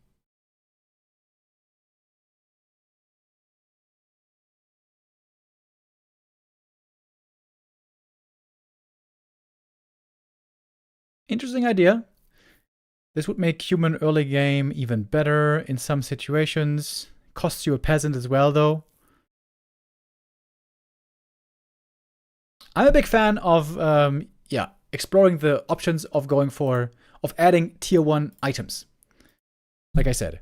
For example, the Ritual Dagger was a revolutionary item being added to Undead. It was one of the best changes Blizzard ever made. The Ritual Dagger made it so that you don't have to play DK every game. The reason why Lich First and Cryptlord First is so viable these days and has had so much success, much of it has to do with Ritual Dagger. Because before that, you had to play Undead. You had to have healing. You had to have Coil and Unholy Aura. Before the Ritual Dagger, nobody else could heal.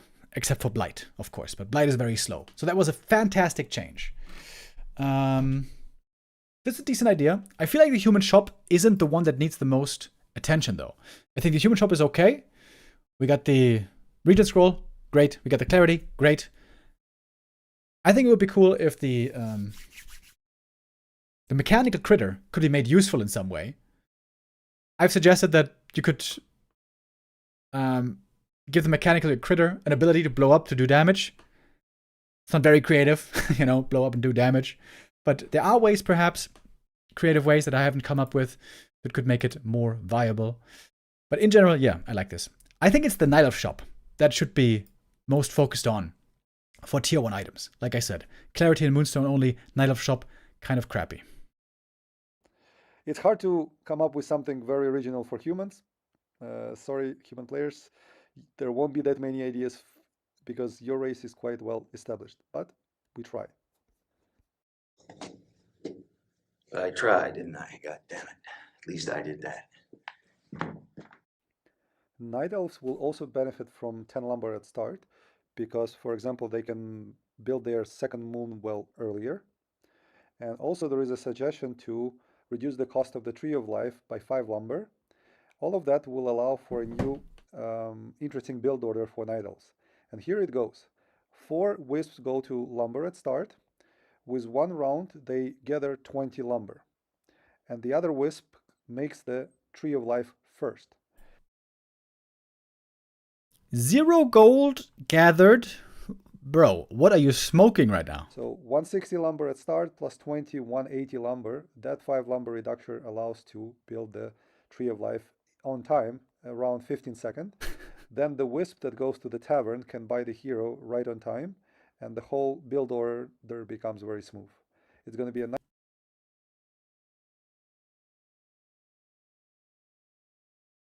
Okay, now that looks insane, but it promotes 2-base play.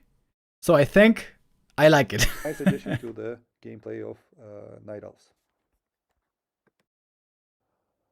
The second suggestions for Night Elves would be regarding the possibility for them to use early shop.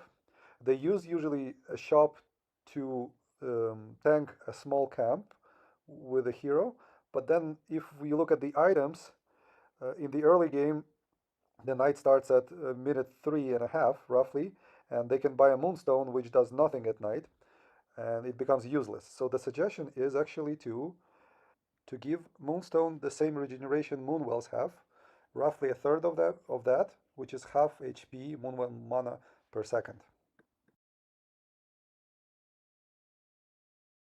Wait, what?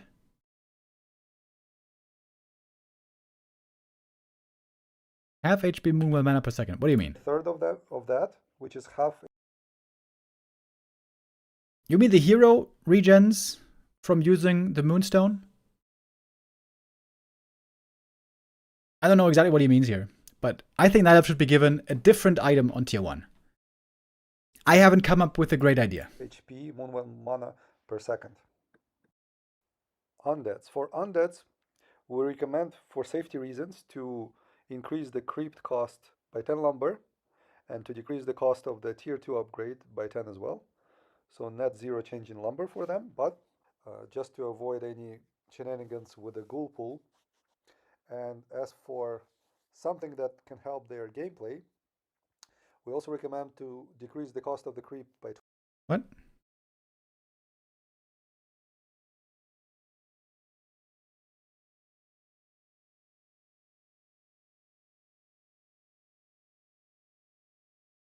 So he's proposing giving the ghouls the damage back +1, but increasing or reducing the attack speed a little bit. can help their gameplay. Okay. We also recommend to decrease the cost of the creep by 20 gold. By the way, I think why FoCuS is so focused on like lumber cost, gold cost, build orders, and so on. He had big success with a suggestion a couple of years ago. He was the one to suggest to reduce the lumber cost of blacksmith by 20. And you guys may remember, or maybe you don't. This is what started Pally rifles. Before that, blacksmith was very expensive, very hard to fit into a build because of the lumber. His suggestion started Pally rifles on the top level. So I think here he's trying to he's hoping to continue some of that success from back then. And at the same time increase the cost of the ghoul by 5 gold to counterbalance that. So it's a nerf to the ghouls. We'll speak about them later. But the 20 gold decrease in cost of the crypt will allow to get undeads their hero 2 seconds faster. And if you look at the build, the ziggurat is right on time after altar is made. So these 2 seconds will help undeads to get their hero. Yeah, that's true. Wait, did he post that over here? Increase lumber cost. Decrease the cost of the crypt by 20 gold. Yeah, I thought of this as well. I'm still not sure if the ghoul nerf was too much, if it overshot the target. I'm still waiting for some results from tournaments. I'm still not quite sure about it. But if the ghoul nerf was too much, which it may be, then a way to make up for that, for weak ghouls in the early game, would be to give Undead a bit of a faster hero. And yes, crypt is the main thing to target. I think 20 gold is very little. I think you'd go as far as 40 or 50 gold reduction on the crypt. Shenanigans with the ghoul. Yeah, that's also something I thought about. That much longer. Yes, 2 seconds earlier. To the work with the targets undeads that go heavy on ghouls. But the 2 seconds in the early game for their heroes would be highly appreciated and will give lots of new ideas in the early game for the undead players. 2 seconds is not that much. If we speak about tier 2 changes, we can target specific upgrades that each race has. Orcs pillage can be moved from tier 1 to tier 2, and the cost could be adjusted, as well as research time speed up. That would be a decent change because actually to make this strategy work, orcs need like 3-4 grunts, and when they get them, they will be almost they can be already tier 2, hiring a tavern hero and researching brute strengths and rushing towards enemy's base. The idea is we can do similar thing for other upgrades. For example, magic sentry can be moved from arcane sector to keep and require no research. Again, cost 50-50 and research time also 30. Humans don't have time to research this upgrade in Arcane Sanctum when they build it, once they build it, because usually they prefer to get first 2 priests, then dispel, then maybe a sork. So no time for this upgrade. If it is moved to keep, then they can research it in parallel, and actually that can help them reveal certain movements on the map. Yeah, buffing pillage a little bit, I think, would be okay. I think mass raider, super lame style, just we want to avoid that. But I think, especially on pro play, you know, that style is countered pretty easily. I don't think there's a danger of that being the cancer of the day. And yeah, I think a little bit more pillage play would be fine.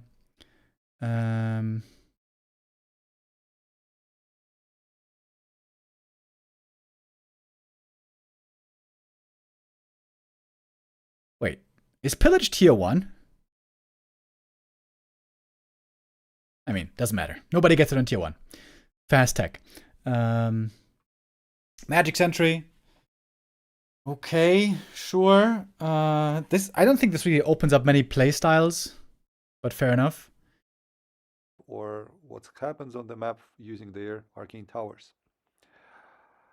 Ultravision could be swapped with Nature's Blessing, because Nature's Blessing could be then researched while Night Owl stack from tier 2 to tier 3. And Ultravision early was on tier 1, now it's on tier 2. Okay.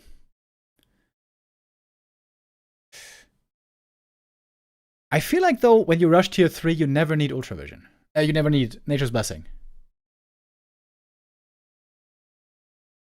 Nature's Blessing, you want to have either when you're playing Keeper, and there's lots of value in Treants, or you're like expanding, or you're going for like a tier 2 all-in. I don't think this is the right approach. I think Nature's Blessing is too expensive. I think 200 lumber is way too much. I think Nature's Blessing should be cheaper. So definitely its research time could be reduced by 15 seconds like it was in the PTR. I don't know why the change didn't move through. Finally, Undead's... What does he mean with Ultravision? They are both tier 2. Yeah, he wants Ultravision to be not researched in the Hunter's Hall, but in the main building in the Tree of Ages. And Nature's Blessing to be researched in the Hunter's Hall. That's what he means. Swap them where they get produced, where they get researched. Don't have such special upgrade, but it can be created using, for example, the nice picture of regeneration aura that Blizzard has in its files. The idea is that it will increase regeneration rate on Blight by 25% from 2 to 2.5 HP per second for all the units. So a defensive upgrade, and at the same time, optionally, like Acolytes, HP regeneration could be reduced to match all the... Okay, this would make Undead slightly stronger defensively when you have to fight especially a long time on Blight. Undead is very strong defensively already. I feel like this doesn't really open up any avenues. Don't feel like this really does much.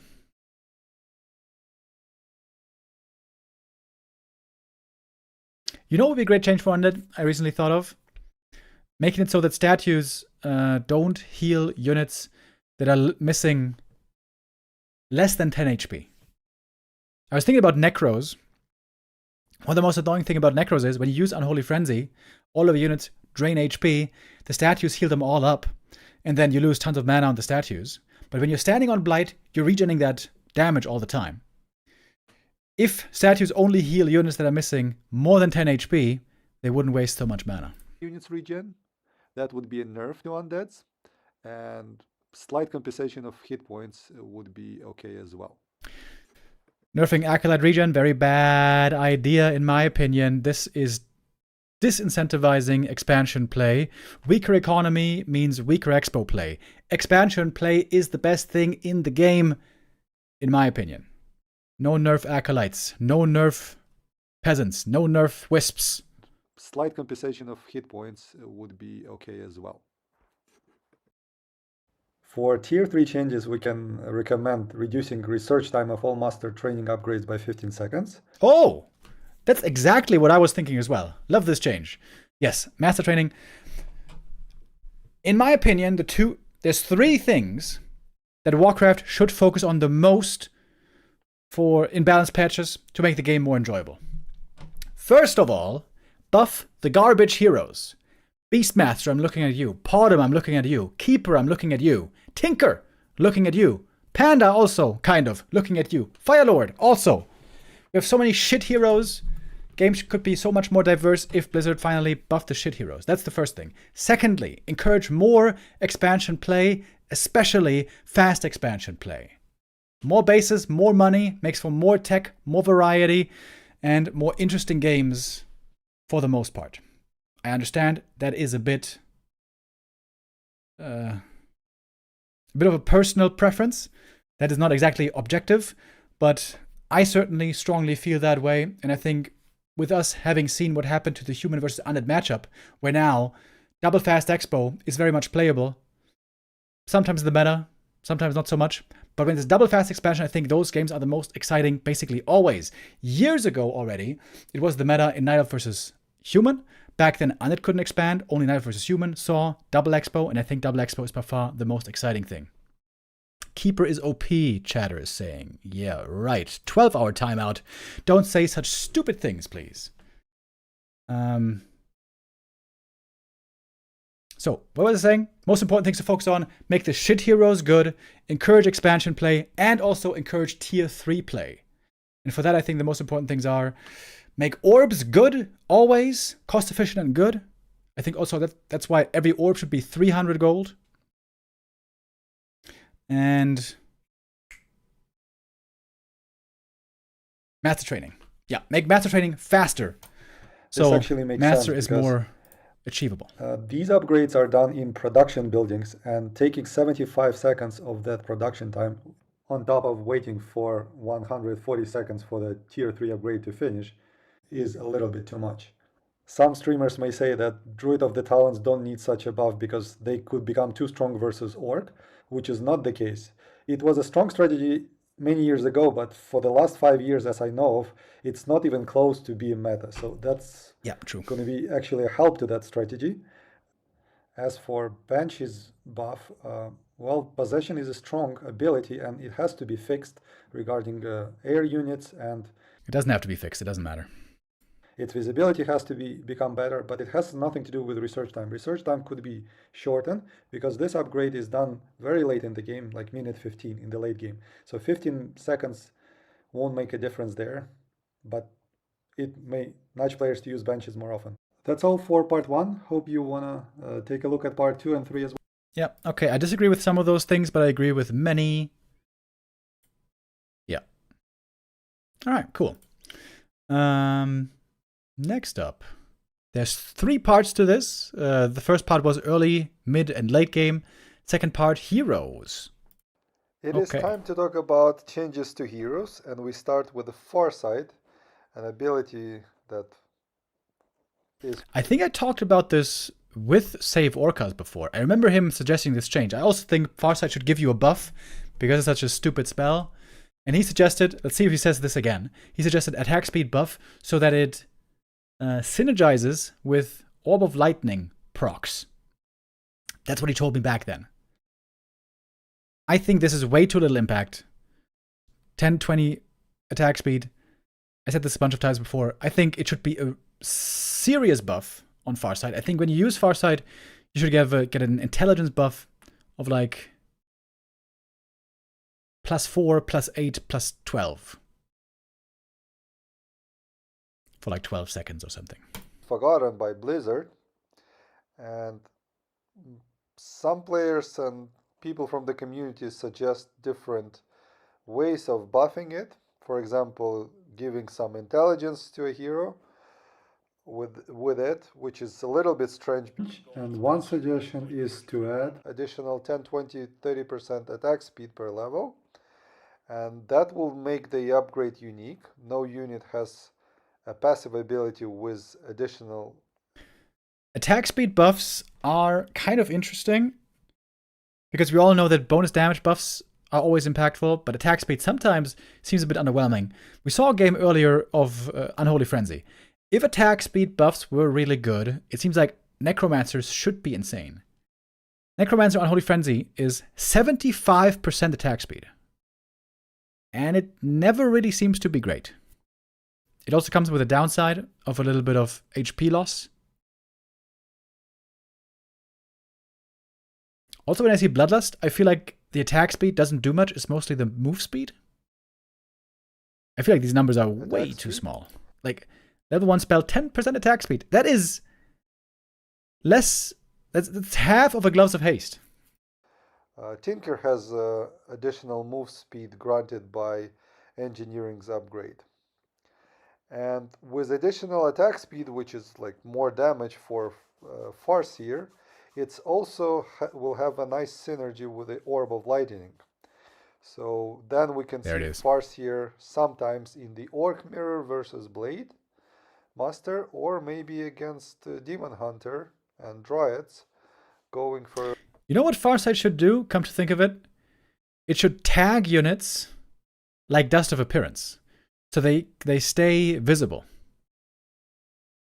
for like 30 seconds or something. An Orly Orb would be a good choice, especially after having additional attack speed. Chat suggesting armor debuff in revealed area. That's also interesting. The next hero whose spells could be reworked is Priestess of the Moon.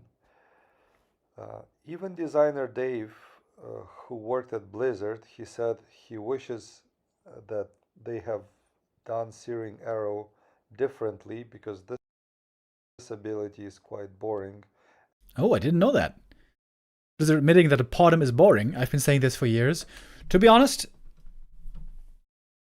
I've wanted Searing Arrow to be made very strong for a very long time, but it does make sense to just not give her an orb effect. The thing is, Orb of Venom is super strong, especially when you have ranged heroes you want to have Orb of Venom. I didn't consider this before, but what exactly is he saying here? Replace Searing Arrow with Moonstrike. Moonstrike immobilizes a unit for 2, 3, 4 seconds, and now deals this amount of damage. So it's like Stormbolt, basically.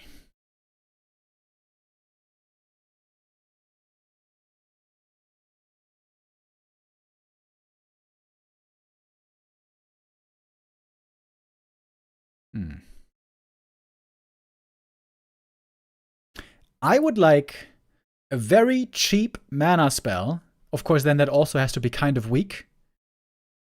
If it's very cheap.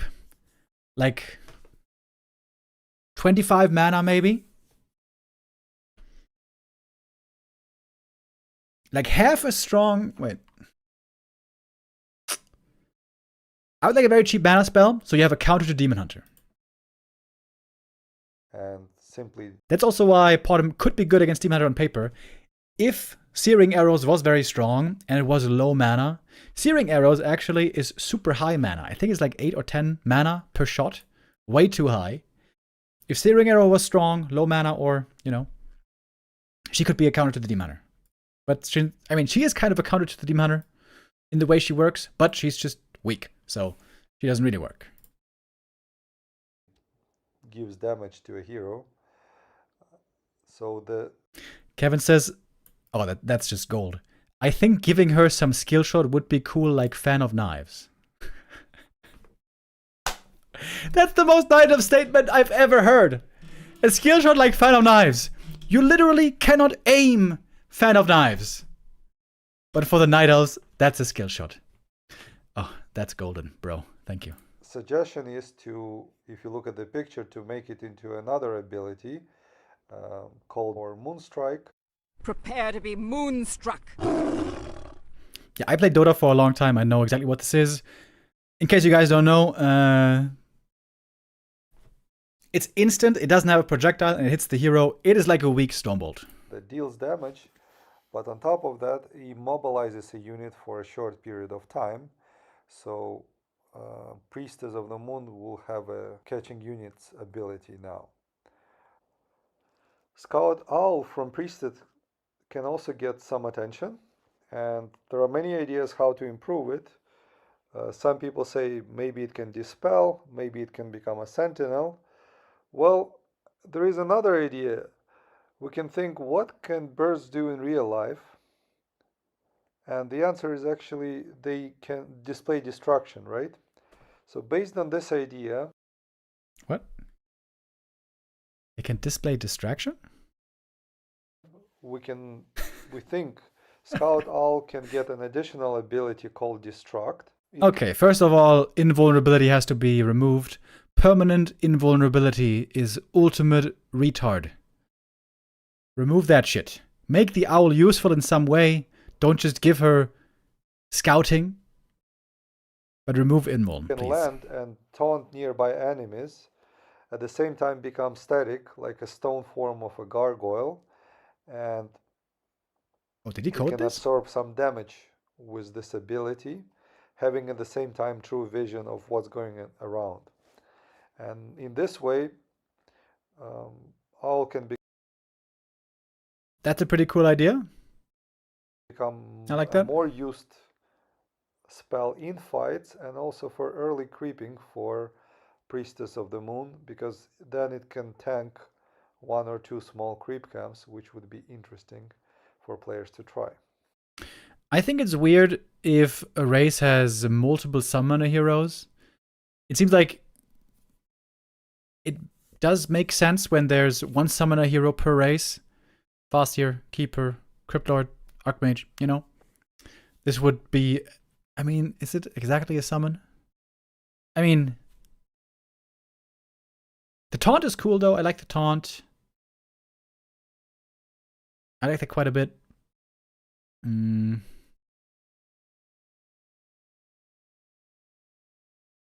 my opinion, Potom needs to have low mana spells. She needs to be a good demanter counter. If the Potom just has 75 mana spells and whatever, she's gonna get owned by the demanter every time. And we get to undead heroes, and here are several ideas. For Death Knight, Death Pact mana cost can be reduced, and at the same time its stats could be lowered as well for level 2 and level 3. The idea is that Level 2 Death Pact, guys. Very important to have level 2 Death Pact balanced. Death Pact works like a divine shield, so it should protect the hero from hero focus. And with a high mana cost, it's rarely can be used. So reducing its mana cost, we're nudging players to use it at level 4 when Death Knight is level 4 to possibly avoid hero kill if they... Is that good?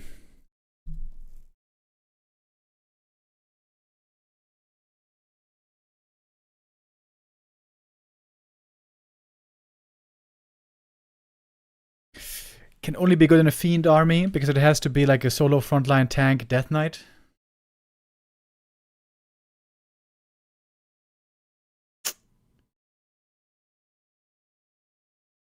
Honestly, I feel like Death Pact is okay. There's the door again. It's an emergency skill that you could sometimes can use, but yeah, less mana, sure, why not?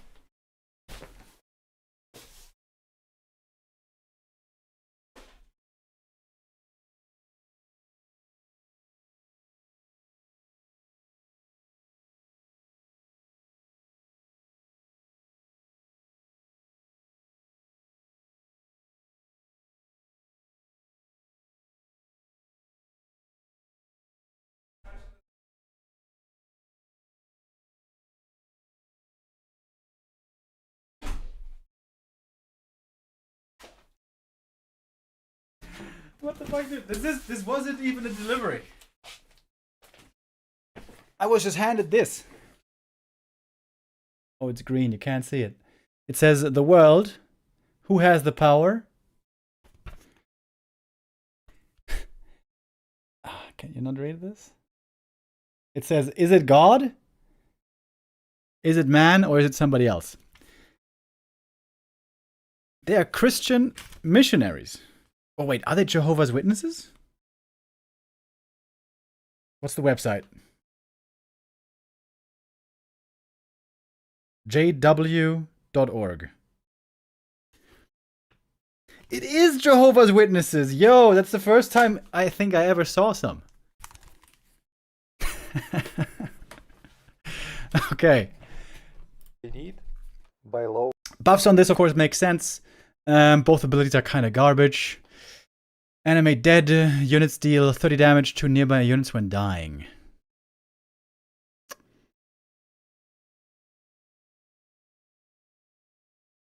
Okay. That's not a bad idea. Lowering the mana cost of the spell. And a small buff can be added to the Death Knight ultimate, because as we find from the next Abelhawk video, the explosions for corpses was initially planned by Blizzard. Oh, really? Necromancers used to have spell cries as well, for Raise Dead, Awaken, and an ability that was taken out of the game, Corpse Explosion. bloody corpse. Yo! Is this the best idea for Necros, by the way? Corpse Explosion? Shout out to my Diablo 4 Necros. I never heard of this before. Wait! That would make Necros so interesting. Yo! That's so sick. This ability was also found on the Diablo games. And It was kind of OP. What do you mean it was kind of OP? It was never in the game. It was only, perhaps, in the beta of Reign of Chaos. Don't fucking tell me you were in the beta of Reign of Chaos. Get the fuck out of here. Also, everything can be balanced by numbers. It was OP. Get the hell out of here. Later is a Death Knight ability in Wrath of the Lich King. Okay, sorry. Wait a minute. I want to see that again, though. By Blizzard. Yo, great job by Save FoCuS digging this up. Necromancers used to have spell cries as well for Raise Dead, Awaken. and an ability that was taken out of the game, Corpse Explosion. Bloody Dude, that is so sick! Corpse Explosion would be so sick. corpses. This ability was also found on the Diablo games, and later is a Death Knight ability in Wrath of the Lich King. I'm guessing it was taken out of the game due to either glitch or balance concerns. We move on to Vampiric Aura, which is probably one of the weakest auras in the game. And it gives It's actually a very strong aura. And it just has the worst units for it. Except for A-bombs, but, you know. gives only lifesteal, which doesn't work on full HP units, so not can't be used for all your army, and it could be used only in fights, and it gives a very small HP restoration. And What about Moonwell's changing between mana and health?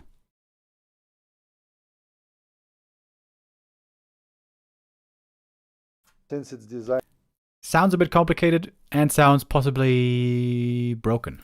for ghouls, ghouls usually should restore their life points with cannibalize, right? That's why we suggest this aura to be changed to give 10, 20, 30% bonus damage per level to melee attacks, and all the lifesteal to Wait. be reduced to a flat 15% lifesteal on all levels.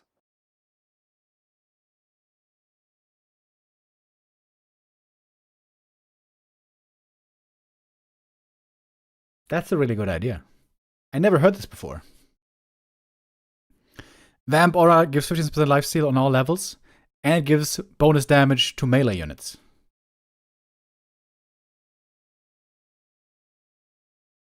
That's a really good idea. That's also how ghouls can get their damage back.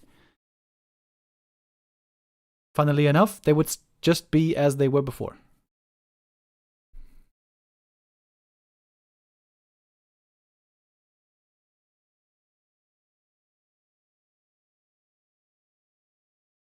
That's a really good idea. This change will surely bring some excitement to undead players after ghoul nerf, and will allow for more strategies for undeads, especially Dreadlord. Finally, for the Crypt Lord, for Spike Carapace upgrade, we suggest to create synergy between this ability and Carrion Beetles by granting Beetles also armor. Now I get it.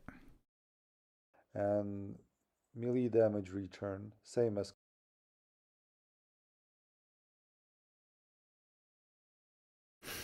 That's a cool idea. I don't like that he wants to nerf the Spike Carapace then on the Crypt Lord, which is already the worst passive in the game. Crypt Lord. Wait. So 1, 2, 3 more armor on Beetles, and Spike Carapace 15, 30, 45 on Beetles. That's a cool idea. That's interspell synergy. I like these ideas a lot. And melee damage return, same as Crypt Lord. And briefly going over Tavern heroes, Dark Ranger Life Drain has very long distance of life draining heroes, should be definitely Very against this. I've seen lots of people in the chat complaining about Dark Ranger Life Drain already. It's a new spell that brings new strategies, and immediately people are whining about it. We have already seen it become close to unplayable on the pro level. It is way too early to nerf this spell, in my opinion. reduced. Panda got nerfed.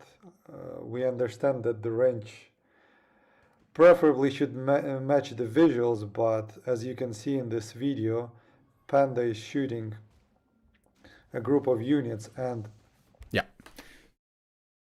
Very, very true.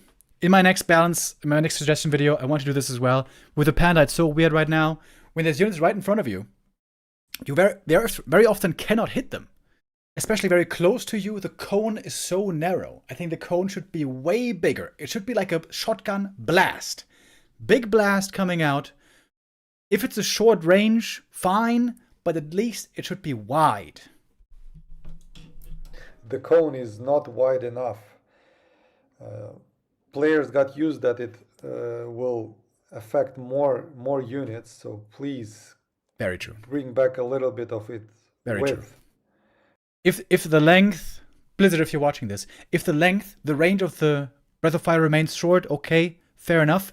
But like he says, the width of the initial cone should be way better, way bigger. Yeah, this is very, very, very good. Also what I would have suggested. Beastmaster is a summoner, and unlike other summoner heroes, has a very small gain of intelligence per level. So we suggest slightly change the bonus stats he gets per level. As for Naga Sea Witch, Not enough. I've pointed this out many times before. Beastmaster used to have 3 more strength and 1 more armor. And then they gutted him. And since then he's been garbage, basically. They had the right idea, Blizzard I'm talking about here. They had the right idea back then. Since the Beastmaster only has summons, this means once there's lots of Dispel, he is rather useless. Unless he has very good stats. That's why he needs very good stats. I think this would be not close to enough. I think Beastmaster straight up needs +2 or +3 strength. we suggest for the mana shield to take into account hero armor type, because the spell is so weak, and even with this change we don't think it will make a huge impact, but it will be something interesting to consider for players once in. It still means you have how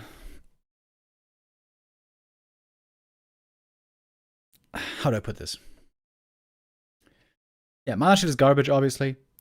The thing is, if Mana Shield was good, it would only really be good for Night Elf. Because Night Elf can play multi-orb, and then they can go for Fork Lightning only and Mana Shield. Every other race would want Cold Arrow. Cold Arrow can also be really good in the right situation. So, it seems a bit unfair in favor of Night Elf, but it is what it is. I think Mana Shield should give mana regen as well when it's turned on. Then there would be a real offensive reason, along with a defensive reason, to skill that ability. In a while. Finally, Tinker Pockets Factory could get a little buff because it starts so late. The first goblin is out after 4 seconds.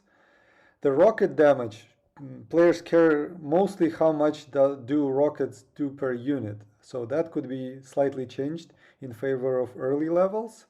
And finally, as a kind of a daydreaming idea, what if we had an ability for Tinker to repair buildings with engineering upgrade?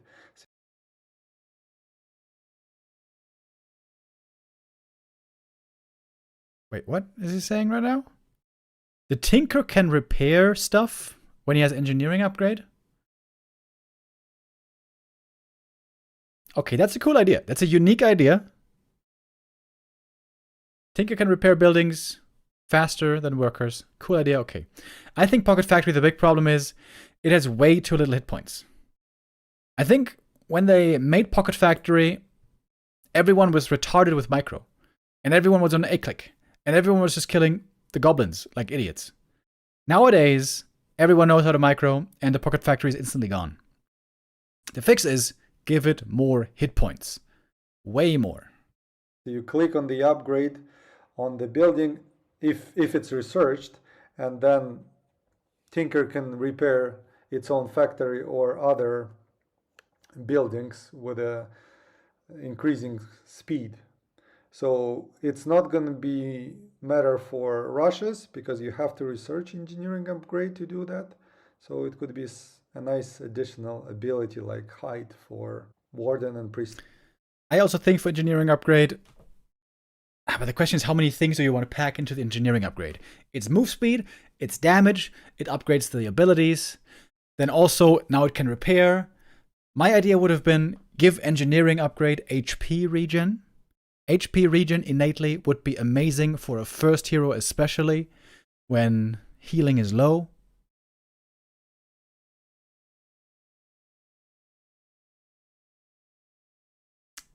Of the moon. But yeah, Tinker buffs we all appreciate because he's shit. This is the end of part 2, and there is one more part 3 left. Thanks for watching. Okay, there's one more part, boys. Part 3. Here we go. After heroes, we get to units, and we start with orc units. We start with a Tauren. So there are two things to say about Tauren. One, its upgrade Pulverize doesn't scale with upgrades, which is sad, unlike the picture you see in front of you. And the second thing to look at is the radius of the Pulverize. So please watch the next video. This is a game of Forti versus Lin, and take a close look how does Tauren do in this fight. 9 rifles. Firelord extinguished though, and with that you can always revive the Tauren if you have walkers. But for now, we only have one walker. Firelord made it to 2.5. It's half a level advantage compared to the last fight. Rifle damage uptime seems way too good. Lin is very focused on heroes, and I'm not sure if that does him any favors, to be honest. I doubt it. Oh man, the Pulverize always great though. But now he's 4. So upgraded Pulverize does 60 damage in the radius 250 and does 30 damage in the outer ring of radius 350. And they actually have more or less equal area, and the center of the Pulverize is Tauren's center itself. So Taurens become naturally hard counters to melee units that approach them to fight with Taurens, and are actually very mediocre versus ranged units, because ranged units do not approach them, they're just spread out in fights, and Taurens do not reach them. Okay. Only the closest ones. So that's why there is a suggestion to change Pulverize the way it works. Yo, Kaiser, thank you. First, we will increase Tauren's damage by 1. It's just to make our calculations and stats clean. So the main suggestion is to change Pulverize from a flat damage to a percent-based damage, from 20-10 to 60-40 at start, and from 60-30 to 120-80% of Oh my god, the math. Okay. Damage after the upgrade. These suggestions are tentative, but how would they benefit the game is that orcs would be incentivized to research attack upgrades early in the game for grunt. So you want to play Taurens and upgrades? And raiders, because later where's the lumber coming from? They will know those will be used for Taurens. Secondly, Taurens, when they are out, would be a little bit stronger in the outer radius versus ranged units, and it will be even stronger with upgrades against ranged units. And finally, in the inner radius, they won't be that strong against melee units.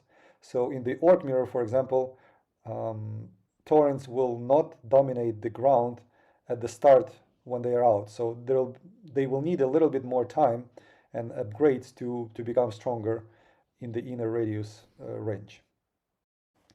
For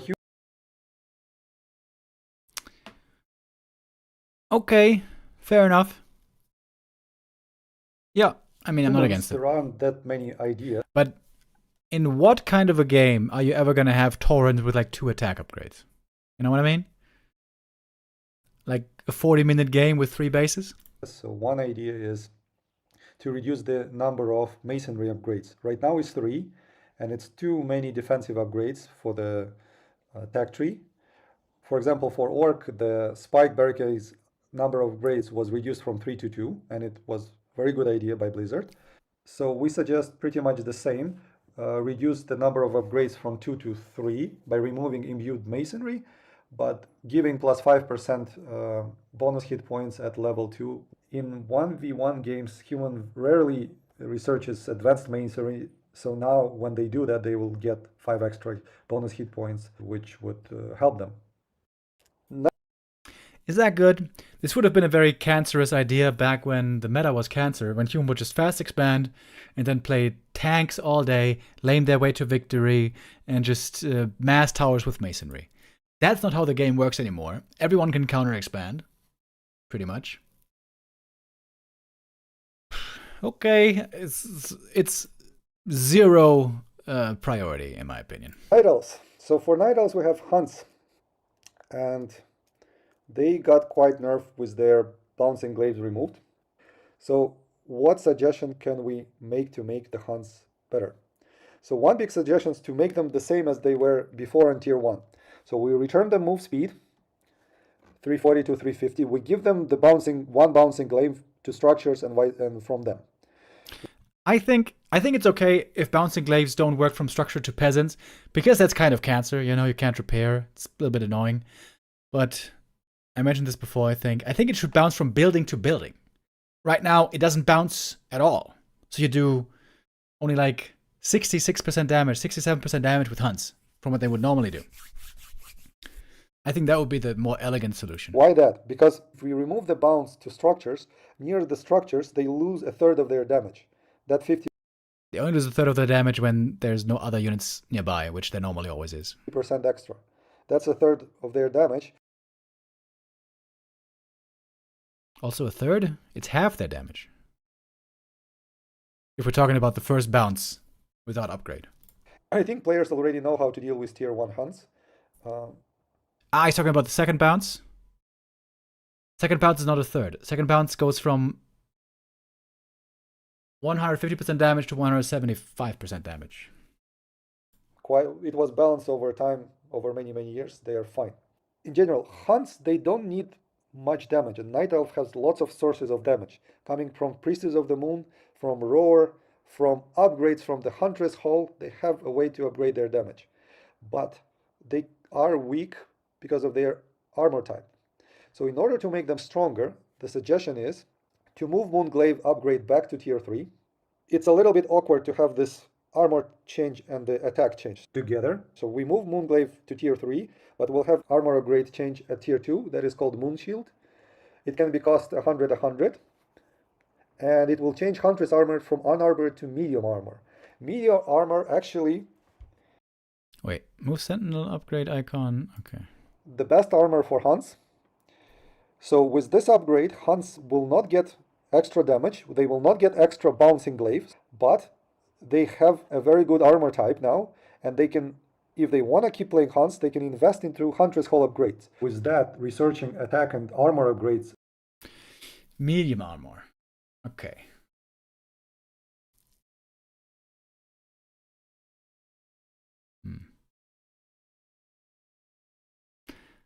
Then you have 2 units, though, out of the Ancient of War with medium armor. Okay, I definitely don't like this. Moonglaive tier 3. When you go tier 3, you have so many better things to make. Especially bears, which is one of the craziest units in the game. Also marksmanship archers. I think hunts should be a tier 1, tier 2 strategy mostly. In my opinion, the big problem with bouncing glaives is, here I do agree, I think bouncing glaives should go from unit to unit and from building to building, like I said. And also, I think this upgrade is just way too expensive. I think that's the problem. What is the cost right now? 125, 175, something like that?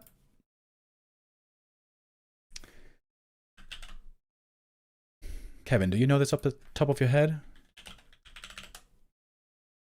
Oops.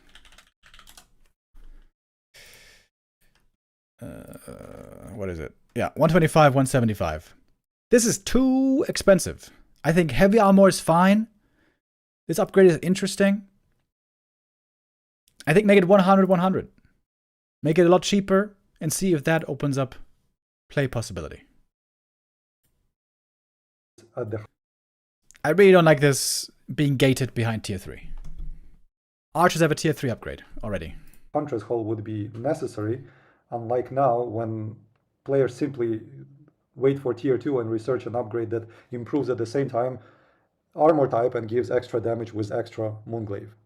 For the Moonglaive that is moved to tier 3, it could be boosted, and hunts with medium armor type, they can become very good roaming unit, maybe even destroying bases, I don't know. On a big maps, they could be useful with their sentinels and so on. And we can continue with Druid of the Talon, and I think this unit can get some rework. Its first spell is quite weak comparative to other first spells. To slow from Sork, to curse from Banshee, to purge from Shamans, it's quite weak. Why it's weak? You can Fairy Fire a unit, and if you don't target it, if you don't focus it, you get no benefit. So a suggestion to make it a little bit stronger, maybe add a little bit of Soulborn effect that decreases attack and attack damage of the enemy, say by 10%. If so, you can increase the cost by 5 mana and slightly increase the duration. I also think Fairy Fire should be changed. I think having permanent vision is retarded. I think Blizzard back then didn't realize how good vision was. Remember when Sentry Wards, for example, were way better? Permanent vision is stupid. I think that should be removed. I think it would be very interesting if Fairy Fire gave healing reduction, like the old Orb of Fire used to do. 30% healing reduction on the target. Also, that might make them finally good against Demon Hunter Bear play. So you can increase the cost by 5 mana and slightly increase the duration. Undeads can armor by 4, by the way. He also wants to buff this. Okay, that's a huge buff. That's a double buff. Okay. Mana and slightly increase the duration. Undeads can benefit from a few ideas. One of them is to address Cannibalize. Cannibalize is strong, but what makes it weak is that the unit stays in place for too long. So one suggestion is to make this healing a little bit faster, 25% faster. So for ghouls, not 16 HP per second, but 20. But reduce the duration. So the ghouls that are healing... Wait. Increase heal per second for ghouls, A-bombs, and melee flesh eaters. Ah, he's talking about the different ones. I see. Eat faster, maybe heal less, but back to the army after 12 seconds. Yeah, not a bad idea. And that's it. I think this will be a buff. And if so, we can increase research time by 5 seconds because Cannibalize is the fastest upgrade. Most of the upgrades require at least 20 seconds. Like Sentinel upgrades, Flare upgrades, they all require 20 seconds. And the second thing is Shade. So let's take a look what we have for Shade. We talked about it 2 years ago. Back to Warcraft Neo and Don Dolari had this on the list of suggestions from us. Unfortunately, Blizzard probably didn't see that video, so let's see it again. Shade is it's not a bad unit, but it's pretty boring. It follows you around and being shady. Let's say you want to make it a bit more interesting. So the idea here is to give it a ability that it's called Enshroud. You want to show it or should we explain it? I want to show it. Maybe people can guess what Enshroud would do. Guess the name gives it away a little bit, but I prepared this. We got a Shade, and if you're an undead player, you know this icon is new. Enshroud. Makes the unit invisible, but destroys the caster's body. If the unit attacks, uses an ability or casts a spell, it will become visible. Lasts for 2 minutes. There we go. Invis Crippy right there. That would be a new tool with an existing ability, I guess? Or is that created? I'm not too sure what the map makers did. But yeah, this is something one could do to a rather boring unit. That's true. That's a good idea. I like that. Also, I think what's kind of stupid about Sacrificial Pit is you can only make one unit from it. And that unit doesn't fight. It's not like, you know, a Chimroost that makes crazy chims. It's just a Sacrificial Pit that makes little Invis ghosts. I think it would be cool if you could sacrifice another unit. Throw a ghoul in there, and then you get out something. I don't know. I don't know what it would be. Here my creativity ends again. But I think it would be cool if ghouls could also be sacrificed to make some kind of a sacrificial unit. One of the most expected changes for undeads would be changes to necromancers. And here the suggestion actually is to go and do what initially Blizzard intended to do for necromancers. I think it was a brilliant idea, but somehow they deviated from it. It was taken out of the game due to either glitch or balance concerns. I also think it's interesting that there appears to be two types of raised dead spells. Maybe you could choose between summoning skeletons and skeleton archers. And this is Yes, very good point. You should be able to choose Skelly archers or Skelly melee boys. And also corpse explosion would be so sick. exactly what we suggest. Let necromancers have 2 spells on the first level and no autocast, so they can choose what they can spawn, either warriors, 2 warriors, or 2 archers. In my opinion, also, necro spells just are too expensive. Raise Dead is 75, and Unholy Frenzy is like 40 or something. I think you should reduce both those abilities by 10 mana. And that possibility to choose what type of units, ranged or melee, to summon will make them stronger in the early game. Skeleton archers look better than skeleton mages. They don't have that flare, and they are slightly aesthetically more pleasing to see on the map. As for Skeletal Master upgrade now, it could simply be changed to give 50 HP. So Skellies will have 230 and 240 HP, roughly that. And that's also a good idea. A good threshold because it's above Dispel of Priests and Wisps. So the Skellies will not die from one Dispel. They still should be targeted, at least by 1 hit, to be killed. Also, the duration of skeletons should be 65 seconds right from the start, because that will help early necromancers to make more impact. The rest would stay same, and that would be the first change to do to necromancers to nudge players to use them more often. Necromancers need sources of corpses, but early in the game they don't have that opportunity, so... You know, come to think of it, I can't stop thinking about corpse explosion. I think it would be way cooler if Necros didn't have cripple, but rather they had corpse explosion. Banshees could be the defensive caster. They curse the opponent with a debuff. They give AMS to your units, which protects them. And the Necromancer is the aggressive caster. He makes Unholy Frenzy to attack and do more damage, Corpse Explosion to blow shit up. He even damages his own units in favor of aggression. That would be thematically so much cooler. Why don't we introduce a new item on tier 2? Let's call it Tombstone. It will work exactly like Ivory Tower. Let's say 40 gold, 25 lumber, I'm not sure. So raises a small building with 300 HP light armor. And what it does, it provides blight, and it functions like a stationary meat wagon, storing 5 corpses in it. So you can buy this item, creep with it, you can take an expo with it and have that tombstone to defend it with necromancers. That is cool, but it also has a lot of overlap with Sacrificial Skull.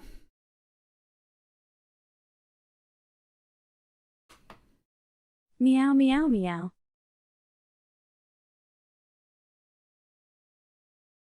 It's cool though. You can attack a player who expanded early on tier 1, having a tombstone or 2 in your pocket, because you can have summon skellies. And also extreme corpses upgrade can make them stronger, generating a corpse every 15 seconds. It's a lot of overlap though. It makes Blight in an AoE, same as, Sacrificial Skull, and it summons corpses around it, same like a graveyard. If those other 2 things didn't exist, this would be amazing. But it seems just, combining things that are already there. So you can see it's a great model, by the way. Where does this come from? In the video how it could work. So to summarize, we have global changes, changes for human, then we have changes for orc, then changes for night elf, undead, and neutral heroes. That's everything. Thanks for watching. I hope to post a video on balance changes maybe in December. Hopefully these changes will be noticed by Blizzard and we'll see some of them in the next patch or next year at BlizzCon. Yeah, thanks for watching. Bye. That was pretty cool. Okay, lots of suggestions here I think are really good, especially when it comes to units and heroes. I agree a lot. The general changes, the first video we saw, I feel like there's a couple of ones in there that I don't like so much. But cool to hear suggestions by Save FoCuS, the legend. Okay. All right. That's it from me today. I won't be back tomorrow because I have to go looking for new apartments on the weekend. I'm gonna be back next week. Is there Creepjack right now? Neo, are you in the chat? Do we have Creepjack today? I'm not sure.